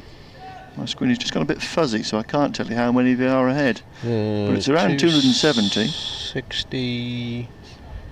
They were 266 in front. So Australia need 267 to win, and probably 47, 48 over, something like that. Yeah. So England are giving themselves a chance, but an unbeaten century there by Ben Stokes. 10 for 1 here, Northants. Tongue coming in, and Wakeley driving. That's a nice shot past mid-off, and this is running away towards the Dennis Brooks gates. Fieldsman giving chase forlornly. The ball bobbles over the rope at the edge of the bank of white seats on the far side of the ground. Nicely struck by Wakeley, struck on the thumb, but a stroke of good authority there. Goes to 6. Curran's with him on 1, and Northants are 14 for 1, having lost Newton, bowled by Tongue for 2. Live cricket brought to you by BBC Radio Northampton, BBC Hereford and Worcester, online, on the apps, on everything else, and 7:38 AM across Herefordshire and Worcestershire. We are difficult to avoid. And Joe Leach is going to continue. He's talking to Wayne Parnell, and maybe he's saying, "Look, I'll have this one if I don't." He's not been smashed around for runs, Joe Leach. He's not really got the batsman to play with a new ball in his hand. He's going to come in and bowl around the wicket to Curran. In fact, he isn't going to bowl because Curran's not quite ready. No, he is. Off goes Leach, and this ball is turned away on the onside, straight to Haynes, who's in that position that's not square leg and not mid-wicket. 14 for 1. I suppose we ought to invent a fielding position. The franchises of the bar and the pick and mix and everything away to our right, not open on these occasions, all ready for the T20 blast. Only one more game here, that's against Worcester. Week Friday. Leach bowls in the air but safe. In fact, a long way short of Parnell. It's mid-on. Ben Davis, the Worcestershire physio, going around to converse with Josh Tongue. Tongue was out for quite a long time with an arm injury, but maybe he's just stiffened up a wee bit. It's his left foot apparently, that's the problem. Anyway, bowl a couple more, Josh, and you come off for tea. Well, more than a couple. 40 remaining after this one. Leach rattles in bowls, and it's the pad, but it's going down the leg side. Maybe a little bit of inside edge on that as well, but did not go through with the appeal because they did not think it was out. There are some teams who would have all been up and appealing for 20 minutes for that one. But Worcestershire and Northamptonshire are not those sort of people. They're just nice folks.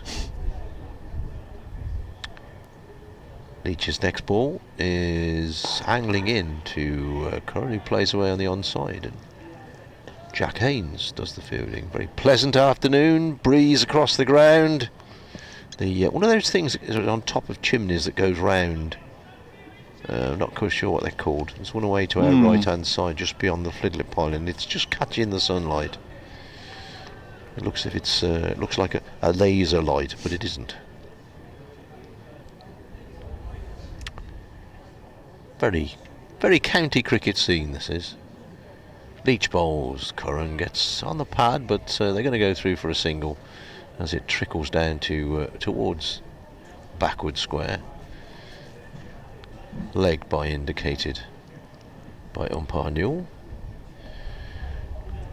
And Northamptonshire are 14 for 1, replying to Worcestershire's 186 all out. Rob Newton, the man out bowl by Josh Tong for 2 when the total was on 4. Few changes for the right-handed Wakeley, who's got half a dozen runs to his name. Leach trundles in, full length, pushed away on the offside. They're going for a quick single here. Milton throws at the stumps at the striker's end, but misses. And in the end, a pretty straightforward run, I suppose, as long as both batsmen were of a mind. Wakeley will keep the strike. Last ball of the over, 16 for 1. That's Northamptonshire. Wakeley 7, Curran 1. Worcestershire made 186 in their innings. Elsewhere at Hove, Middlesex 37 for 5 there. Ooh. Against Sussex. Delayed start. Sussex won the toss, chose to field first. So Middlesex wanted to back as they contested the toss. But Sussex obviously wanted to bowl first. And made a great start. Middlesex, with a couple of wins in the previous 3 rounds of championship matches, have got themselves right in the promotion shake-up. As Tongue resumes from the Wilson end. 3 slips a gully now to Wakeley, who lets one go just outside the off stump, and it came back a wee bit and wasn't too far away from the off stump. Did we mention that Nathan Buck's dismissal of Moeen Ali was his 250th career first-class wicket? We did not. Well bowled he. Just popped up on a social media side. 39 for 6 now, Middlesex. So that's a good scoreline for Northamptonshire. That's Middlesex a bit damp and been under the covers for a couple of days. Middlesex being blown away down on the south coast. Sussex really poor the last few championship rounds as Wakeley pushes out into the cover. Sharp single attempted and a very sharp single taken very easily in the end there. Wakeley goes to 8, 17 for 1. Another promotion rival for Northamptonshire is Glamorgan. They're 2, 19 for 9 at Colwyn Bay, so they have got themselves a batting point, but not too many on the board for Glamorgan. Durham, very much a promotion rival as well. They're 2, 13 for 3 against Leicestershire at Chesley Street. Leicestershire decided to field first there, but Durham going very well with the bat so far today as Tongue comes into Curran, left-hander. Also 3 slips and a gully, and Curran digs it out to mid-on for no run. Gloucestershire also very much in the promotion shake-up, and they're playing Derbyshire at the racecourse ground, and Derbyshire 118 for 7. So the Gloucester's going well up the M1 from here. Division 1 boards, Yorkshire with a recovery at Scarborough, 170 for 6 against Notts, who chose to field first. Notts, who have got to win probably 3 out of 4 games to try and stave off relegation, as Curran back cuts here and gets it away. Won't get 4 for it, but we'll get 2 runs out towards the signal box. Just waited very late to just chop that away. Wasn't perfectly timed, but steered away for a couple of runs, and Curran goes to 3, 19 for 1. Somerset trying to press for the county championship title. They're playing Warwickshire at Edgbaston, but Warwick going well on the toss, batting first, 189 for 2. And you can hear the boos from the Worcestershire listeners. Boo boo. Tongue in, clip leg side by Curran, just down to long leg. Parnell there to our right hand side for a single. Sticks Curran on to 4, 20 for 1. We're at the Bear Pit on Friday for the Bears against the Pears, as somebody tries to label it. Never heard anybody in Worcestershire ever call them the Pears, but there you go. The press love it. Somerset are chasing Essex at the top of the county championship table. So there's a gate just come open. And Essex have been delayed at Canterbury today. Kent now 11 for 1. No toss took place there as Wakeley facing Tongue again goes back and across and pushes back up towards the bowler for no runs. So end of the over, a better one for Northants, who've had 8 in the Northants reply. Worcestershire making 186 and Northants 20 for 1 here with 7 overs to go until tea time. Other game going on is in Finland. No, it's not. It's at the Oval where Hampshire 116 for 3 are playing Surrey in a bit of a nothing match, it must be said, because both those two sides are well away from the bottom of the county championship, and both those sides also not going to threaten the title race. So the first change, no great surprise really. Joe Leach, who's bowled tidily enough, but not threatening, I suppose you'd say. So Wayne Parnell's going to come and have a go. He's going to bowl a left arm over. So a slightly, you could say a slightly different angle, although Leach has been bowling right arm around the wicket, so not too different an angle. Parnell is in and bowls short, cracked away to the offside. Got exactly what it deserved, that one. Nice shot from Curran, but it was a real half tracker from Parnell, a real warm-up ball. 20 for 1, Northamptonshire replying to Worcestershire's 186, all out. I suppose one of the questions from Lords is Stuart Broad going to get David Warner out? Which he's done on a regular basis. Here, Alex Milton's had the long track to get the ball back. Parnell off about 16-18 strides, I suppose. Bowls, better ball. Curran comes forward, plays out on the offside. Some thoughts of taking a single, but then realises that Ed Barnard, who's at cover point, is in fairly quickly. No run accruing, taking place. 24 for 1.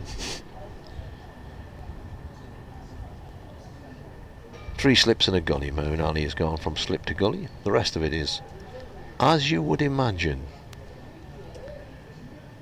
Parnell bowls, Curran forward solidly, walks into the shot and pushes it away. Parnell not as quick as Leach and Tongue, but there have been occasions when he's been able to do more with the ball maybe than the opening bowlers. Gets the ball back from Milton once again, who seems to have become the chief polisher in the Worcestershire side. Barnard at cover point doing a few arm swings as well.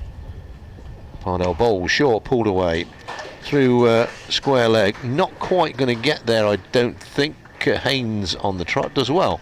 Flicks the ball back, and Tongue, who'd raced up from fine leg, does the throwing in bit. But nice shot. I mean, they only get 2 for that. They did.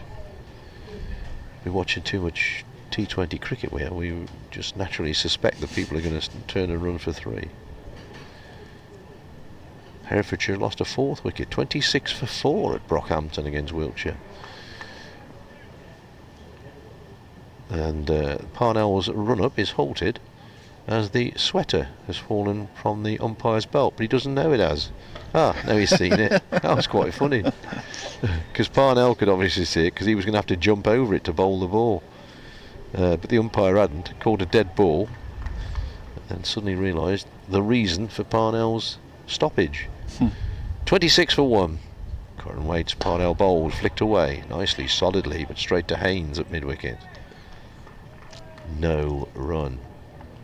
Most of those far into the ground, shirt sleeves. I want to say the older folks still got their woolies on, but get down out the breeze, and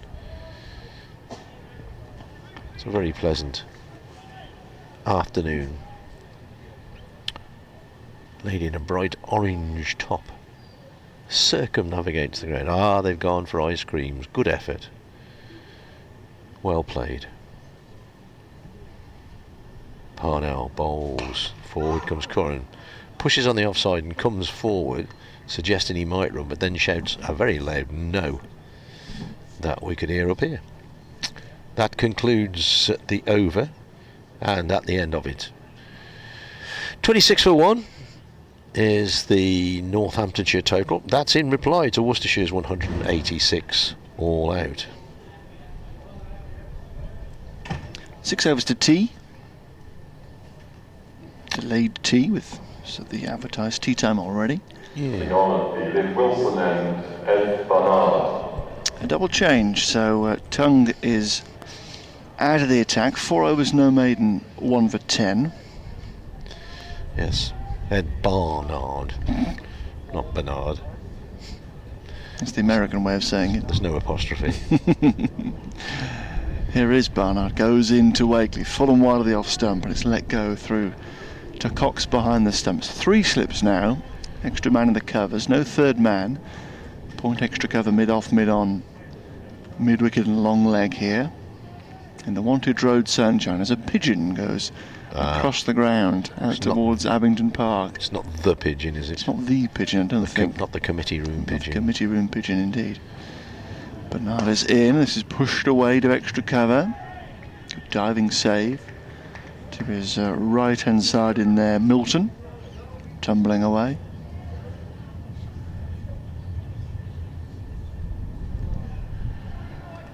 .26 for 1, Northants.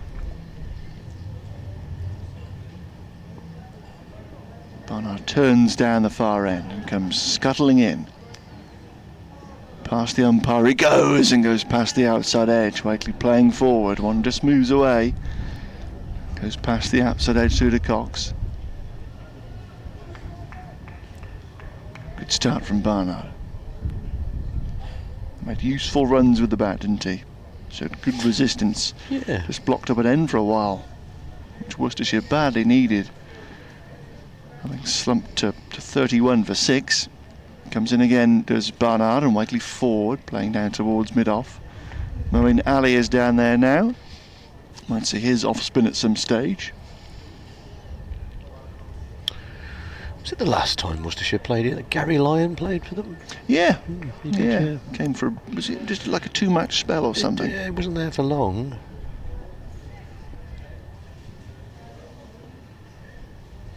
Barnard past the umpire again. Moves in. Wakeley a straighter line here, working one down towards mid-on. And there is no run. Real name Nathan Lyon, of course, but known to everybody as Gary. Well, bow, Gary. So silly that, isn't it? Just a bloke with a different Yeah. first name. Yeah. Although he was quite a sporting hero, wasn't he? Huge American footballer. I believe. AFL player, yeah. Barnard is in again. Length delivery outside the off stump, and Wakeley is covering up and letting it go through to Cox. Very tidy start by Ed Barnard. 26 for 1, Northants. 42 for 7, I think, Middlesex now. Goodness. Yeah, that'll be a good start of the round if Sussex can prevent Middlesex from taking any points with the bat down there for the other side's chasing promotion. And there's a lot of them. One of them could yet be Worcestershire if they can get going here with the ball. Parnell, to continue. His third over went for 6 runs. His first ball was a long hop. Here's Parnell then, and he goes and strikes the pad. Oh, would have gone! Fingers up! Looked from the angle to me as if that might have been going down the leg side, but the umpire, who has a far better view of it than me, has raised the finger, and Parnell strikes. Must have come back by the angle that he bowled it at. The natural trajectory of the ball would have taken it down the leg side, but umpire says you got to go, so Curran has to go. LBW to allowed appeal, very confident appeal from Worcestershire. Parnell gets Curran. LBW for 10. Northamptonshire are 26 for 2. And yet again, Curran sort of gets himself in, starts looking okay, and then gets out. Wanders off quite slowly to I think he's a bit disappointed down there. Curran, LBW, got Parnell for 10. I must admit, my original thought was to say, ooh, that's going down the leg side, but we're not quite behind the line. Rob Keogh. May well have straightened a fair bit. For Keogh, sponsored I'll by check the Captain replay. Richard and John White Shoes. Parnell gets the breakthrough, and Northampton's just pegged back after a quieter period there for Wakeley and Keogh. 26 for 2, so a lot of work for Northampton to do to try and get ahead in the game. 12 wickets going down inside a couple of sessions so far in this game. It's been a busy one, not unheard of certainly in the middle of T20 season. But largely the wickets have gone down, have been batsmen being bowled out. Haven't been too many bad shots today, have there? No, it's been good bowling. Yeah, Moeen It Ali has been good bowling. played one of them. Barnard dragged one on, but wasn't really a stroke born out of too much T20 cricket.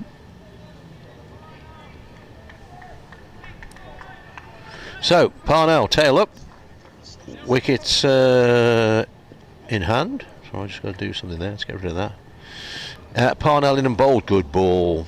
Just shapes in and then just nips away. Doesn't have to move a lot. Doesn't move a lot, but just whips away from the bat and through to wicketkeeper Cox. Well, a little look at the replay here, and this looks a tough one I think he's a bit unlucky. on Curran, who's looking to play a ball leg side. He's been struck above the knee roll, at best in line with middle and leg. Here's Parnell in again. This is dabbed away on the leg side. No run. Yes, it'd be a referral, wouldn't it? Straight upstairs to that one. Yeah. Yep. Judging by that evidence, I don't think it's a great decision by umpire Newell. This wanted road end. He's fallen across his stumps after the ball's hit him, which is maybe played on the umpire's mind, but certainly when it struck him, that looks leg side. Here's Parnell. Round the wicket he comes and bowls, and this is wide of the off stump, and Keogh lots of time to see that one. Lots of chirp from the Worcestershire fielders, as you would expect. Wicket after this one, 36. 4 overs till tea after this one. And if Worcestershire were to get another wicket before tea, they would really think they're in the box seats. Never quite sure where the box seats were. Here's Parnell. Bowls again, this time played away on the onside, no run. I presume they were the best seats in the house. Yeah, it's it's an American term, isn't it? Oh, is it? For good seats. I think box seats, hospitality box, something like that. Yes, the best seats in the theatre are in the box. The Girl I Love Sits Up in the Balcony. That was a good old tune, way before your time. Before my time, actually, so I'm not quite sure I remember that. Parnell in again and bowls. Oh, that's a snorter. That's a ripper. Just starts to angle into Keogh and then goes away to the wicketkeeper. Parnell has 1 for 6, and Northamptonshire are 26 for 2, replying to Worcestershire's 186 all out. Australia 10 without loss is the latest I've got from Thomas Lord's Stadium in London. Meanwhile, Middlesex 44 for 8 at Hove, where Ollie Robinson, who single-handedly carried the Sussex attack against Northants to no avail in the end, has taken all 8. That's it. No. 9 overs, 2 maidens, 8 for 22 as Barnard from the far end bowls to Wakeley, stuck on the pad. A cry for LBW outside the line, surely. Yeah, it wasn't a great appeal. Ball runs away towards backward point, and there is no run. So all 8 there to Ollie Robinson. Oh, good luck, son. Was Otis Gibson the last, was he, to take all 10? I think he might have been. I'm not quite sure. And to Colwyn Bay, Glamorgan have cobbled together 2-5-7 against Lancs, as Wakeley playing back here to the bowler's left hand. There's no run, so a couple of batting points there for Glamorgan. That's useful. Durham have also got a couple of batting points at Chestley Street, 3 down. Derbyshire trying to battle back against the Gloucesters at the racecourse, 1-4-2 for 7. The teams involved in that scrap for Division 2 promotion. Really exciting as Barnard comes into Wakeley, who's hurriedly forward, pushing down out towards extra cover. Alex Milton in there, and there is no run.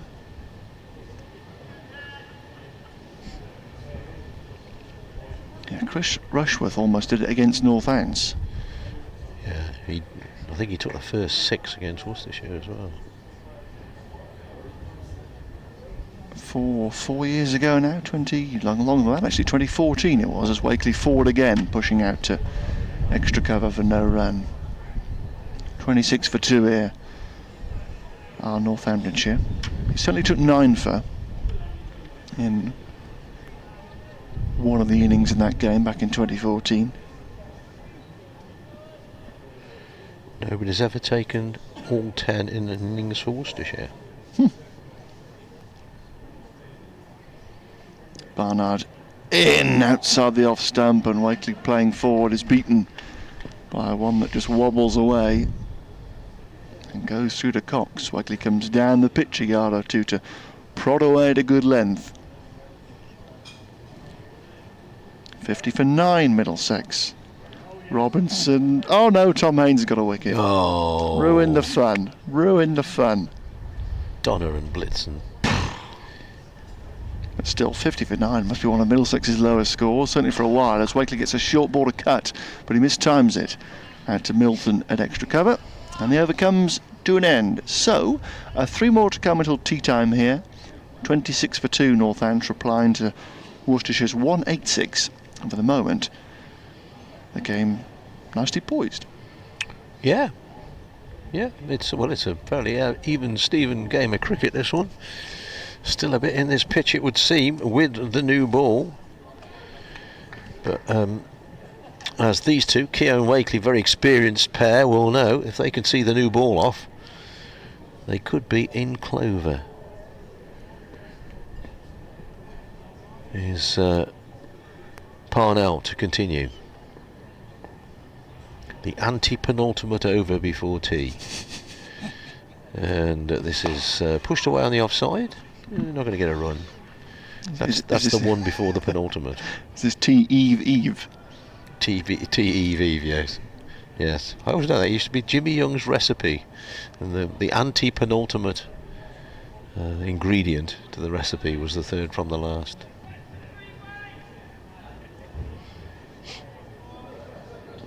Parnell. Not that tall for a pace bowler. All about rhythm. Was in a bowls and good carry on this one through the wicket keeper, good pace on it, but not drawing batsman Keogh into the shot. He's yet to get off the mark. Wakeley has 8.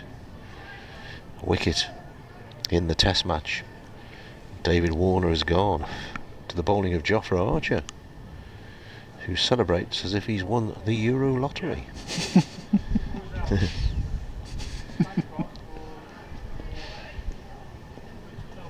Here's Parnell is the bowler, and this is pushed away on the offside. Nice shot this from Keogh, just a bit short of a length. Nice and early into position, having plenty of time to play that one away. He's going to get a couple and get off the mark. And 28 for 2 Northamptonshire, replying to 186 all out.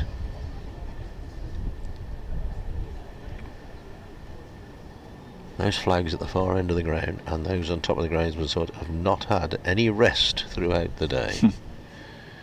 Parnell bowls wide of the stumps. Puff of dust comes up, but I think that was from where it pitched maybe in the bowler's footmarks. I can't imagine that the top has gone on the pitch this early in the proceedings. May well have come up from the batsman moving across the crease as well. If it has, then this game may not last too long at all. Parnell, he's going to come around the wicket, different angle for the left armour. Going to bring the ball in to Rob Keogh, and this in fact goes too far towards the batsman, misses him altogether down the leg side. Across goes Cox to do the fielding.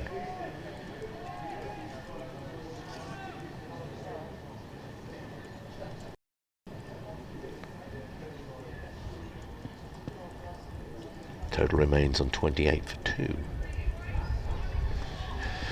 Groundsman over the far side is scarifying the wickets, which means he pushes that thing that looks like a rake on the back of a roller up and down the pitch. Looks like hard work. Parnell bowls, dabbed away on the offside. Milton, who was at mid-off, has to go to his left towards extra cover to field. One more to the total. 29 for 2 here, Northamptonshire. 2 overs till tea. Worcestershire made 186. If you've just joined us, Moeen Ali made 42, Joe Leach made 53, Brett Hutton took 6 for 57. The highlights of the 186 that Worcestershire scored.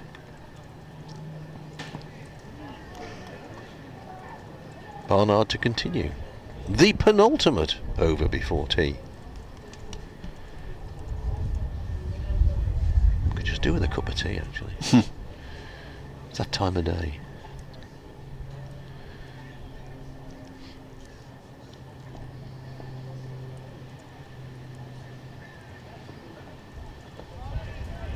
Barnard in, bowls wide of the off stump. Little bit of swing there, hint of swing. What's a scarifying machine actually do? Scarifies. Thought so. Basically it breaks up the surface a little bit and gets the grass that's been pushed down by the roller and gets the rubbish out of it, and then one can mow it apparently. 3 slips in place. Barnard is in from the Wilson end, and Keogh is flicking leg side here through mid-wickets. Nicely timed. I think it will be cut off before it finds the rope. Leach is after it towards the bank of yellow seats. Does indeed just bring it back a yard or so in from the mid-wicket fence. But they turn and they come back for 3. So Keogh goes to 6. 32 for 2 Northants. At the same stage, Worcestershire were 31 for 6. All right. In the 12th over, in the 14th over here. Steady start for Northants, but both openers gone cheaply.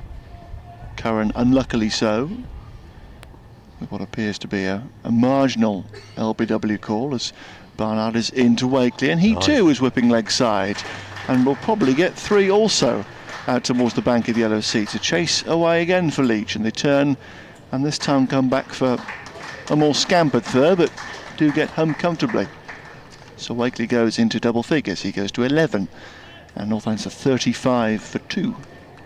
Barnard with his hands to his head there, as if to say that wasn't too far away from sliding through for another LBW appeal. Barnard's 3rd over here. 2 consecutive maidens before this, and he bowls to Keogh and gets pushed down the ground. More runs here for Northants. This time out towards the Wilson stand for the 3rd consecutive delivery. Leach is chasing out towards the fence. He brings this back in from the long on boundary. This time they come back for 2. But a gentle push down the ground from Keogh. He's now got 8.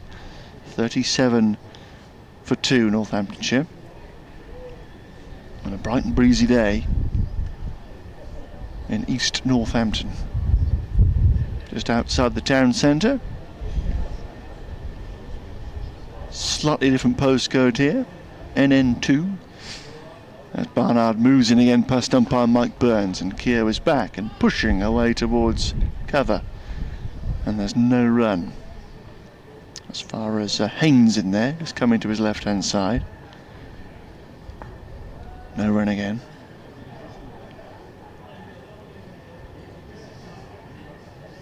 Barnard quickly back to his mark at the far end.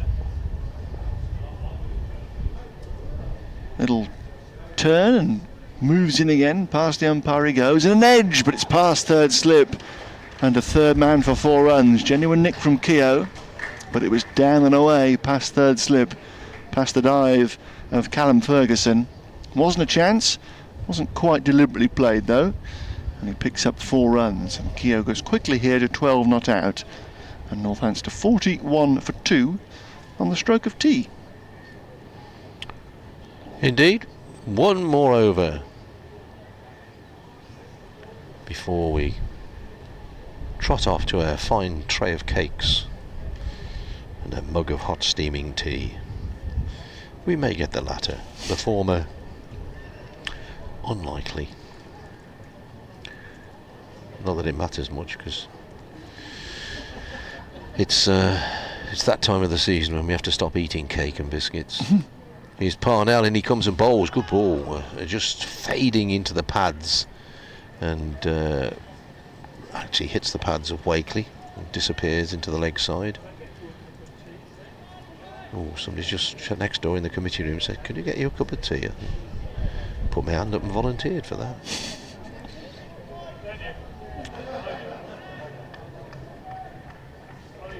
Parnell strides back, businesslike, busily to his mark. Off he goes again, and this time driven back up the pitch. Bowler himself does the fielding. I say driven, it was driven into the ground. Not really timed, I suppose, is the phrase that I am seeking. And Parnell himself does the fielding. Leach, the skipper at mid-on, surveys his troops, leaves them all in the same place. Parnell in again, another good ball, angling in. Had hope there, Parnell. His hands went up as if it had wrapped the pads there would have been a loud appeal. But it didn't. So there wasn't.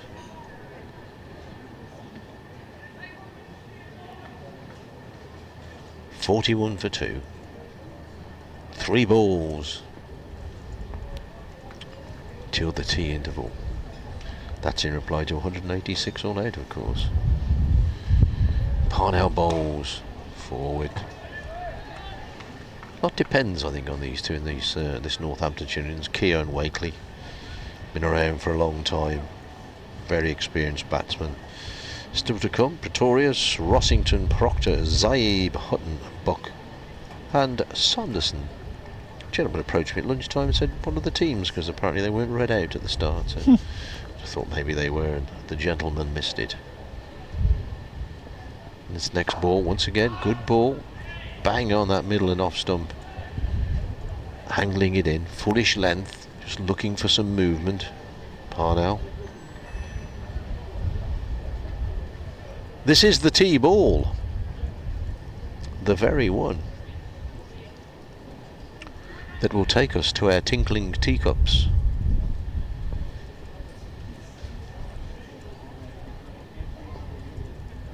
Parnell, away he goes, leaps into his delivery stride, pushed away. I could go for 4. Pushed away down towards third man. There's a chase down there by Barnard, but he gives it up. So the last ball before tea goes for 4, and Northants will go to their Victoria sponge.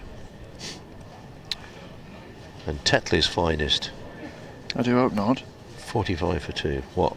Tetley's finest? Why? There's better tea than that. Is there? Yeah. Don't tell me Yorkshire tea. Oh no. I don't mind as long as it's tea, mate. Tea's tea, isn't it? So the players are wandering off. We have a 20-minute tea interval, and we shall be back with you shortly before, well, around about 20 past 4. So do join us then. Listening on AM, you're going to go back to FM. Listening online, we'll lose you for a while, but do join us very shortly.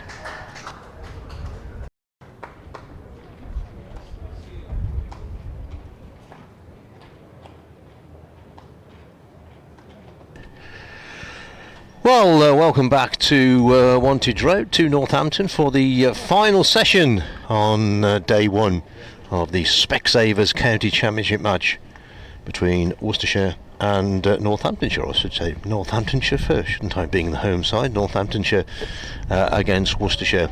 The PA man doing our job for us. Leading out the Worcestershire fielders and resuming their innings, Alex Wakeley and Rob Keogh.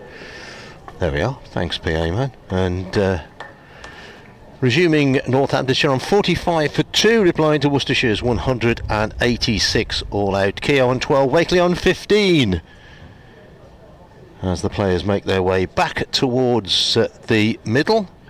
If you have not been with us during the day, Worcestershire in considerable trouble. Brett Hutton, fine early spell. Finished with 6 for 57, and Worcestershire were 31 for 6, then 58 for 7, and 108 for 8. Eventually made 186, thanks to Joe Leach, 53 not out. Josh Tongue made 20, Ed Barnard 27, and Wayne Parnell made 30. So they scraped some runs. Earlier, Moeen Ali had made 42, but it was a very scratchy 42.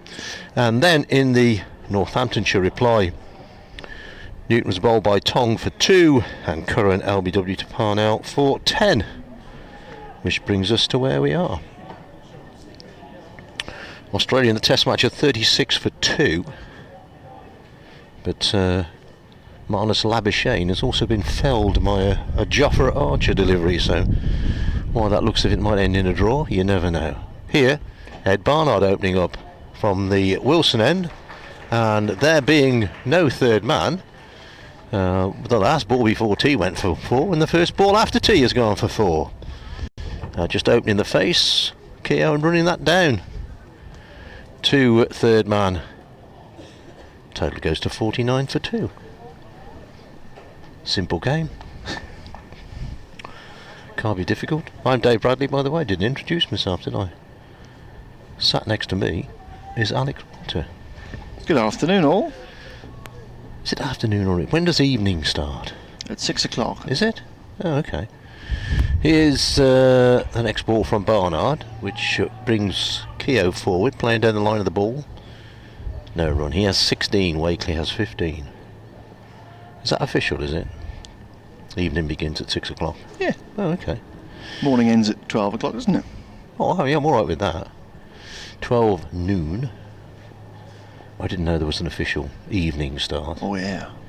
So we'll be playing into the evening here.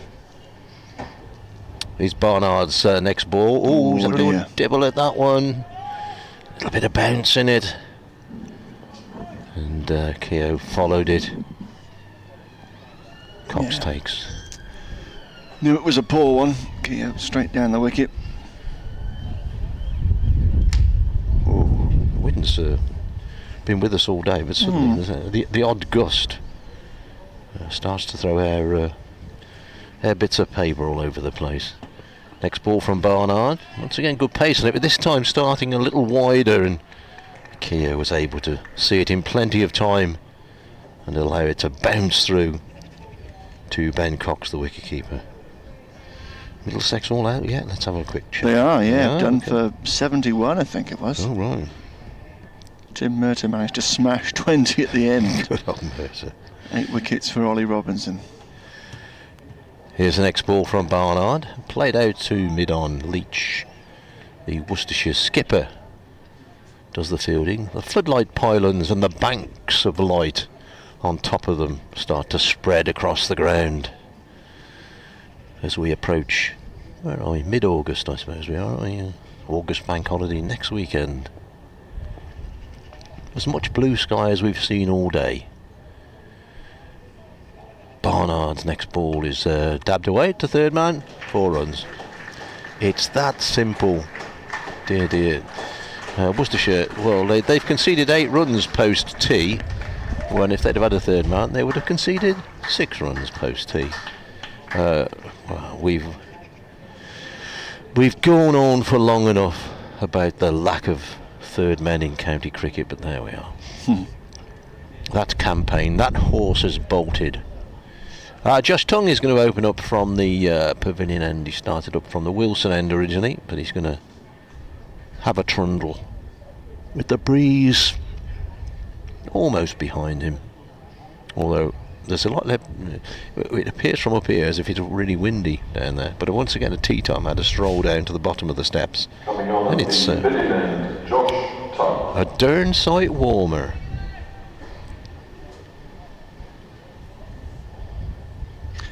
So Tongue's going to change ends here at the start of the evening session.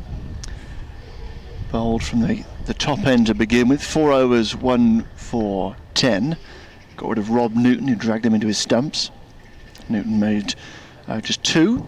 But Tongue now going away from us to bowl to Alex Wakeley, the former skipper, who is pushing forward here out towards extra cover, and there is no run. There is now a third man down in the distance, so 2 slips of gully, third man, point, extra cover, come mid-off really, and an orthodox mid-on, square leg and long leg, man just in front of square in fact, to our right. 53 for 2 Northants in a good spot, blind to 186, but much to do to get right on top in the game as Tongue goes in and Wakeley defending, again out towards extra cover. Fieldsman steps a few yards to his right hand side to collect in there. Alex Milton, and there is no run. Beautiful blue sky now above 1-2 throw directly above us. It is crystal clear cornflower blue. It's cornflower blue? Is it cornflower? Is it blue? I'm sure that's a type of colour, yeah. Oh, could be. I've been saying it for a while, so I hope it's right. Wakeley forward again playing to Milton, and there is no run. I think if you get your foul and ball chart out. Well, what? Not sure I got one of them. You may find cornflower blue on there. Cornflower blue, yeah, spot on, mate. Good. A shade of medium to light blue containing relatively little green compared to blue. Good effort. See, I've learnt something new today.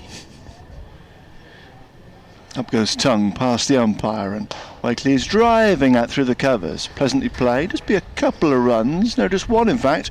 Oh, it's a fumble. Now they will come back for 2. No, they won't.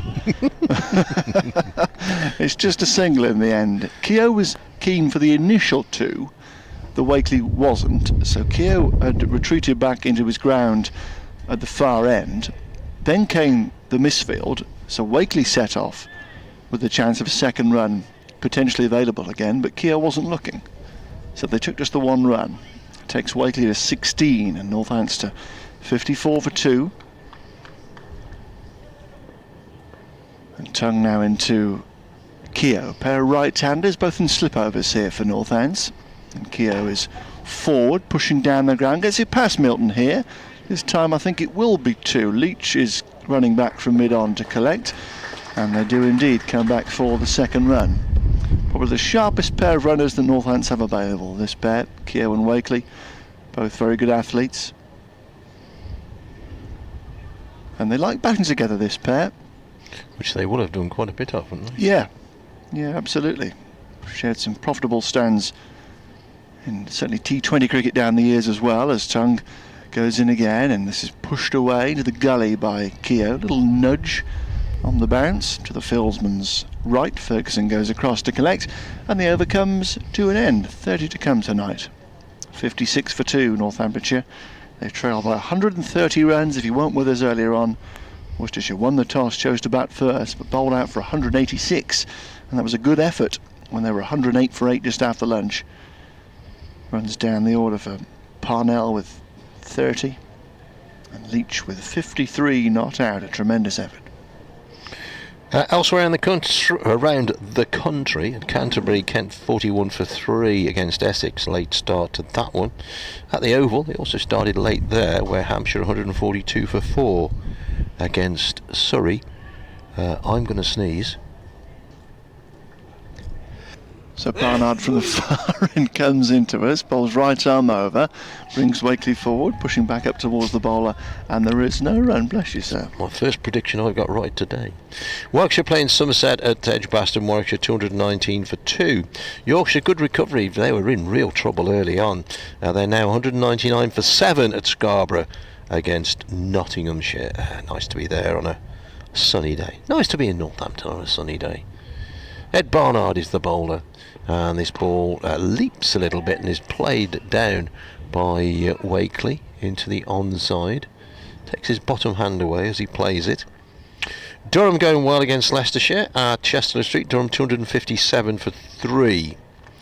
Glamorgan all out for 257 at Colwyn Bay, where Lancashire in reply are 23 without loss. As we were just saying, Middlesex all out for 75. Sussex are 4 for 1 in start there till 2 o'clock, which is good really. Could all be over today. Barnard in bowls, good ball. Maybe Wakeley just played inside the line of it, and it's difficult to tell sometimes. But good ball from Barnard, good pace on it, nice whippy action, Ed Barnard. Not a tall man for a medium-pace bowler, but lots of rhythm. If the mechanics are all correct for Barnard, then he's a more than useful bowler. Bowls again, this time though he starts too wide of the off stump. Although it moves away, Cox goes across to take. Jofra Archer 2 for 13 for England, and as I was saying, he hit Labuschagne on the head as well. So I suppose that while this test match is likely to peter out into a draw, psychologically England will think they maybe got the better of it. Barnard is the bowler, and it's gone off an edge and just short of Vessels. It was a no ball anyway, so it wouldn't have counted, but it was just short of Vessels at slip. Not sure Wakeley would have heard the call early enough to change his shot. It was a good ball from Barnard, but he did overstep. Umpire Burns calling him 58 for 2, replying to 186 all out. Barnard bustles in again.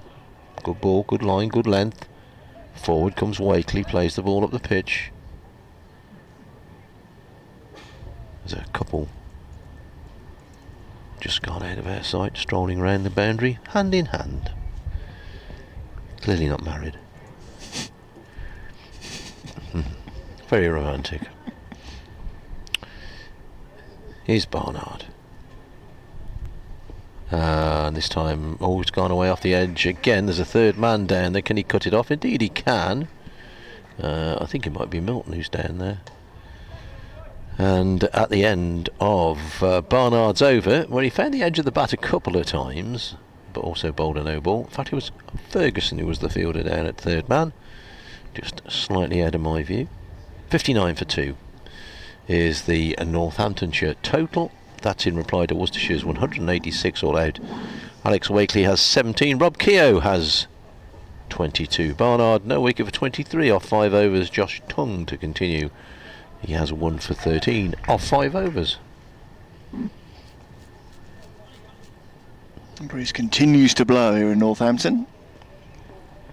Now as Josh Tongue sets off to begin a new over, going into Alex Wakeley, and he goes past the outside edge with a goodie, one that just straightens enough to beat the outside edge. Wakeley in his crease, rather fending at one that just went away enough, but fortunately for the former skipper, through with no touch. We've seen a lot go past the edge today. Been just enough there. Was more than just enough this morning. The ball was zipping around under cloudy skies, but clear skies now as Barnard goes in again and finds the edge, but this is between second slip and gully. Third man is back though, cuts it off, and they pick up a single. So since the third man has gone down, he has already saved 6 runs. Yep, quite so. Simple run saver. 60 for 2, Wakeley goes to 18. Deficit 126 for Northants. If they can enjoy the better of this evening session, they will be in a very good spot in the game at the end of day 1. Field has stayed the same with Keogh back on strike, and he drives past extra cover in the air for a time, but always short of Milton, who maybe got something on that, because it's not going to run to the rope, but it is going to run away for 3 runs towards the bank of white seats, towards the block of white seats should I say, just to our left hand side. An appalling throw comes in from Milton way over the top of the stumps, and there's everybody scrambling around because Ben Cox lost it in the sun, so was turning away and needed 2 of his colleagues to help clean up there. He is a wicketkeeper really. Milton, he has no sense of distance. Oh, he got a ripper of a ball today, didn't he? Oh, it did. Absolute cracker. Bounced and left him from Hutton en route to 6 for 57. 63 for 2 now Northants as Barnard, as Tongue goes in again. Another edge here from Wakeley along the ground into the gully, playing with soft hands, controls enough stroke, and there is no run.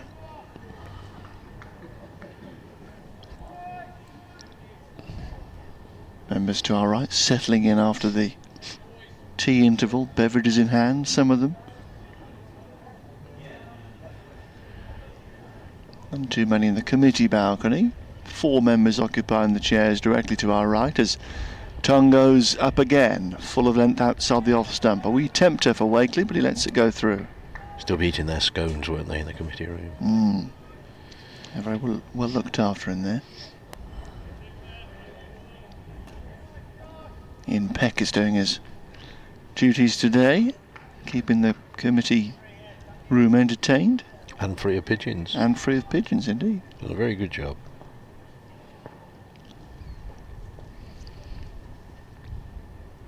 Tongue in again, past the umpire, full of length, and Wakeley playing again with an angled bat, this time wide of gully, and they're going to come back for a second run here. Good running. Very good cricket, that.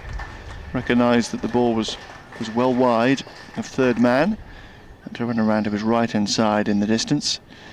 And Wakeley able to trot back for the second run. So he's up to 20 now. And Northamptonshire have had a busy start of the afternoon. Evening session even. A 65 for 2, replying to 186. Well, yes. What we got? 28 overs left in the day, so a big part of the day. I mean, if Northamptonshire were still batting at 6 o'clock and these two were still in, they'd be in a very, very good position. Big partnership this, I reckon, in the game. Ed Barnard is the bowler to continue from the Wilson end. Leaves the big building behind him and bowls. Flicked away. Nice shot off the pads. There is a man down there who is Josh Tongue. One more to the total. The scoreboard clicks over to 66 for 2. I sometimes tell me you can now get an electronic scoreboard that has the click over numbers. It looks like an old scoreboard. Oh, tremendous. Yeah. Barnard bowls. Well, this could well be more runs. Well, it will be more runs. Could be 4 runs down a fine leg. A leg glance. Flicked away by Wakeley. Stand now building up here. It's worth 44 so far between these two. Wakeley goes to 24. Keogh has 26. Came together at 26 for 2. Barnard just straying a little onto the leg stump. Wakeley's not going to miss out on those. Barnard bowls again. Ooh, this is... Well, he's going to get another run on the leg side, but a bit streaky this time. Little inside third, maybe quarter of the bat. Eases the ball down just backward a square on the leg side for one more run. 71 for 2.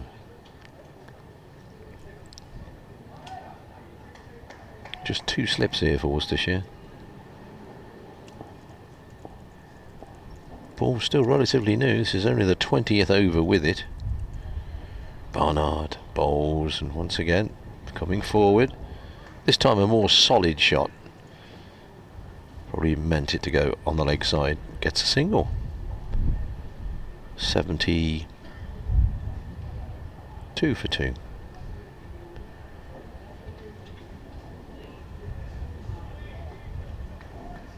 Mitchell and Vessels are the slips. Ferguson at cover point. Haynes extra cover. Moeen Ali mid off. Leach mid on. Parnell mid wicket. Tongue at fine leg. Pushed out on the offside. 2. Jack Haynes. No run occurring. Proud day for the Haynes family. Gavin, of course, played a lot of games for Worcestershire. I think he played 100 first class games, his dad Gavin and mother Jo. They'd be very proud of the boy today. Ed Barnard bowls cracked away, and Haynes gets one on the end of the finger or on the thumb there, bounced right in front of him at extra cover, and they'll come through for a single. End of the over. 73 for 2. Northamptonshire replying to Worcestershire's 186. All out. Test match Australia 46 for 2 is the latest that I have from there. Still Tongue to bowl from the pavilion end.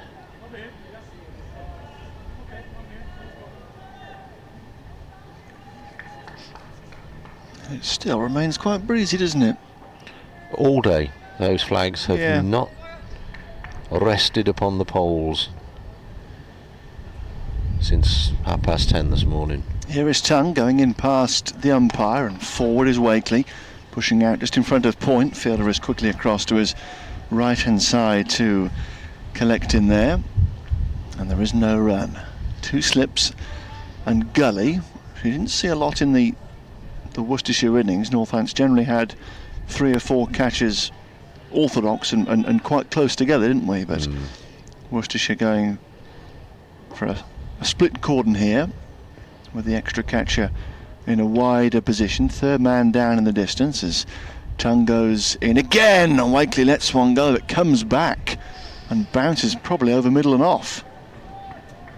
Jagging back as Wakeley shouldered arms. Significant movement there from Tongue, and Cox had to take off to his left-hand side to claim that. Did well actually to prevent by. He's got a left mitt to it to knock it down. 73 for 2 Northants. 113 runs behind as Tongue goes in again past the stumps, and Wakeley again lets one go. Foot and a half outside the off stump, again just threatening to come back, and Wakeley leaves it rather on bounce. Taken by Cox up by his left hip. You can just hear the breeze now on our microphones. Quite well protected here.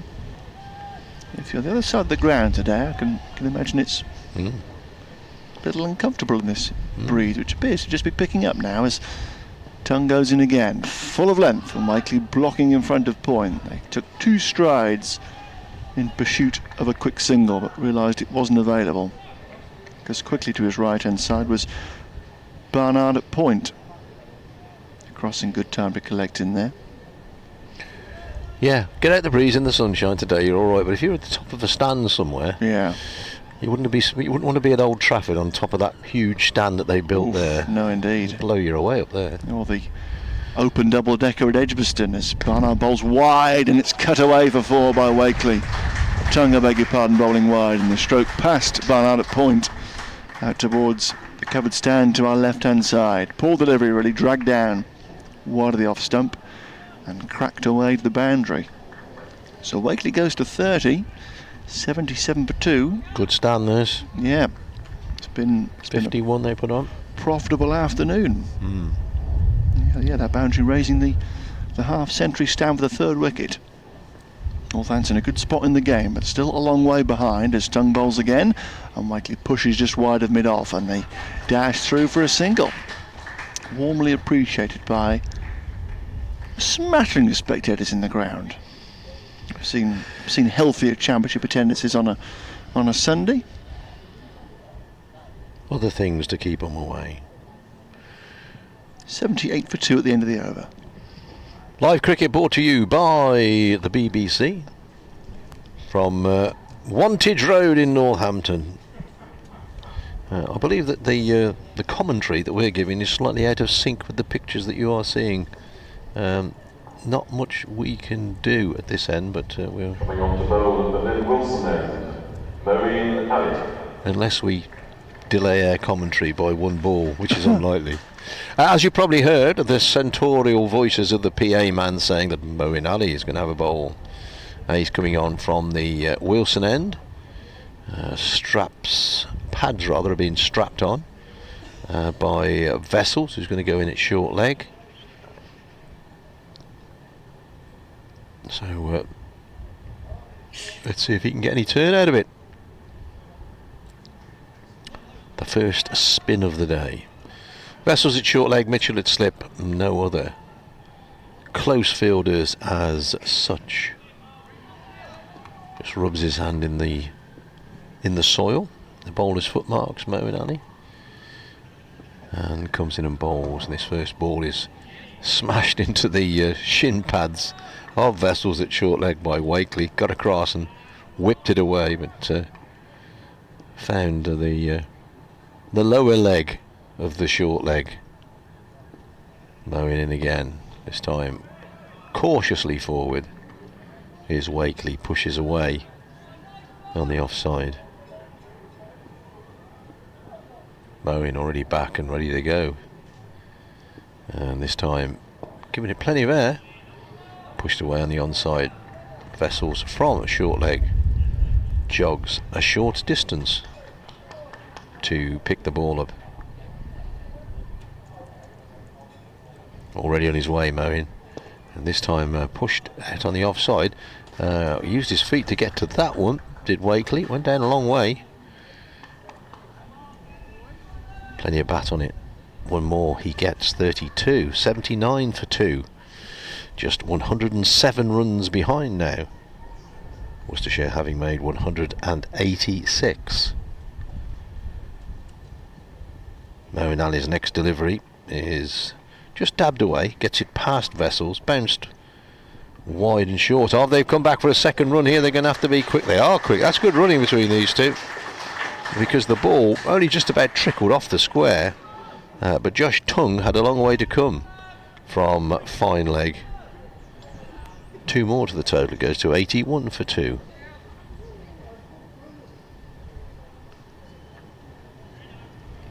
Yeah, just good awareness, wasn't it? A little flick away, realised the ball's running into space, charge back, steal a run. Moeen Ali bowls, pushed out on the offside. Milton at extra cover fields. 81 for 2, Northamptonshire. Wakeley 32, Keogh 29, Newton for 2 and Curran for 10. The men who went in the innings before this stand came together. Tong and Parnell taking the wickets. Worcestershire's 186, Leach 53, Moeen Ali 42, Brett Hutton 6 for 57. So the skipper putting himself back on. I didn't think he'd bowled that well in his first spell here. Just didn't seem to have quite have the rhythm, and didn't trouble the batsman too much. But he's given himself another twirl. Yeah, didn't bowl too many with the new ball, Leach. 4 overs, no maiden, 0 for 8, so didn't go for many. But like I say, didn't quite find his best rhythm to create too many problems, and has just got 2 slips here as he goes into Wakeley. He's playing with an open blade. There's no gully in place now, so that's an easy single down towards third man, and Wakeley goes to 33. 82 for 2 then, Northants, and all of a sudden looking like they're in a really smart place in the game, with this pair having made fairly brisk progress after the tea interval. Good stand this, good stand between these two. Up goes Leach again, bustling away, bowls outside the off stump of Keogh on a very full length, and Keogh allows it to pass through to Cox behind the stumps. Both these batsmen here have made some decent runs in the T20 competition, and even though it's a different format of the game, it still breeds confidence, doesn't it, spending time in the middle. Yeah, get the ball off the middle of the bat, get a good feel to it. Yep, gone to tea at the Test match. Australia 46 for 2. Still a chance there for England. No Smith. Leach bustles away again, ball's very full, nicely driven by Keogh, but straight to Tongue at mid-on, and there is no run. That came off somewhere near the middle because it really went quickly down to the fieldsman, but for no run. 82 for 2.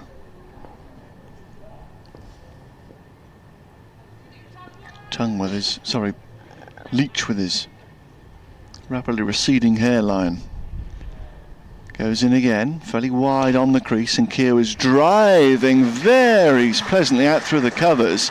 I think I'll get 4 here. He will. Bit of a flourish there from Keogh as he flicked his wrist at that cover drive and timed it well. Got a good stride in too. Confident stroke all the way along the ground, out across the square, out towards the covered stand to our left hand side. Very smartly played by Keogh, who now has 33. Northants 86 for 2, 100 behind. Last 10 overs before this one went for 53 runs. Yeah, no surprise at all. Been brisk progress from this partnership. Have been busy as Leach is in again. Keogh opening the blade, finds backward point, Barnard going to his left-hand side to collect in there, and there's no run.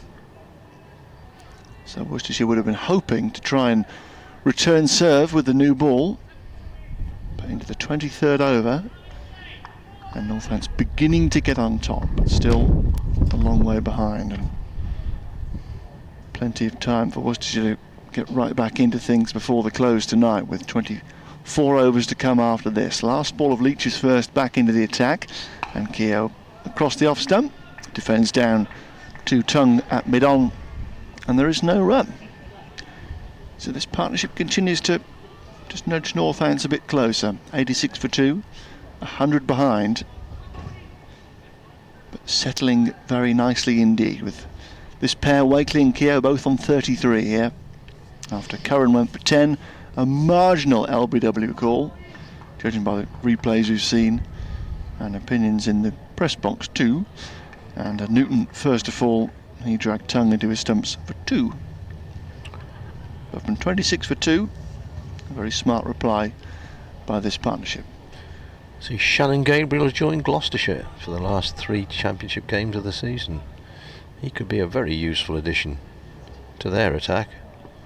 He's on his day, he's rapid. Here's Moeen Ali in and bowls. Ooh, down the pitch he goes and whacks that back over the bowler's head for 6 penn'orth. Super shot from Wakeley. Step down, boom, straight through the line of the ball. And Moeen Ali could just watch it go over his head. Wakeley moves to 39, 92 for 2, changing the game, these two, changing the game. 26th when they came together in the 11th over, and now the 24th, and the total's moved 92 for 2. Moeen starts to come in and then stops, and then rubs his hand in the loose soil of a wicket next to the one we're playing on. Comes in, bowls, whipped away through extra cover point more like for a single. Haynes, who's the sweeper, out on the cover boundary, whips it back in. 93 for 2. Wakeley has 40. Keogh is facing on 33. Moeen bowls. Oh dear. A horrible ball down the leg side. Now, whether Moeen thought he was going to get the charge there and slung it down the leg side, thinking he might get a stumping. You'd like to hope so. Because it was a horrible ball. It was a quicker delivery and very wide of the leg stump. Moeen bowls again, this time lots of flight, but it's outside the off stump, and batsman Keogh is able to flat drive it, I think I'm going to call that. Whacks it away, backward of square on the offside. Picks up 2. 95 for 2. Keogh to 35. Moeen Ali bowls. Keogh drives to the offside. 4 runs. Too much width on that one from Moeen Ali. That was a basic half volley, and Keogh is too good a batsman to miss out on that. And these overs since tea, it was 45 for 2 at tea. It's now 99 for 2.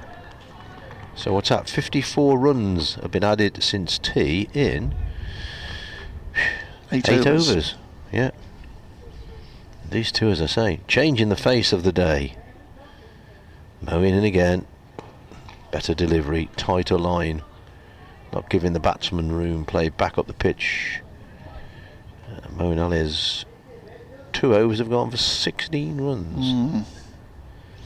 Well, he didn't bowl well, did he, at Edgbaston, particularly in that second innings when he had a helper in his favour from a turning pitch that Nathan Lyon exploited for Australia on the final day. And certainly all summer you just got a sense that Moeen's confidence isn't too high. And he's very much a confidence player, I'd say. Maybe not so much confidence as in some sort of a rhythm, some sort of form, I suppose, is the. Most people are to an extent, but there are those type of cricketers who can grind out runs and put in useful displays even when not at full whack, as it were, as Leach goes in and Wakeley is forward, playing with angled bat out towards Barnard at point, and there's no run. Yeah, Moeen seems to be a bit boom and bust, really. He's on his game, as England saw over the winter. Superb cricketer. Leading wicket taker on England's tours of Sri Lanka and West Indies. But no joy this summer as Leach runs away from us. Right arm over into Wakeley. Full wide delivery, but Wakeley allows it to pass through to Cox behind the stumps. Just 2 slips in here. Fairly early in the piece, isn't it? 25th over. Well, they've scored 63 now off the last 10. And Joe Leach doesn't look quite right to me. Joe Leach just quite got the rhythm, not quite got the. I don't know. It's difficult to put your finger on. He just hasn't got it right. Bustles away from us again. And bowls outside the off stump, and Wakeley again withdraws the bat, allows it to pass through to Cox.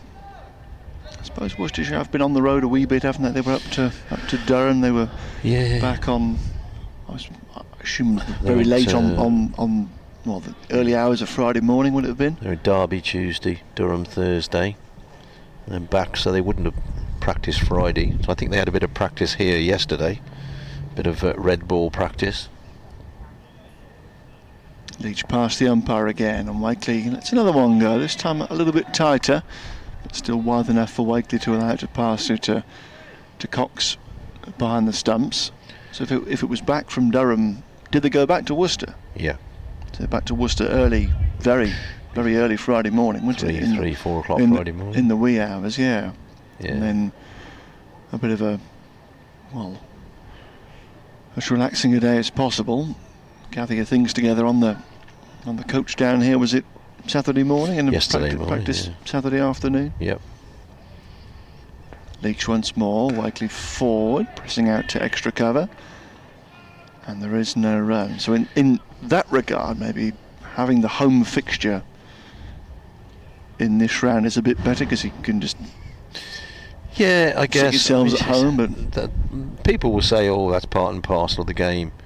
But it is. It makes a difference, though. It does. It is tiring. Yeah. And old players will say, "Oh, we used to play Saturday and start another game on Wednesday." But but you didn't play 2 other forms of one-day cricket in between.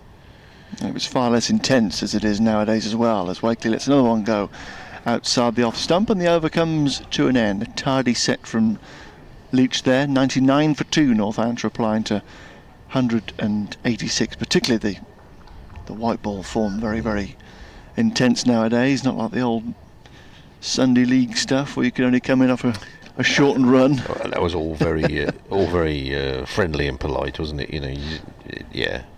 And you didn't get a lot of money for winning that either.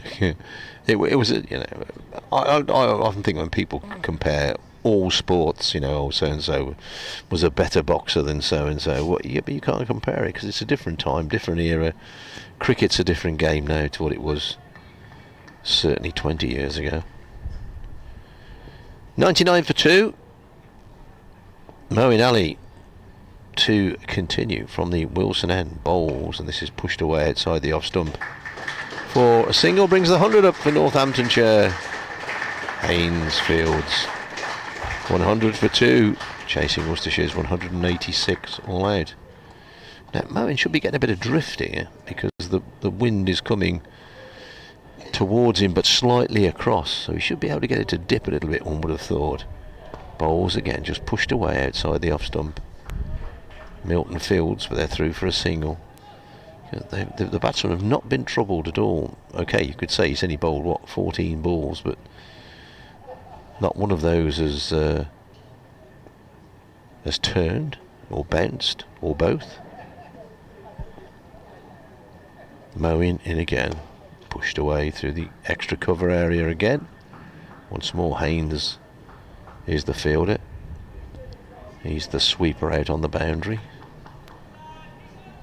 Good flat throw comes in from him, but once again working their way through for a single. Now short leg has disappeared. Short leg has become extra cover, saving a single vessels has been moved away. So just one close catcher, Mitchell at slip, and at this time played off the back foot out to long arm. Quite a ripple of applause for a single there. I just thought I'd missed something on the scoreboard. Looking down at my notepad. Is that a partnership? No, it's not. 103 for 2.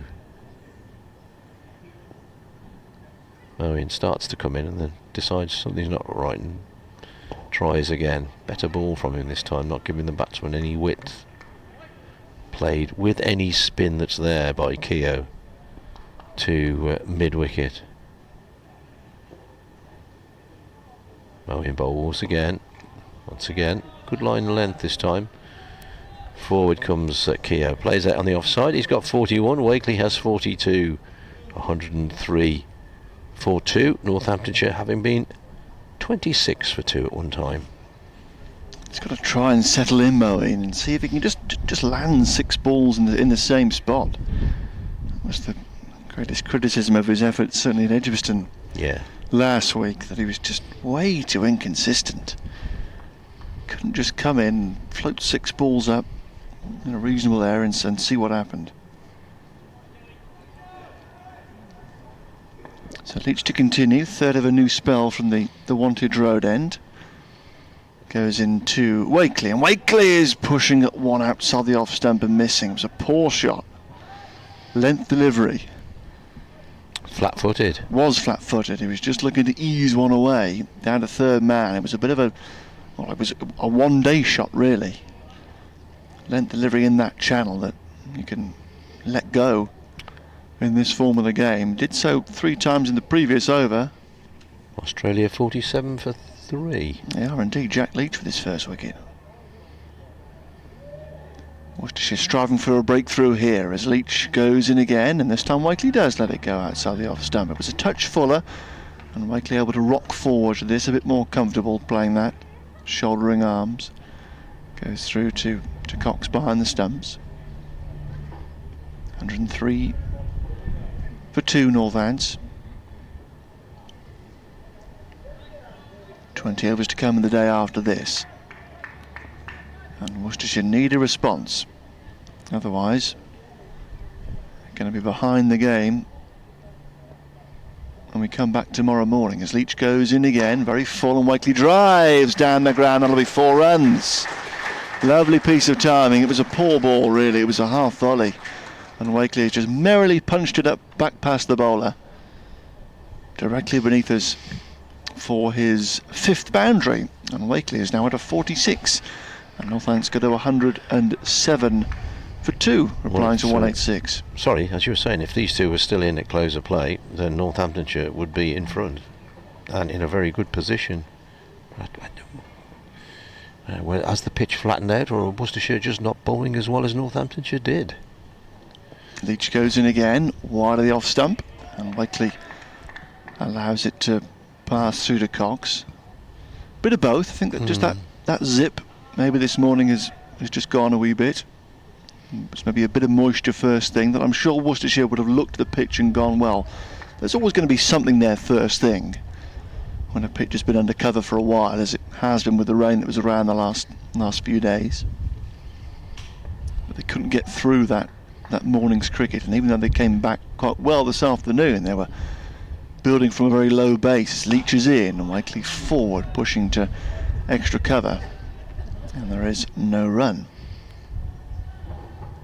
But it was a pretty much an all-attack effort from Northants, wasn't it? Because Hutton obviously took the lion's share of the wickets, but Sanderson probed away and bowled very well. Pretorius also did a very good holding job and picked up the wicket after lunch of Barnard, forced the mistake. And Buck picked up a couple of wickets as well. Leach bustling in once again down in front of us. Wakeley driving, a little loose here. A little bit of a leading edge. A little bit aerial for a time, but well short of mid-off and wide enough of Ferguson in there for a single to end the 27th over. 108 for 2 Northants. Keogh 41, Wakeley 47. Not looking happy with himself and with life, Joe Leach, as he puts his sweater on and wanders down towards fine leg. Maybe he'll give himself a blow.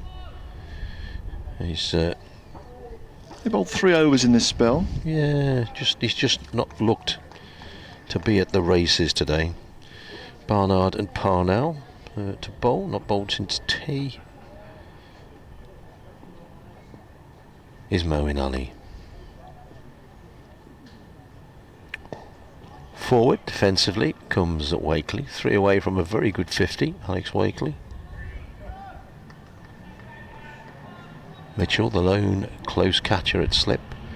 3 on the offside, 2 on the onside, saving the single. Moeen bowls, Wakeley back and across, works this one down. 2 long on, Parnell comes into field. Picks up a single, 48 to Wakeley, 109 for 2. Northamptonshire. Moeen examining the ball closely. Comes in, floats it up. Good distance outside the off stump. Keogh not drawn into the shot on this occasion. Just watches it go through. Wind coming round slightly more towards the west, I would say. Moeen bowls. Checked drive on the offside from Keogh. Looks at the bottom of his bat, having played the shot. As if he struck it, bat and ball at the same time, into the ground. Moeen bowls again. Comfortably worked down the ground for a single. Cross comes Parnell to field. 110 for 2. Wakeley on 48. Moeen bowls, Wakeley forward defensively. Pushes back up the pitch. Better over that, I thought, from Moeen Ali. Bit better line and just not giving the batsmen the width that they had before. Joe Leach is going to continue. Some sheeting at the far end, the end of the stand. Going around like the sails of the Cutty Sark. The stand will take off and head west towards Bermuda at any minute. Fastest tea clipper that ever did set sail. Yes, and you can go and have a walk around it if you want to. I have done, yeah. Yeah, it's good, isn't it? Yeah. Good tour of the old Cutty Sark. It's a nice place, Greenwich, as well. It is. It is. Walk up. It's got a nice feel about it. Greenwich Park. Yeah. Up to the observatory. Go and see the Meridian. Yeah. Pint of meantime lager as well, as Leach goes into Keogh and he's forward, pushing out towards extra cover, and there's no run. You always have to bring an alcoholic drink into it. Oh, I went to see the monks in Tibet. Oh yes, they do a very good lager up there, you see, don't they? At the Dalai Lama Arms. Yeah, the Meantime Brewery was sold to... Who did they sell it to? Some large conglomerate. All right. I've gone off him since then. As in comes Leach Shaw and gets one to go away here from Keogh. And Keogh, propping forward, got beaten. Nicely bowled from Jack Leach. Just getting on to grip a wee bit, and ball that's moved most dramatically for the first time in a while there. Yeah, suddenly gripped and did a bit, so there's still something in it. Get it in the right place. Leach bustles in once more past umpire Newell, and this is cracked away by Keogh off the back foot. It'll be too close to third man for a second. Well, there's a fumble actually. Keogh wanted a second, Wakeley didn't, and it was probably the right call to turn down the run on the misfield, because it was just bobbled at his feet down there from Parnell, and it was an easy regather and a good throw actually back to Cox. So it was a good call from Wakeley to turn down the second on the overthrow. So Keogh was 43 and Northants have raised Nelson.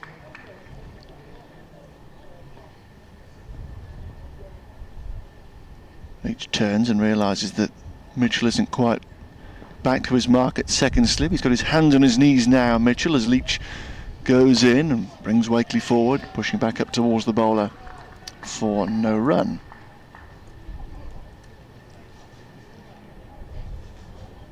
Yeah, the Meantime Brewery was sold to S.A.B. Miller. Oh, okay. Who brew a lot of the most well-known beverages around the world. So that means they're not good people anymore then, does it? Quite. Okay. Yeah. I will boycott them. Grosh and Peroni and that lot, owned by S.A.B. as Leach goes in and Wakeley forward again, this time pressing out towards extra cover. And there is no run. I would think it's half my lifetime since I've had a pint of beer anyway.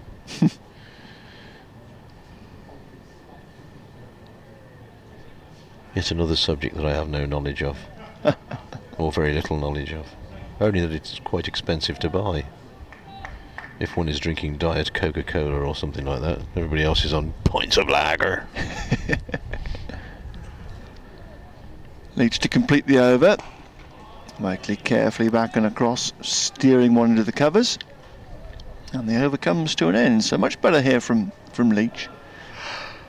Yeah. Again, expensive in his first over back, has settled nicely in the last couple. 111 for 2, Northamptonshire replying to 186. Very much their day so far here at Wantage Road. Trailed by 75. 18 remaining in the day. Moeen Ali purveys a few of those. The day will end quicker for the protagonists, one might say. Rubs his hand in the dust again, Moeen Ali. Rob Keogh is to face the next delivery. 43 runs against his name on the big scoreboard. Moeen jogs in, twirls away, driven away on the offside. Won't get 4, or shouldn't get 4, because Haynes is the fielder out there. Good throw from him. Back to wicketkeeper Cox. One more to the total, goes to 112 for 2.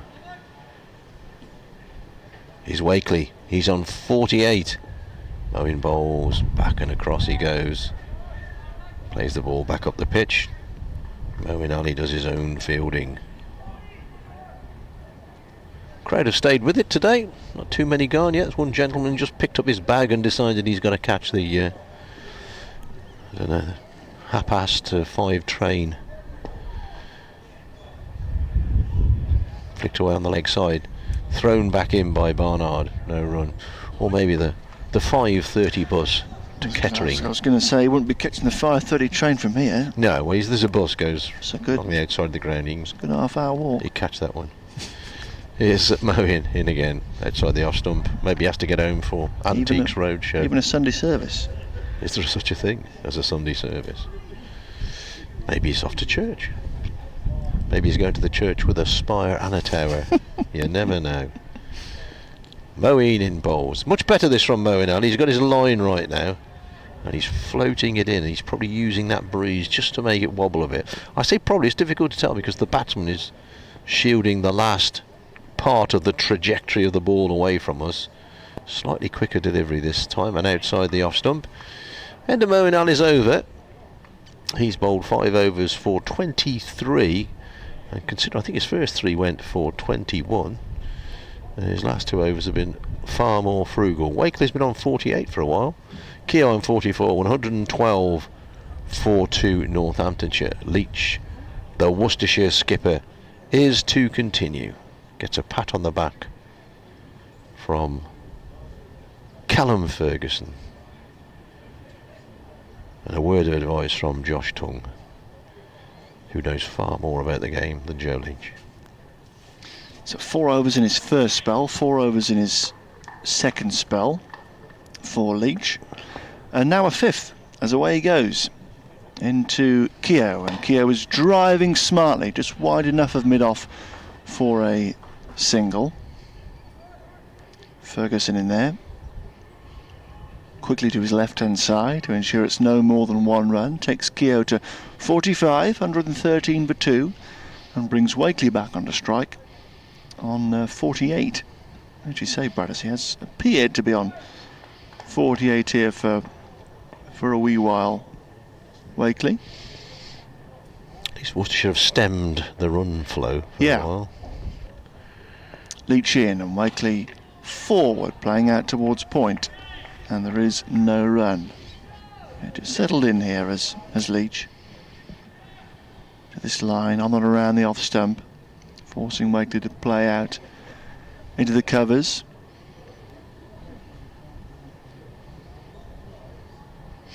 A big night out in Northampton tonight, have you?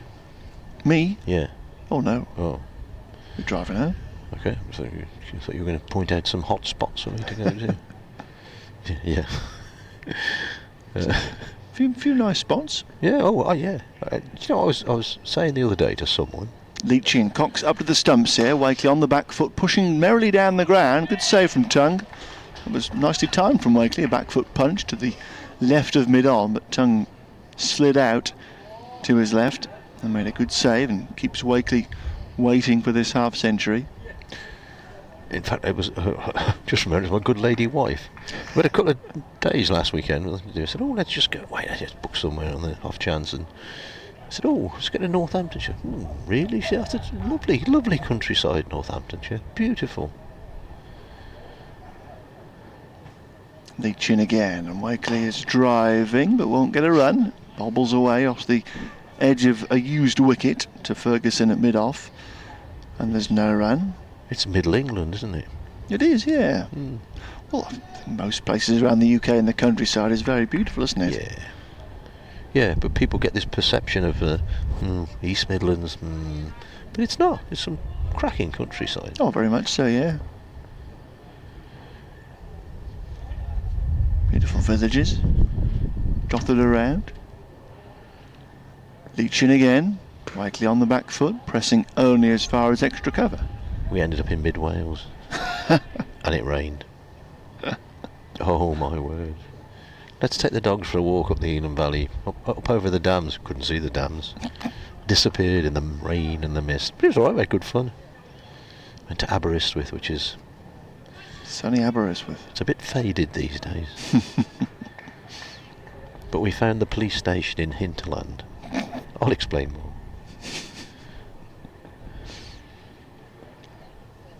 Leach going away from us again. Wakeley gets a straight ball here to turn through square leg, and he will reach his 50. It will be cut off. No, it won't be cut off. It's gone for 4. Well, Moeen was coming across there from long leg, and I thought he'd come across in good enough time to prevent the boundary, but couldn't get there. And Wakeley goes to a very smartly compiled half century here with his 6th boundary. The 1-6 in there as well, clipped down the ground off Moeen, and Wakeley forced to battle away a wee bit on 48 for a time, but has reached 50 in good style here. Fine innings for his side. 101 balls, 6 fours and 1 6. 101 balls, so yeah, just a calm, measured effort, and putting his side in a pretty good spot at 117 for 2, replying to 186. Do you think Moeen should have cut that off on the long leg fence? I think he probably timed it better than we thought, but he looked as if he'd got there, didn't he? And then, I don't know whether it was a bit of an optical illusion, it was further away from him than we thought, but yeah, he certainly didn't put a dive in, which he probably would have done if it had been a test match. Anyway, he's going to bowl now, Moeen Ali. Bit of a bear to that one, slightly mistimed by Keogh. Plays the ball towards mid-wicket, and there is no run. Moeen jogs in again, once again, giving it plenty of air. The one flag at the far end just almost went flat against the flagpole for the first time today. Here's Moeen's next ball, pushed out on the offside. Vessels walks into field. No run occurs. 117 for 2, replying to 186 all out. Good position here for Northants. Moeen bowls again, quicker delivery. More on the leg stump this time. Keogh alive to it, plays the ball back down the pitch. ready to go again. And this ball, he's giving him some width here, and he's cracked that away for 4. Poor ball from Moeen Ali, and not going to miss out on that one. Keogh, he goes to 49, smashes it backward a square on the offside. 121 for 2, changing the game, these two. 26 for 2 one time, replying to 186. Good partnership. Moeen Ali in again. And that's a better ball. Wraps the pad, bounces away. On the offside, Mitchell at slip goes across the field. Head of the over, 121 for 2. Yes, Hinterland is a TV series. It's not on the BBC anymore, but it was originally, which is filmed in Aberystwyth and Borth. But if you were thinking of going to Aberystwyth and Borth and you watched Hinterland, you wouldn't go. It has a higher murder rate than Chicago. But we found the police station, which is actually derelict council offices, so we didn't completely waste our day. Spotting TV places where TV programs were made. Locations was the word I was searching for vainly in the middle of that sentence. Parnell's going to have a bowl. He has 1 wicket, that of Curran. His current figures, 4 overs, 1 for 13. He's going to bowl left arm round and angle the ball into the right-handed Wakeley. Up he goes, 2 slips. And Wakeley is forward, hurriedly, pushing back up towards the bowler's left hand. And there is no run. So Parnell, 4 overs in his opening burst, 1 for 13 from this Wantage Road end, with a wicket of Curran for 10. It appeared to be a marginal call at best, really, from umpire Newell. Replay suggesting the ball could have been high and certainly leg side, as Parnell runs away from us again outside the off stump, and Wakeley is trying to cut and mistimes it. Gets a bottom edge that just bobbles back up towards the bowler. Sussex are 36 for 3. Replying to Middlesex 75 all out. 13 wickets in half a day there, really. Yeah. Because they started late.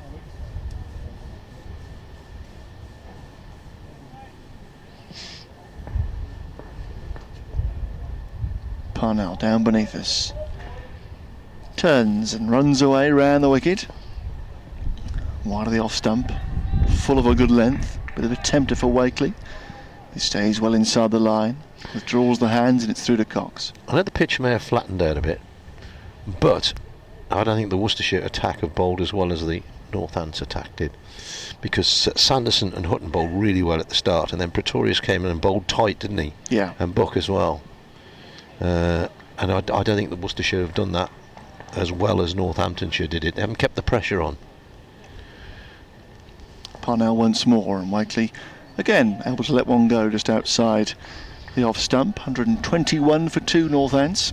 So the deficit here, 65 runs. Doesn't sound too many, with 8 wickets in hand. The bigger carrot, if you like, for Northants in a way is to try and build up a few batting points. They've got a good start. Yeah.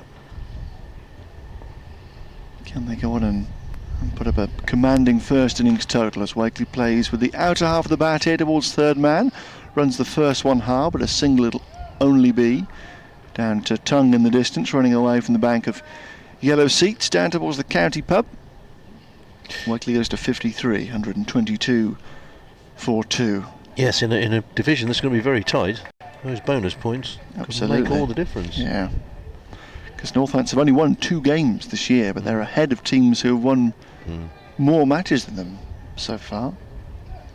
As Parnell comes into Keogh, and Keogh is forward with an angled bat pushing out towards Ferguson at mid-off, and there is no run to end the over. So 14 more to come tonight. We're getting through them a bit quicker with Moeen out there, and as such looks as if we're going to get a impromptu drinks break here all of a sudden.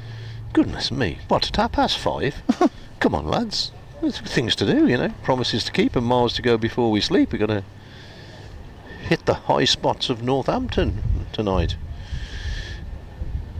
Increase the local economy. Right, let's give you some scores while we're messing around here with a drinks break. Kent 71 for 4 against Essex. Delayed start there at Canterbury. 177 for. They're playing Surrey at the Oval. Warwickshire going very well against Somerset at Edgbaston. They're 256 for 3 is the latest score from there. Yorkshire were all out for 232 in the end, having been something like 14 for 5 this morning. Notts have started their reply. 10 without loss at Scarborough. Derbyshire at the Racecourse Ground, all out for 200 against Gloucestershire, who are 1 without loss. Durham also going well against Leicestershire at Chester Street. Durham 305 for 3 is the latest score there. It's raining at Colwyn Bay, or Rhos-on-Sea if you prefer, where Glamorgan made 257. Lancashire are 60 for 1 in reply. And that match down at Hove, which started at 2 o'clock, Middlesex all out for 75, Sussex 48 for 3 in reply. And Bermuda made 141 for 7 against the USA, who were 27 for 2 in reply at Sands Parish. There we are. Anything else that you need to know in the world of cricket has been covered. We could even tell you that Spain beat, that was a thrilling game, Spain beat Finland by 4 wickets off the 4th ball of the final over. Cracking stuff at Kerava in Finland. No idea where that is.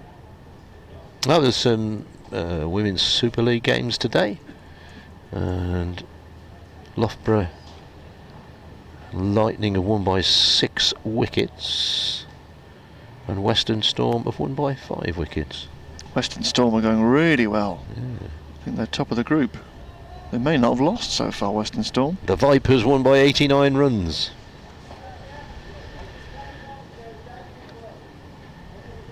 And here, Moeen Ali is to continue from the Wilson end.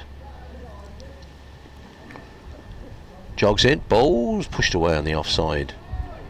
Out to mid-off, where Ferguson is the fielder there. Sun's deserted us. Moeen's next ball wide of the off stump. Not drawn into the shot there, Wakeley.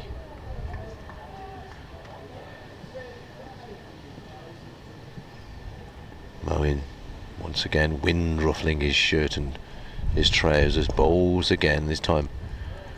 Wakeley goes back and across, gets outside the line of the ball and is able to play it with any spin there is out too long on. Where Tongue is the fielder. Tongue, who was fairly deep, is called in about 15 paces now by Moeen Ali. And this ball driven away on the offside. Think about a quick single that would take Keogh to his 50, but Ferguson's is in quickly at mid-off. And in the end, discretion is comfortably the better part of valour. 123 for 2, Northants. Moeen twirls another one. A width on this one.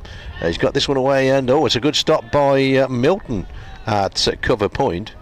And once again, I think Rob Keogh thought he got to his 50 there, but bounced up nicely for Milton off the wicket ends, and once again, no run.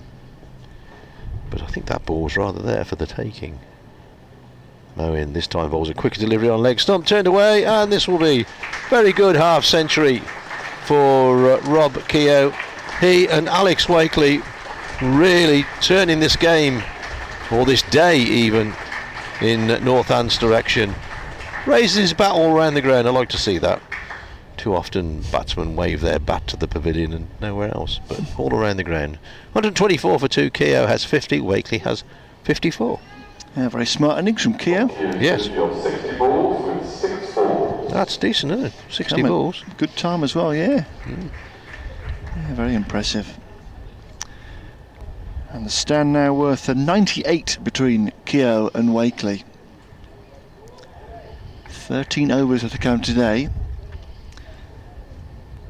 If they could get through, the It would be a rather dominant position for Northants at stumps, but still plenty of cricket to come tonight as Parnell goes in and Keogh is forward, pushing out to cover. And there is no run. Still just 2 catches in place.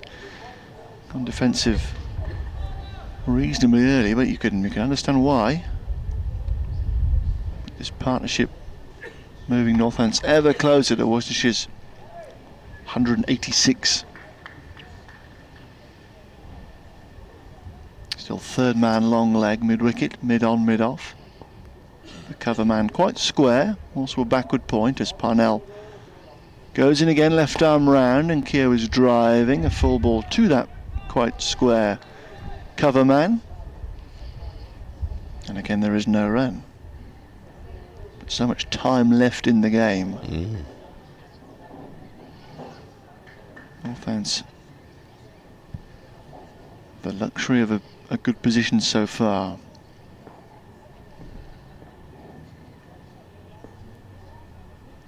As up goes Parnell again, past the umpire, and on the back foot is Keogh, just following one that leaves him now. Goes past the outside edge through to Cox. There's still just the occasional moment of alarm to keep Worcestershire interested in trying to force a breakthrough here. But this morning there was probably a couple of balls in every over that were doing something, but now 1 and over. The ball isn't beating the bat as much as it did this morning.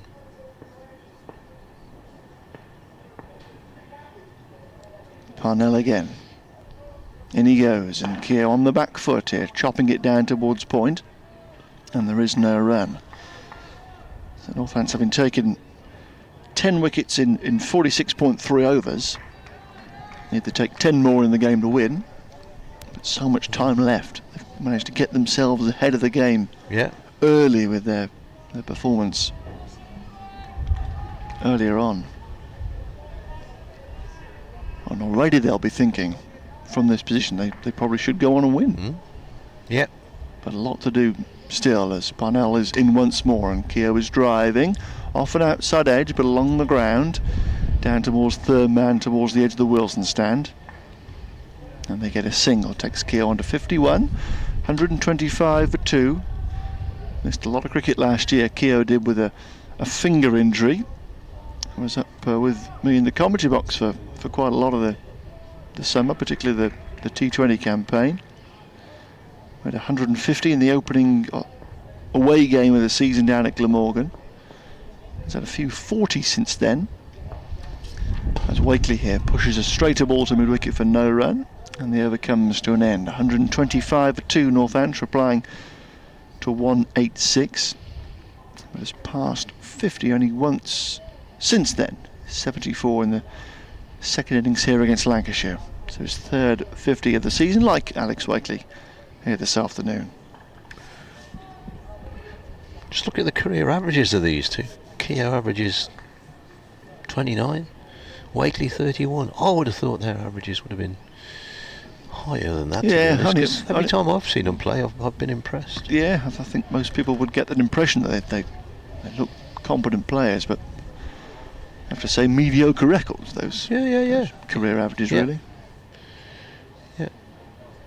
The umpires looked at the ball and decided there's nothing wrong with it. The fielding side are allowed 2, what do you want to call them, challenges.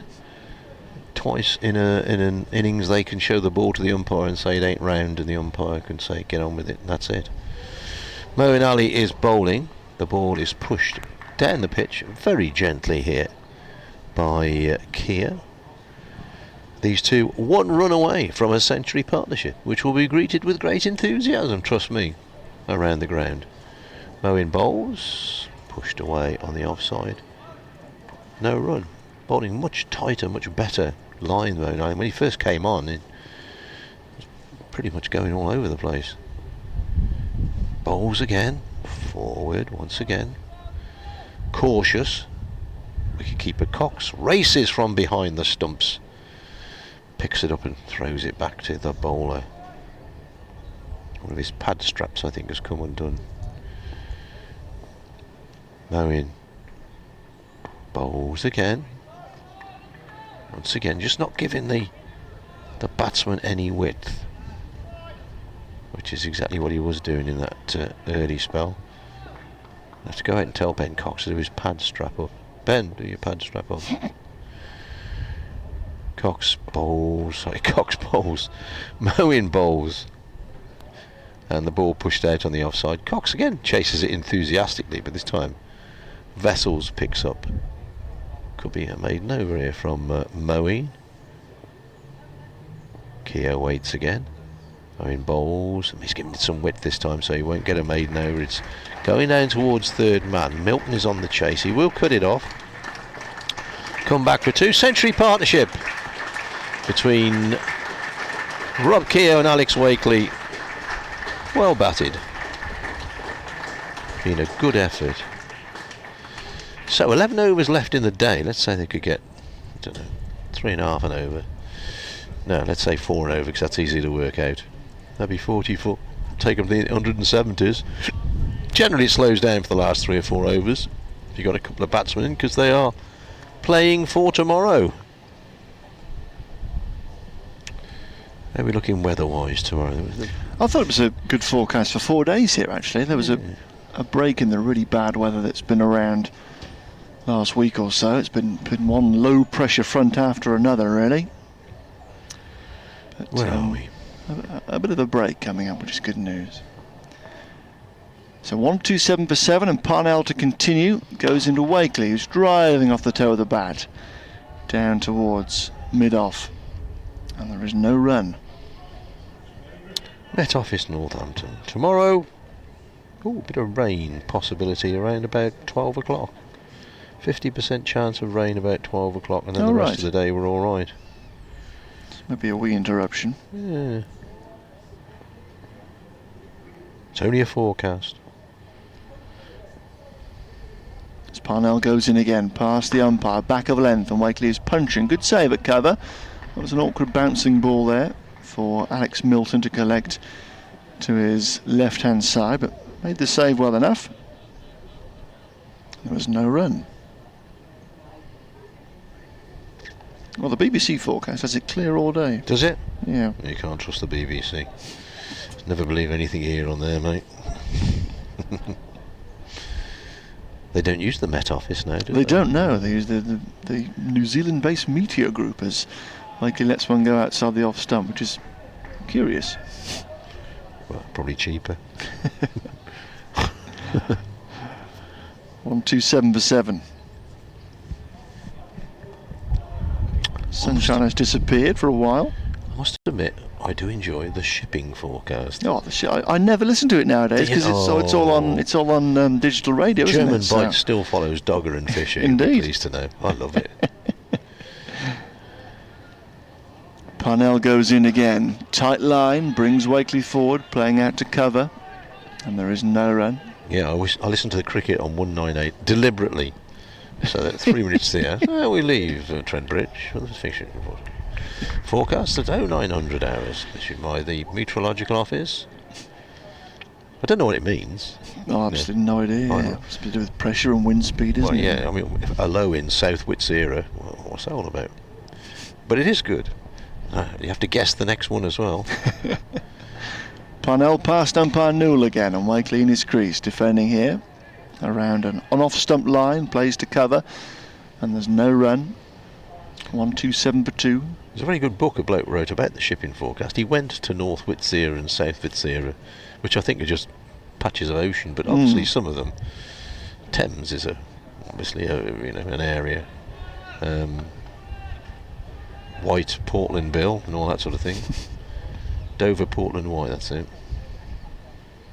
Parnell once more, this time outside the off stump on a fuller length, and Wakeley pays no attention whatsoever and allows it to pass through behind the stumps. At end of the over, 127 for 2. Northamptonshire. Keogh is 53, Wakeley is 54, and this pair have added 101 for the third wicket after Newton fell for 2 and Curran fell for 10, 26 for 2, and Worcestershire were sensing away back into the game. But they need something to happen here in the remaining 10 overs of the day. Otherwise, they're going to be quite demoralised, one would suspect, going into the close this evening. Yeah. 25 overs remain in the test match. That's 26. I don't know, is there a cut-off time in that today? But I'm not sure. I think finally they may just bowl the overs. they've got to play the overs. When will they shake hands, though? Here's Moeen Ali. And he bowls, and this is pushed out by Keogh on the offside. No run. I reckon Moeen's bowled 5 overs for about 10 runs here after his first overs were not very good. But he's settled down a bit. Bowls again. Shoves a pad out this time. Keogh, bat held high. Imagine, it's difficult to tell from our angle because Moeen bowling towards us, but I can't imagine he's getting too much turn on a first day pitch. But he's in again. Good line, good length. Treated with due respect. A gentleman rides his bike around the ground. I like cricket grounds where you can ride your bike round. Cricket grounds that let dogs in and ride your bike round. Proper cricket grounds. Moeen in bowls, pushed away on the offside. No run on this occasion as Vessels creeps in to do the fielding. What John Arlott used to describe as mackerel skies above. Clouds beginning to build. Moeen in again. Oh, that one does something strange. Difficult to tell from our angle, but bounced a little bit more, I think, than maybe hit him on the elbow. Just looking at the back of his elbow there was Rob Keogh, so maybe it did bounce a little. Moeen chugs away again. This time Cox whips the bails off as it goes past the outside edge of Keogh's bat. End of the over. Much, much better from Moeen Ali. 9 overs now for 31. 127 for 2. And the run rate has slowed considerably. The last 10 overs, 19 runs. Yeah, they got control back, Worcestershire, haven't they? Yeah. Northamptonshire work a bit hard, I guess. That spell just after tea, 7 or 8 overs, Northamptonshire were really going along merrily. They've settled nicely here. I mean, from the far end, it's just settled into a useful area outside the off stump. Got his field right. Made sure he can't be just pushed away for easy runs with the field up on the offside.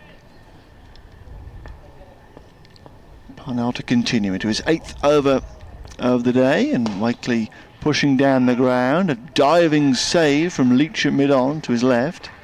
Prevents probably one more run, I suggest there. Might have escaped down beneath this for 3 perhaps, but certainly saved 1. Wakeley goes to 55, 128 for 2.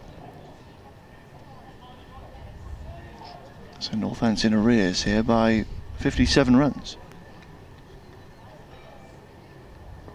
2 orthodox catters in place as Parnell goes into Keogh, and Keogh is pressing forward out towards Milton at extra cover, and there's no run. Bit of rain up to Colwyn Bay now. Yes. Ross-on-Sea. Yeah. Well, one of my old... I remember you and I did some cricket up there. You always say this. It didn't happen. Did it not? No, I've never been to Colwyn Bay. Oh, it was old thingy. What? Your old mate Jackson. Oh, Tom Jackson. Tom Jackson. Yes. That's who it was. Because I saw him the other day. Yes. Yes. Yeah. Parnell in again, outside the off stump, way outside the off stump, in fact, and Keogh pays no attention. That's it. Yes, because I saw him the other day and we were on about various places, and he said, "Oh yeah, I came to Colwyn." I said, "No, you didn't. It was Alex Winter." He said, "No, it was me." Said, "All right, mate." Yeah, there we are. Happy days. Where you get your power from the bungalow behind the ground. The back of the ground, you have to go. Mrs. Evans' kitchen, you have to put the plug through the window. Get your power from there. Love it. Proper cricket ground. Parnell now over the wicket for the first time in this spell, I fancy. Goes into Keogh, slides one across him, and Keogh lets one go from a full length. In days of yore, the old left arm seamer always bowled over the wicket. Very rarely bowled round, but now they have this theory that brings LBW into it. Yeah, the ball's got to do a lot, hasn't it, from over the wicket to come back and get the right hand at LBW. Yeah. So around it probably just brings More dismissals into play as Parnell is in again, and Keogh is well forward here, and a very solid forward defensive stroke out towards Ferguson at mid-off. And there's no run. 1-2-8 for 2 Northants. There's a gentleman with a fine sun hat on, takes his seat in his coat to our right. Yeah, so 1 or 2 putting their coats on in the last 10 minutes.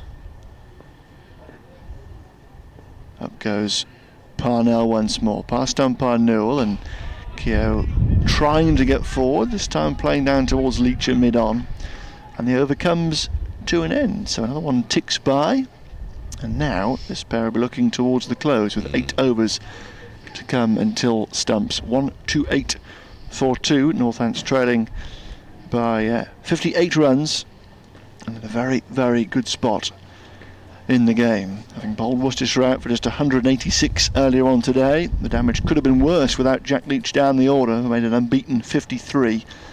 Parnell a chancy 30, Barnard a very composed 27, and Josh Tongue also very smartly compiled 20 before he was last man out. Recovered the innings from 108 for 8. Moeen Ali is going to continue his spell, bowling from the Wilson end, the far end from us. Bowls and pushed away on the offside. If you don't know Wantage Road, the Wilson end is the large indoor school at the far end, but it has seating, of course, facing the pitch. Quite a large and impressive building. Next ball played away towards mid-wicket. Ed Barnard is the fielder again. No run. The wind has forever ruffled the trees in the gardens away to our right-hand side. Next ball back and across. Pushed away by Moeen Ali.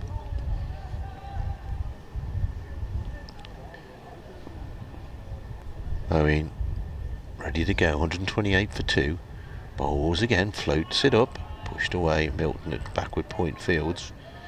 It was one of those gardens, or 1 or 2 of those gardens where floodlit at one time, because I think when they put the floodlights in, they put them in, one of them was in the wrong place a few years ago. Before your time, mate, this is. There's that Moeen bowls again. This is on leg stump, it's in the air. Oh, it bounces just short of Barnard, who comes in from mid-wicket. Almost a mistake from Wakeley. Quicker delivery from Moeen Ali. Bounced, what, a metre in front of Barnard? Moeen bowls again, and this time played back down the pitch. Bowler himself half stops it. Barnard completes it. Another good over from Moeen Ali. 128 for 2. He's bowled 10 overs for 31 runs. Yes, one of these pylons away to our right, I seem to remember, was in the wrong place, and we used to do commentary from over in that corner. Oh, blimey, this is 1,000 years ago. I don't know why we did it over there. But it's shining. There's a couple of gardens, and the lights were shining directly into the gardens. And they had to get them realigned. I'm going back. This is when they were first put up, which is probably a long time ago now. Yeah, they were one of the earlier grounds to have them erected here. Yeah. They tell me that Worcester Warriors have got new floodlights, which is a good idea. Yeah, far corner of ground there. Lord Lucan could have been riding Shergar. You'd never have known, it was so dark. Anyway, here we go. Parnell's to bowl. 7 overs to go. Parnell is in, and Keogh is letting one go outside the off stump again. It's through to Cox, just going to his right to take that. So 10-6. Not going to need too much overtime with the overs that Moeen has sent down. 10 of them. So just get through a bit quicker here. Because at one stage it was looking as if we were going to be quite delayed in finishing tonight. Lights fading slightly. Yeah, but the sun trying to peek through from the west as Parnell goes in again, and Keogh covers up down towards extra cover for no run. I think Northamptonshire mind going off now. No, they'd be quite happy, wouldn't they? Yeah. Come back out in the morning. We've got a decision reviewed in the test match. Not quite sure what it's all about. Don't think there's much going for it. I think it's high and wide. High, wide and handsome. Parnell is up once more, past umpire Newell, and Keogh is flicking wide of mid-on. They may have got a single had they set off immediately, but they didn't. And Leach was able to just bend down to his right-hand side to collect that. And there was no run. 1-2-8 for 2. Umpires just having a bit of a chat. Yeah. I can't believe. Is it? I can't believe it's about the ball. Yeah, I'm going to say ball's out of shape. Can't believe it's about the light just yet. Yeah, getting together here with the ball. What is it? Into its 41st over here now. Yeah, I think Worcestershire are trying to get another one. Yeah. Certainly in that first Test match, when the Australians changed the ball that they changed it to was going looping all over the place. Yeah.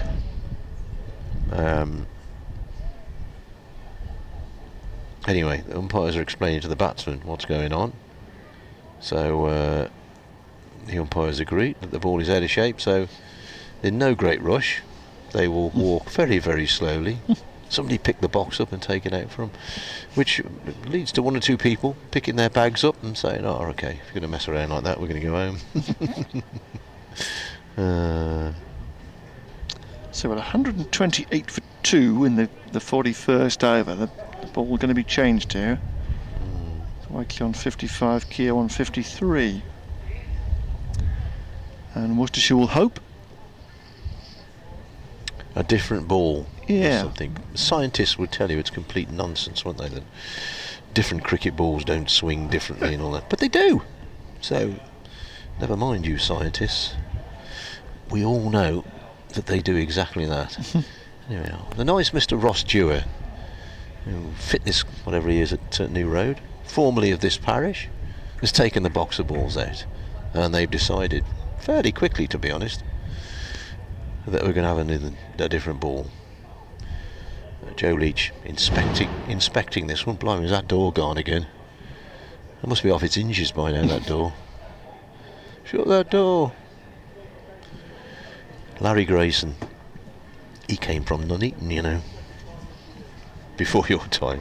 Very much so. I like working with Mr. Winter because every now and then he looks at me completely blank. Back underway with a new ball, and Parnell is in. Keogh is backing across the stumps to defend back up towards the bowler, and there is no run. Have I just seen Alan Richardson down beneath this? Larry Grayson to Alan Richardson. I'll tell him that later. Yes, my friend Alex Winter compared you to Larry Grayson. He was a camp comedian many years ago, and his phrase was, shut that door. That's what it was. Shut that door. Honest. Parnell going in again, left arm over the wicket, and Keogh was pushing this just in front of point, considered a single for half a stride really, then realised that Ed Barnard was on the scene very quickly, going to his right hand side, and the over comes not to an end just yet because there's one ball to go. He's gone all the way around to Moeen Ali as Larry Grayson. Parnell has bowled in this spell 4 overs and 3 balls for 3 runs. Yeah. Goes in again. And this is an edge and caught at second slip. A very sharp catch by Daryl Mitchell. Up by his right shoulder. Keogh was looking to clip it leg side and got a leading edge that went very quickly indeed to the fielder's right shoulder. And it's a splendid catch, and there is the breakthrough. And a period of pressure has paid off for Worcestershire. A breakthrough they badly needed, because this pair were moving Northants into a really strong position. But just when they were looking to play to stumps, they lose a wicket. And Worcestershire have opened an end up. Keogh's played nicely, but has to go, can't sit through to the close. He's annoyed with himself. Well set. Fine half century. He's now gone. Northants are 1-2-8 for 3. Good catch in the end by Mitchell, because he would have seen that one fairly late, I would have thought, because Keogh was kind of playing across his body, and the left armour coming over the wicket would have dipped into him fairly late. So good catch, and yeah, quite right, that bit of pressure is built up by Worcestershire post tee, they were very loose, and the batsman took full toll of it. Credit to them. But since the last 10-12 overs, Moeen Ali's tightened it up, Wayne Parnell has tightened it up, and they have their rewards. Do we have a night watchman coming in? No. Who's come in? Yeah, we do, don't we? Yeah, Nathan Buck. Yeah. So it is a night watchman. I thought he... 6 overs to go. Yeah, well... Yeah. I suppose they say a lot of teams give the option to the next man in, and Dwayne Pretorius, slated to come in at number 5, wants Buck to do his job for him here. So a lot of cricket for Buck to try and get through before the close, with 6 overs to go. Wakeley still are on 53, and just an end open for Worcestershire. Suddenly they're getting a short leg in for Wakeley. A little sense that they can maybe get back into the game in this little period before the close. If it doesn't rain, because the clouds to our left are quite dark. I just noticing that way over above the stand there. It looks... it's raining in the distance. Yeah, may clear past us, hopefully. Yeah. Here's Moeen Ali starting a new over. Back and across, pushed out on the offside for a single, which will bring the night watchman on to strike. Hey up. Breeze is getting up as well. Cups and plates and ducks and geese and hens better scurry. As... yeah, I think it's just going to, says he, with great knowledge of the Northamptonshire weather, I think that's just going to probably skirt round us, but certainly 3 or 4 miles away, I reckon it could be raining. 129 for 3. Buck, the night watchman, to face up to Moeen Ali. He's taking... What's he taking there? Middle and off? Certainly seems a long way across. Short leg is in. Shortish mid-wicket is in. Slip is in. Thing is, with the night watchman, if he's out, do you send another night watchman in? Moeen Ali in to bowl to Buck, who plays the ball gently. 3 or 4 bounces. 2 short leg, where Vessels is the fielder.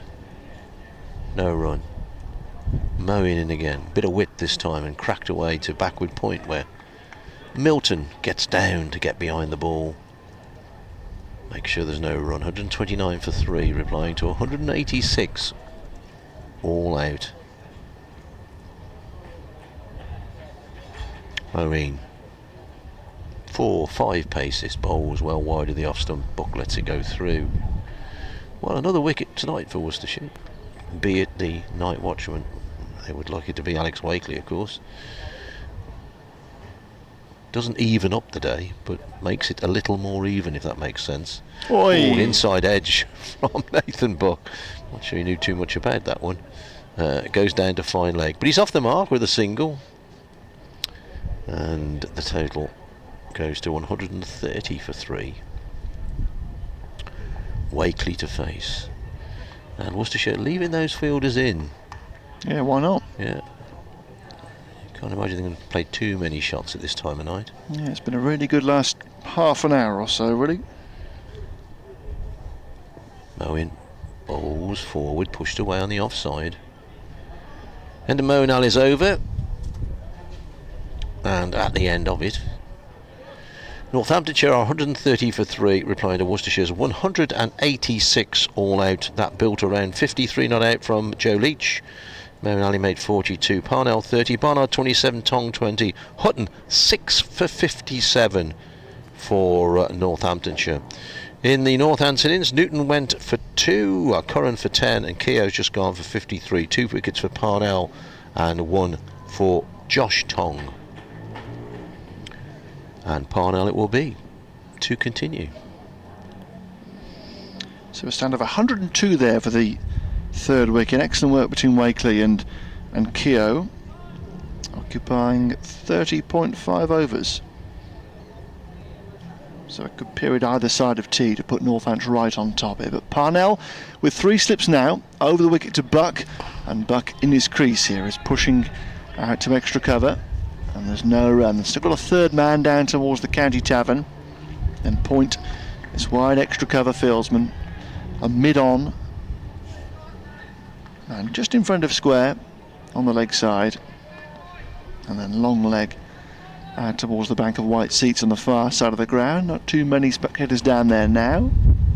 The crowd has just filed away as Parnell sets off again, and bowls a full of length delivery just outside Bucks off stump, and he's letting it go.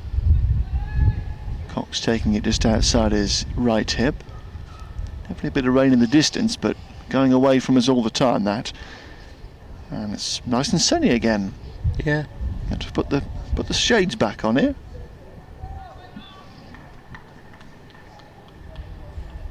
Been a reasonable day, weather-wise. Yeah, it's been all right. Yeah, if the wind had dropped, it would have been really warm. Parnell goes in again, past the umpire, and Buck in his ground is just nudging one away towards Barnard at point. And there's no run. 130 for 3, Northamptonshire applying to 186. So only 56 runs in arrears here. Having made excellent progress since tea, you've just been forced to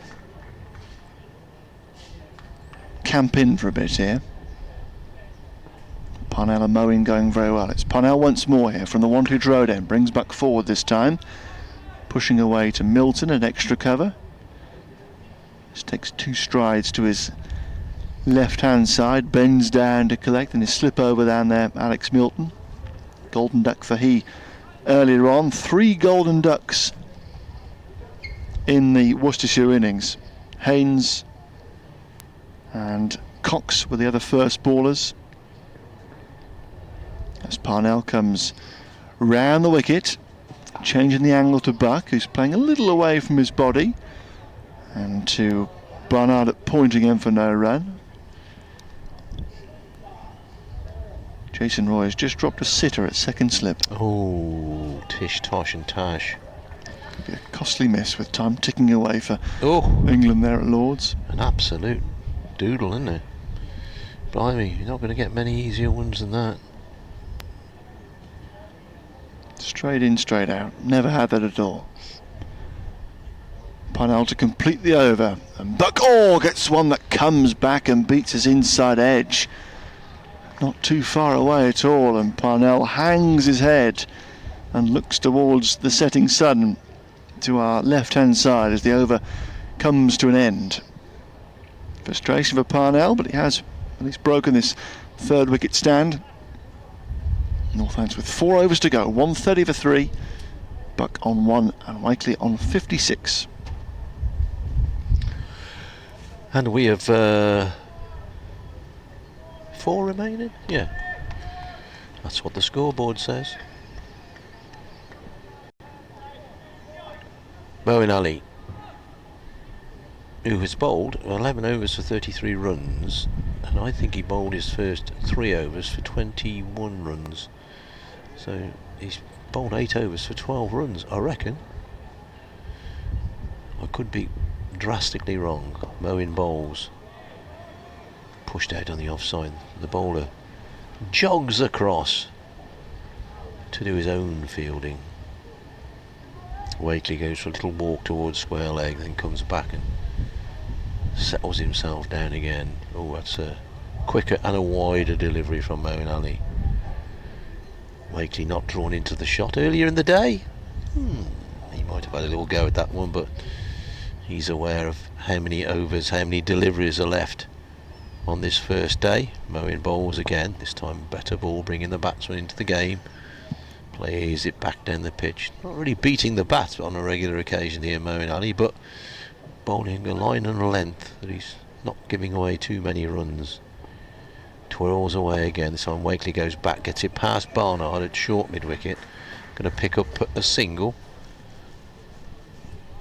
Who's that way down there? Tongue it is, who does the fielding. 131 for 3. Yeah, 3 overs for 20. Moeen bowled to start. Yeah, so he's come back and done really well. Yeah.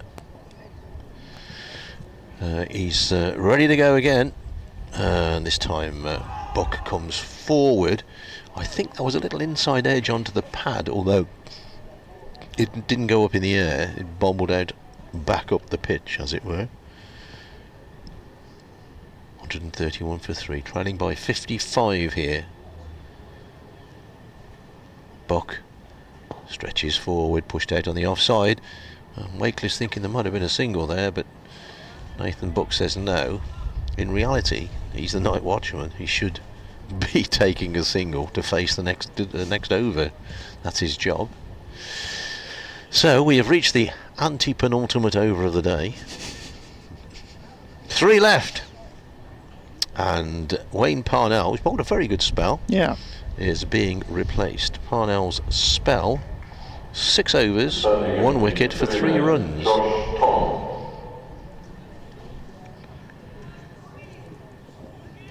So Tung will have 2 overs to bowl in this mini spell. A chance to come in, run hard and have a blast and see if he can dislodge another before the close here. But Worcestershire have certainly dragged things back very well in the last half an hour, maybe 45 minutes or so, really towards the close here. Still Northants on top, but Worcestershire will know that Northants aren't batting as deep this game as maybe in previous matches. 1-3-1 for 3 as Tung goes into Wakeley, the right-hander, and begins with a very full delivery on the off stump. The Wakeley is forward to and just nudging out on the offside a few yards, and there's no run. There are 2 slips in place, a third man, point extra cover mid-off and a mid-on, and then 2 have gone back on the leg side now at deep square and long leg, and both those fieldsmen over there looking directly into the setting sun over Northampton town centre. Tung sets off past umpire Newell, and Wakeley pushing at one that just left him slightly, gets it fine of third man, going to come charging back for a second run here. Wakeley, very good running. Could say he should have just taken a calm single and allowed the night watchman to do his job, but Wakeley has ran very well between the wickets thus far, and why would you not want to give yourself an extra run if it's available? Goes to 59 now, 1-3-3 for 3. It was a good second run because Parnell down at third man is a left-hander, and it was to his left, so they were taking on the arm, as it were. Tung goes in again past the stumps and bowls very full and straight, and Wakeley just dabs leg side and sets off for a quick single. Nothing that Ferguson at mid-on can do about that. Coming to his right, and Wakeley now is on to 60.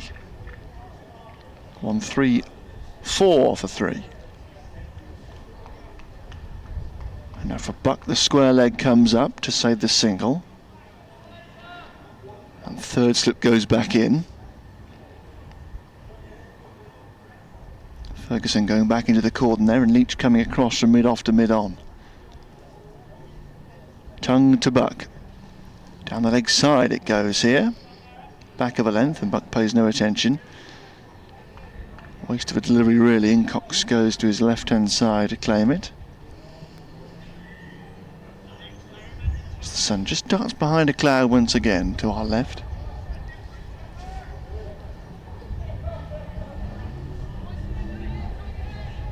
A bit more noise in the outfield for Worcestershire here. Just sensing a little opportunity before close. As Tung goes in again, and Buck forward in front of the off stump, blocking this out towards point. And there is no run as far as Ed Barnard in there.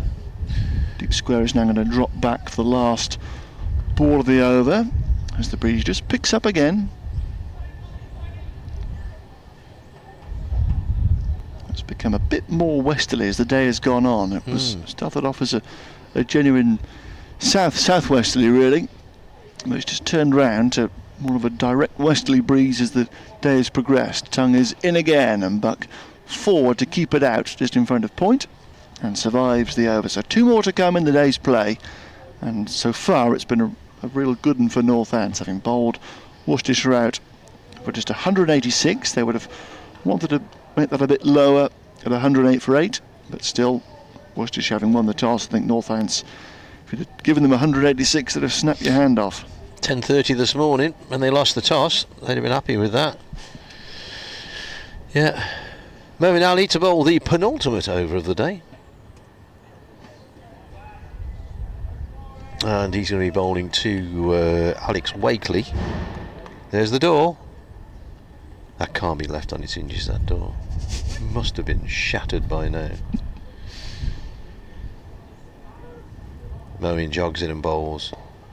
Pushed back down the pitch. Bowler himself will... Well, technically he fields the ball, but the ball had virtually stopped by the time it got to him. Chugs in again. Bowls forward. Wakeley pushes away on the offside. Moeen Ali has bowled 9 overs, or his last 9 overs, for 14 runs. Took him a while to get in the groove. It's a good time of night to be bowling anyway, because batsmen aren't going to take too many risks. In fact, he's driven away through the offside for what could be 2. So really, they should be taking a single, so the night watchman's facing, but Wakeley rather says, yeah, come back for 2, I'll have 2 of those, thank you. So he goes to 62, 136 for 3, exactly 50 in arrears. For the first time, Moeen Ali is going to come and bowl around the wicket. Can't imagine there's too much rough outside the right-hander's leg stump as we come to the close on the first day. Oh, that's a moon ball. It's gone way up in the air, and the batsman's actually hit it. The umpire's called no ball, as he quite rightly should. I've no idea what happened. But he bowled one of those in the Test match, didn't he? He bowled 2 of them, didn't he? Yeah, it was way above waist high. So I presume he's had an official warning. Yeah. You can't bowl 2 of those, or you're off. It's a bizarre delivery. Just slipped out of his hand. Yeah. Anyway, brings a change in the field. Not quite sure what that means. It means that Nathan Buck's facing. Buck forward, pushes away on the offside. Wakeley wants a single. Nathan Buck doesn't. He's not taking his night watchman duties quite as seriously as he should, you know, here. Although I suppose there's 3 balls left in this over. 2 balls left in the over, so he is getting it right. I've got a short mid-wicket, a short leg, and 2 slips now.